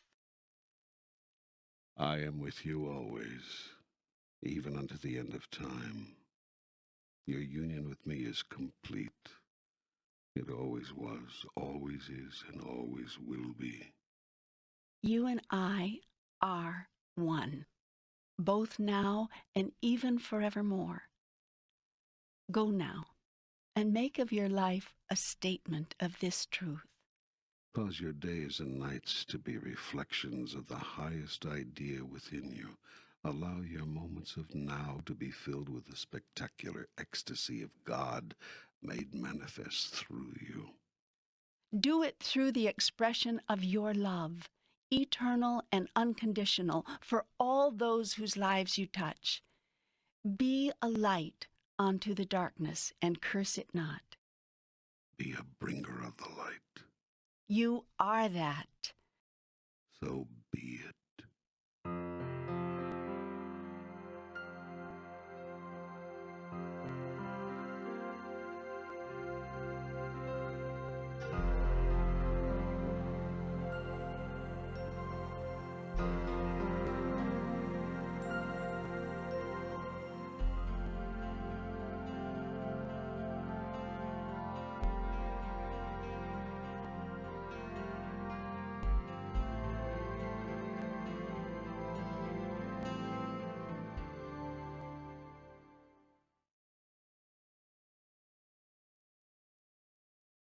Welcome to the continuation of our panel dialogue. This is Michael Toms of New Dimensions Radio, and our guests are Marianne Williamson, author of Return to Love, Raymond Moody, author of Life After Life and Reunions, and Neale Donald Walsch, author of Conversations with God. One of the reasons that I love Conversations with God Part 2 is because it, in a way that is very unique and very new, presents a very radical political message. And I mean radical in the best sense, because I believe the truth is radical in a way that I believe people can hear without shutting down in fear or in denial. That's where America seems stuck to me. You know, we have a president talking about how these are the best of times, things that Conversations with God Part 2 is full of. And America has now decided to just pretend that it's not happening. But you have to look at what is before you can effectively deal with what is. And that's why I really think Conversations with God Part 2 is such a wonderful addition and contribution to the debate, because we will not be serving anyone if all we do is pour pink paint over everything and say that life is rosy. Well, speaking of Book 2 and what all three of you have been talking about the last few minutes with regard to political and social problems that we have in society, not only in this society, but in societies all over the world, brings to mind a quote from Book 2, and I'd like to just share that with you now and have you respond to it. The quote is, "Ultimately, every geopolitical problem, just as every personal problem, breaks down to a spiritual problem. All of life is spiritual, and therefore all of life's problems are spiritually based and spiritually solved." So could each of you just take a moment to respond to that quote? Yes, I'll respond first. It's absolutely true. The author speaks. As the saying goes, thank you for sharing, Neale. There's a line in the Course in Miracles where it says that everything we do bears our own self-perception. We are saying what we think we are with everything we do. And in the world today, most everything done geopolitically bears witness to our perception of ourselves as material beings rather than spiritual beings, and economically oriented rather than relationship-oriented people. And as long as this is so, pain and suffering will be borne by millions and millions of people. And so to make the shift, to me, what that line means in part is the necessity for us to make the shift from identifying ourselves to ourselves and others as purely material, economically based people to spiritual, humanitarian, and relationship based people. And until we make that primary shift in thinking, all world conditions will, in one way or another, certainly on a large scale, reflect that mistake within our minds. And there's another shift that's desperately important, and I use the word, I think, advisedly. And it perhaps is the first shift that has to happen that would cause the second to take place. At least that's how I see it. That shift is a shift away from thinking of ourselves as individual entities and separate beings to parts of a whole, to truly understand functionally as well as conceptually, because a lot of people say, yeah, I understand that as a concept, but to understand functionally that we are not only interdependent, but that we are in fact one. There's only one of us in the room. There's only one of us here. And when I truly understand that what is good for you is good for me, and what is bad for you is bad for me, there's no way I could let 10 million of those 20 million underprivileged children go without health insurance, to use a practical example. So the shift that has to occur, and Book 2 points this out again and again and again, is the shift away from separateness. I'm over here and you're over there, to an absolute clarity and a functionality of a great wisdom. There's only one of us here. You know, Einstein said that the idea that we are separate is merely an optical illusion of consciousness. Absolutely. If you go back just 200,000 years, there's some one woman that we're all the direct descendant of. This has been shown by several different studies that have been conducted with mitochondrial DNA around the world. And what that means essentially is if you think four-dimensionally instead of three-dimensionally, we are all one big, completely continuous human organism, a four-dimensional tree-like object, really, and each human being is a little bud of that larger protoplasm. And we're all in this together. Václav Havel, about 10 years ago, addressed the Congress of the United States, and he brought the house down with his statement that as he surveyed the world situation, he said that he felt that the only thing that can save us now is what he called a worldwide revolution in consciousness. And I think that, to me, that's just obvious. The only way out of the difficulties we find ourselves in now as a planet is to really start loving each other. You know, one of the reasons actually that Neale and I met was because of our common interest in politics. And there is so much talk about politics in Conversations with God Part 2. You know, Raymond, when you mentioned Václav Havel, it seems very interesting to me that Americans are able to embrace a spiritually based political message if it comes from a non-American. Yes. Notice that. Václav Havel says it, we're all, oh, they're so fabulous. Nelson Mandela says it, oh, it's oh so fabulous. But if an American says it, we have to be really alert to this. Because I know I have had some really interesting experiences where I'll say something, be damned, like it's some woo-woo, new age, fuzzy statement, and then I will say, that's interesting you think it, Mahatma Gandhi said it, or Martin Luther King Jr. said it, and the people are just, do you see what I'm saying? Yes. As so long I think as we they're dead really or have foreign, to make a stand right. now, and I think Neale really leads the way with bringing these messages into the social and the political conversation in the United States, and not letting them knock us down so easily.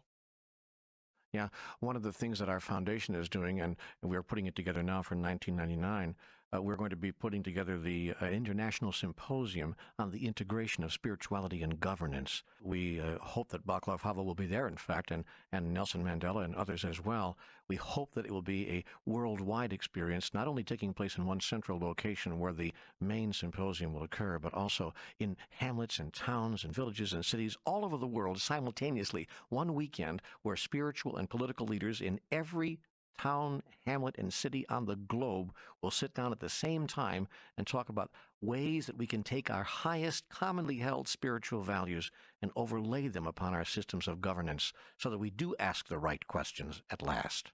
I tell you, Neale, just your saying it makes me feel really excited. You know, Marianne, a playoff of what you were saying about not respecting those who speak of the Spirit if they're American. I'm thinking of Jimmy Carter, who appears to be more respected outside of the United States Precisely. for who he is than he is inside the United States. Or I think also, in addition to that, we like it when he says it as long as he's not in political power anymore. Yeah, that's right. And that's really kind of what I mean. We really want this talk, but we don't want it in our leaders. And until we're willing to make that shift, that it's not just an ex-American leader and a South African leader or a Czechoslovakian leader or a Polish leader, but that it's actually an American leader saying it. You see, the best thing Jimmy Carter did was to get out of office. And as long as he was in the White House, he was terribly ineffective, even when he did extraordinary things, like he did with Sadat and Begin, extraordinary things, and produced a miracle. People said, well, it was the wrong thing and he didn't do it right, and he was criticized roundly. An extraordinary mirror, just as Marianne points out.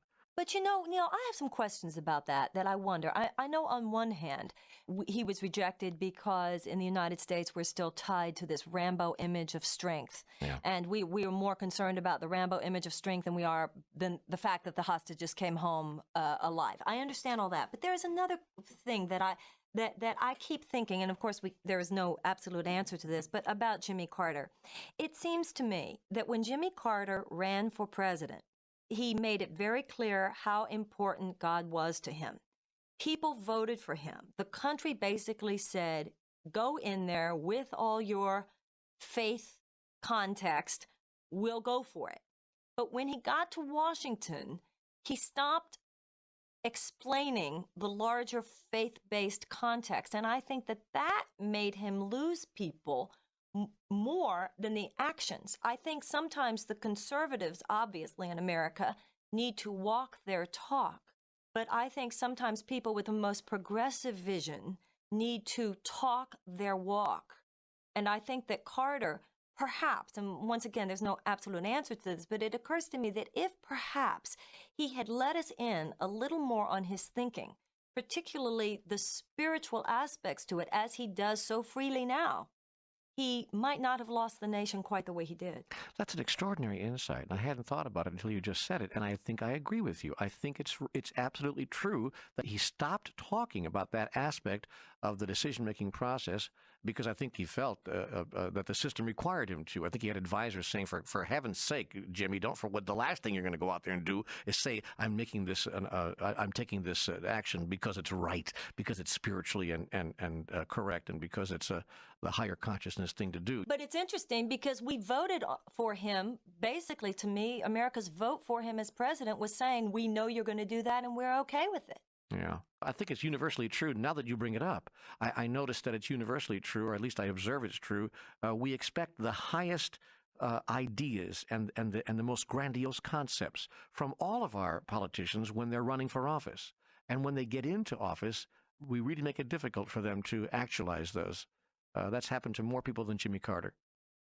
Well, I heard President Clinton once say that Mario Cuomo said that we campaign in poetry and govern in prose. And when the president said that, my comment was, yeah, well, Mario Cuomo lost.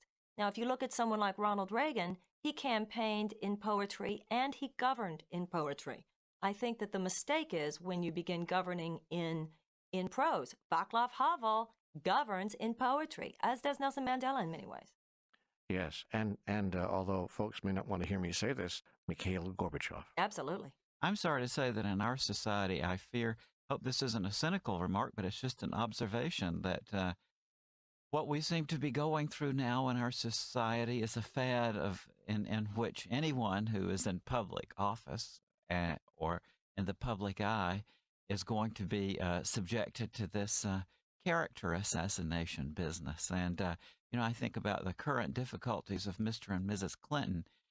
Anyone I know in our socioeconomic group who's essentially ignorant about money and don't know about investments. I mean, I bet you that anybody that I know, if this huge government agency was charged with finding something you did in the past, that we'd all be in jail.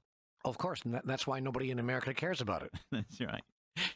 That's why he got reelected and nobody cares. The only people who cares are the media and his opposition. Everybody else is going, what's That's the problem? right. And so the ethos now is that what we do is that we have these public executions. We don't do it anymore like the Romans did in the arena, but we very publicly assassinate someone's character over a period of time. And it's astonishing to me that the Clintons are even walking around on 2 feet with this kind of...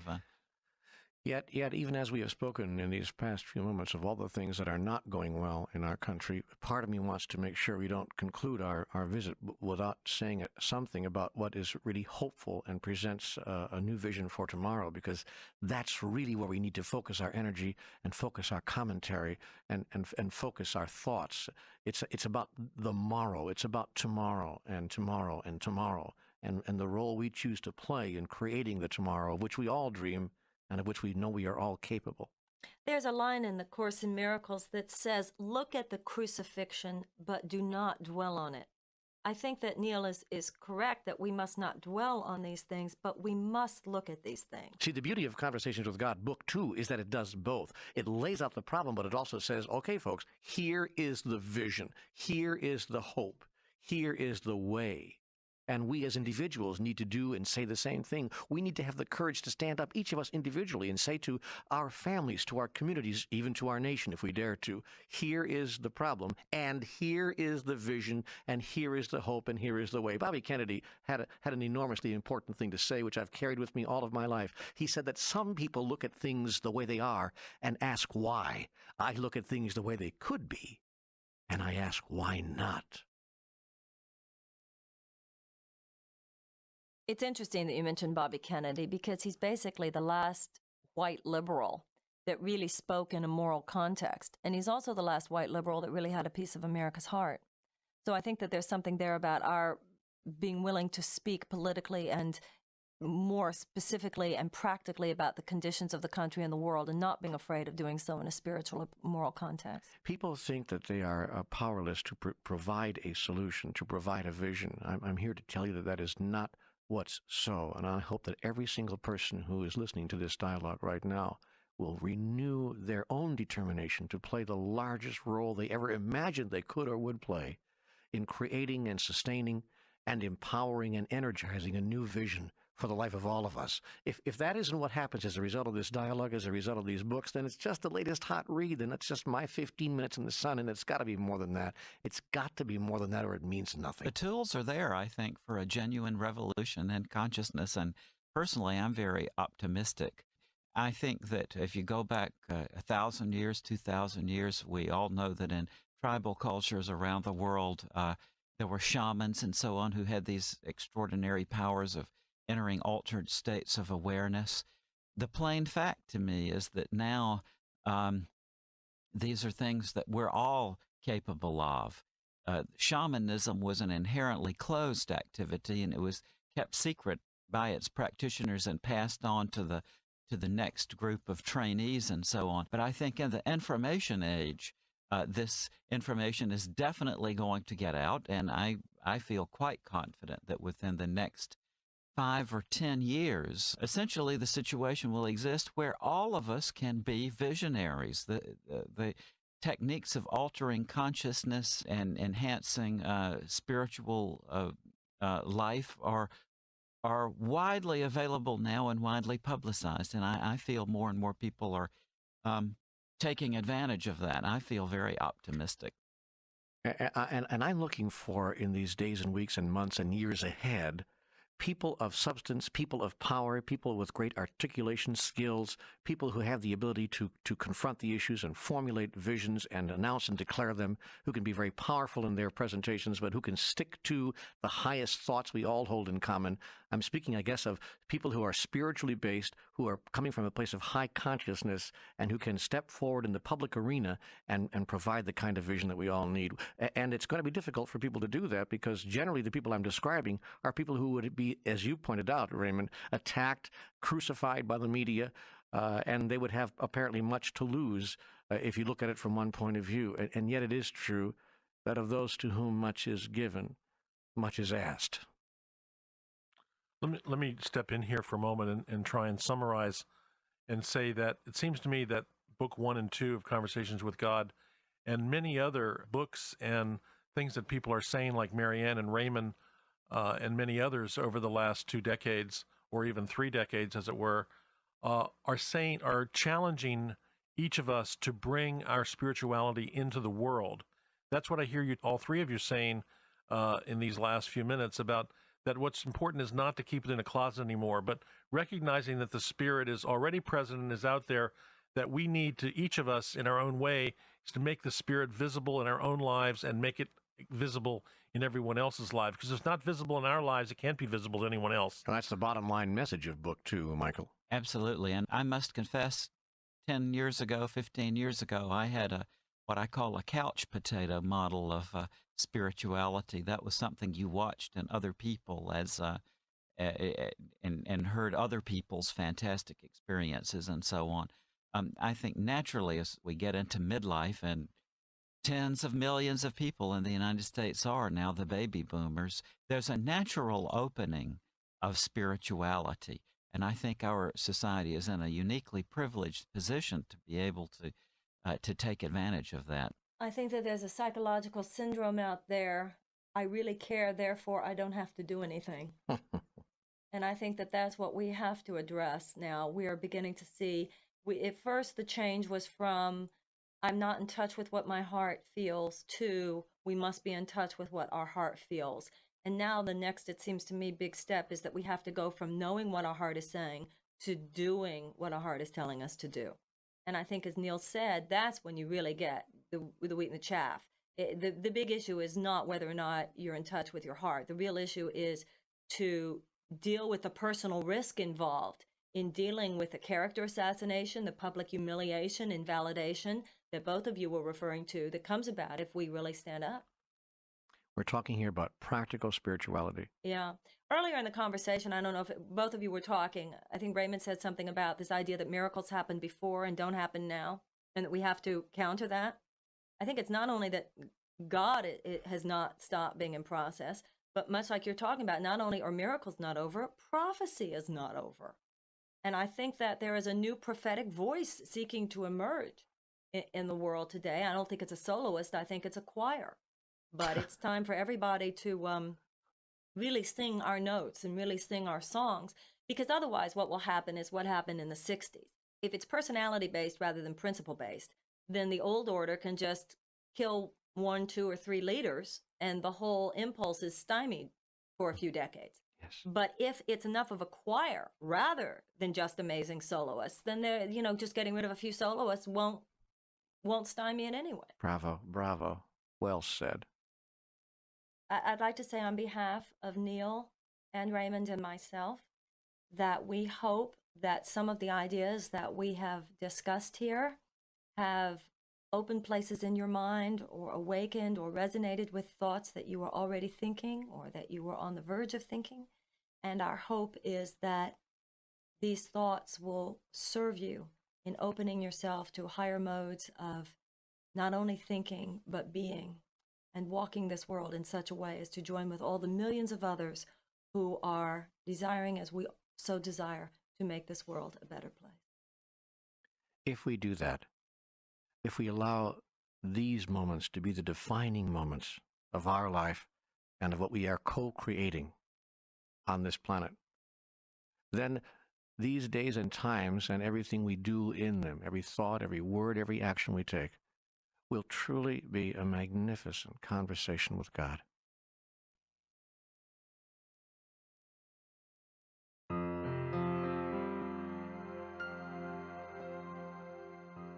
Now, here is Michael Toms talking with author Neale Donald Walsch.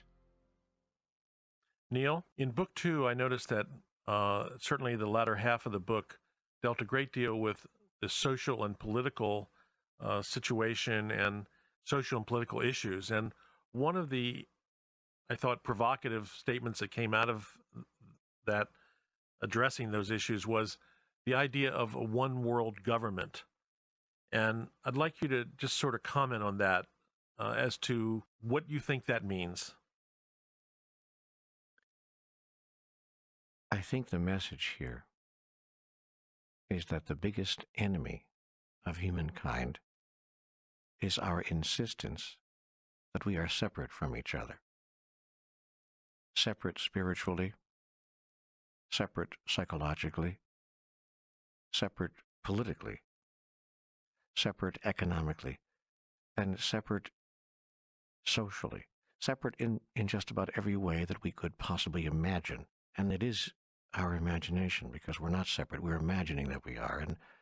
And the point that's being made here in Conversations with God, Book 2, in this section, is that until we divorce ourselves from that thought that we're separate and move into a realization of our unity, of our basic oneness, and then take that oneness realization and overlay it upon our systems of governance, that is to say, govern ourselves as one community. Until we do that, we will always have the clashing of interests that has produced in the past the sorry history which has been visited upon this nation. A history of wanton killing, of war, of deprivation, a history of the haves and the have-nots, a history that does not reflect even our own collective highest thought about ourselves. No human being on this planet, not a single one, I don't believe, could possibly announce or declare, much less really think, that how we've been doing things in the past several thousand years has either been effective or appropriate. And yet, knowing that it has not been effective, and in many cases has not been appropriate, we insist on clinging to our old ways. And so what the dialogue with God is saying at this point is, let's try something different. Let's try acting out in real life, in our political constructions, the truth of the matter, that there's only one of us. And so when we begin to contemplate how we would do that, a one-world government is the obvious and natural result of such mental explorations. Neale, this next statement that I want to read is out of the context of talking about social and political change and how to manifest it. And it's a quote from Book 2. And the quote is, "What needs to be changed is the basic nature of man. That's where the work must be done." What kind of work are we referring to here? Well, it's deeply spiritual work, of course. It's internal work. It's work that can only begin and conclude within the deepest part of each one of us. And yet we can help each other with the work, for sure.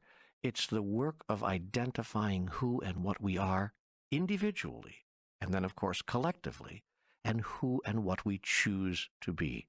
It's the work of finally and at last agreeing with ourselves on what is right relationship with God, right relationship with ourselves, and right relationship with each other. The astonishing thing about this is we already know the answer to that. We simply don't want to functionalize it. We don't want to live it. And so we say in the depth of our being, this is what is right relationship, and then we live in a totally different way. And so the work that is being referred to here is placing into our physical reality, placing into action, if you please, the highest thoughts that we already hold. You know, when you sit down with people from all over the world, from different places and different cultures, it's amazing the level of agreement that there is in the room about these higher spiritual truths, wisdoms, and values. Virtually no one in the room disagrees about such simple, eloquent, and forceful statements as "do unto others as you would have them do unto you." It's just simply universally agreed that that is obviously and clearly how things ought to be. Having come to such universal agreement, we have chosen as a human race to ignore it. That's the astonishing thing. And so the work that has to be done is not to learn anything new. There's nothing to learn, but simply to decide at last and once and for all to live what we already know. Neale, are you optimistic about the future? I'm very optimistic. I'm optimistic because I believe that God is being heard now more than ever. These books, the Conversations with God books, have sold over 1 million copies. And they tell us that it'll be 5 or 10 million before the whole thing is over. And that's not a declaration of how magnificent the material is, although it is magnificent. But really, it's an announcement and a declaration. It's a noticement of the level of willingness at which people have now finally arrived, the level of willingness that we are now displaying. I'm very hopeful. I'm seeing signs all over the world. I'm hearing words spoken by people that I'd never heard before. And I'm seeing actions taken everywhere I look that point to a hopeful future and a better tomorrow. But we can't let up and we can't lose hope. And we must, each of us, determine to take full and individual responsibility for all of it. If we stand over here and point to the other people in the room and say, well, I can't really control that, you have to do that. You're more powerful, or you're more influential, or you have more money, or you're more something or another, and I'm not enough.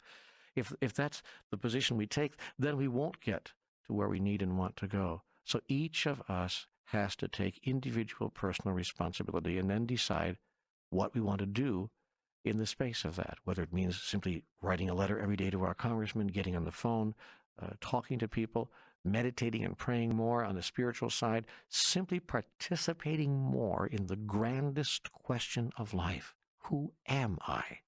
And who do I choose to be? Neale, I'm reminded of Gandhi's quote, "Be the change you want to see in the world." It's a wonderful, wonderful statement. And of course, he would put everything I've just said here in 45 sentences into 6 words. Neale, thank you. Thank you. Blessed be.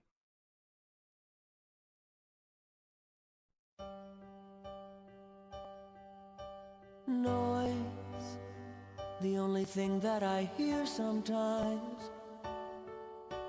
Noise, the only thing that appears sometimes. Until I turn down the sound and there's a voice I found.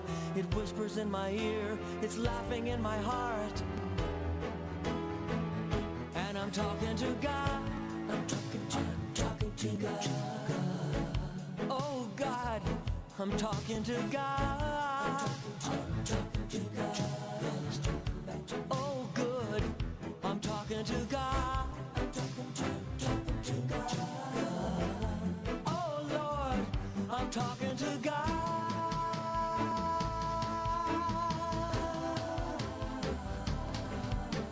Me, why does he talk to me when I'm not especially religious, enlightened or prodigious? I'm just listening with my heart, and it blows me all apart when I find her inside of me. And I'm talking to God. I'm talking to God. Oh God, I'm talking to God. Oh good, I'm talking to God. Oh yes, I'm talking to God.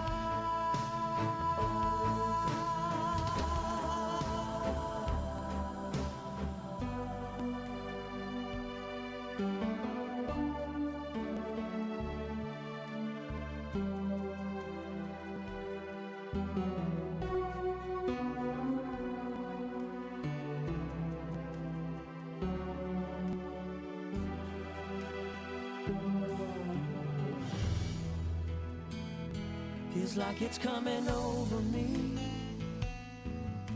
It heals with a current right up my spine. I feel like laughing and crying all at the same time. And God, oh God, I'm talking to God.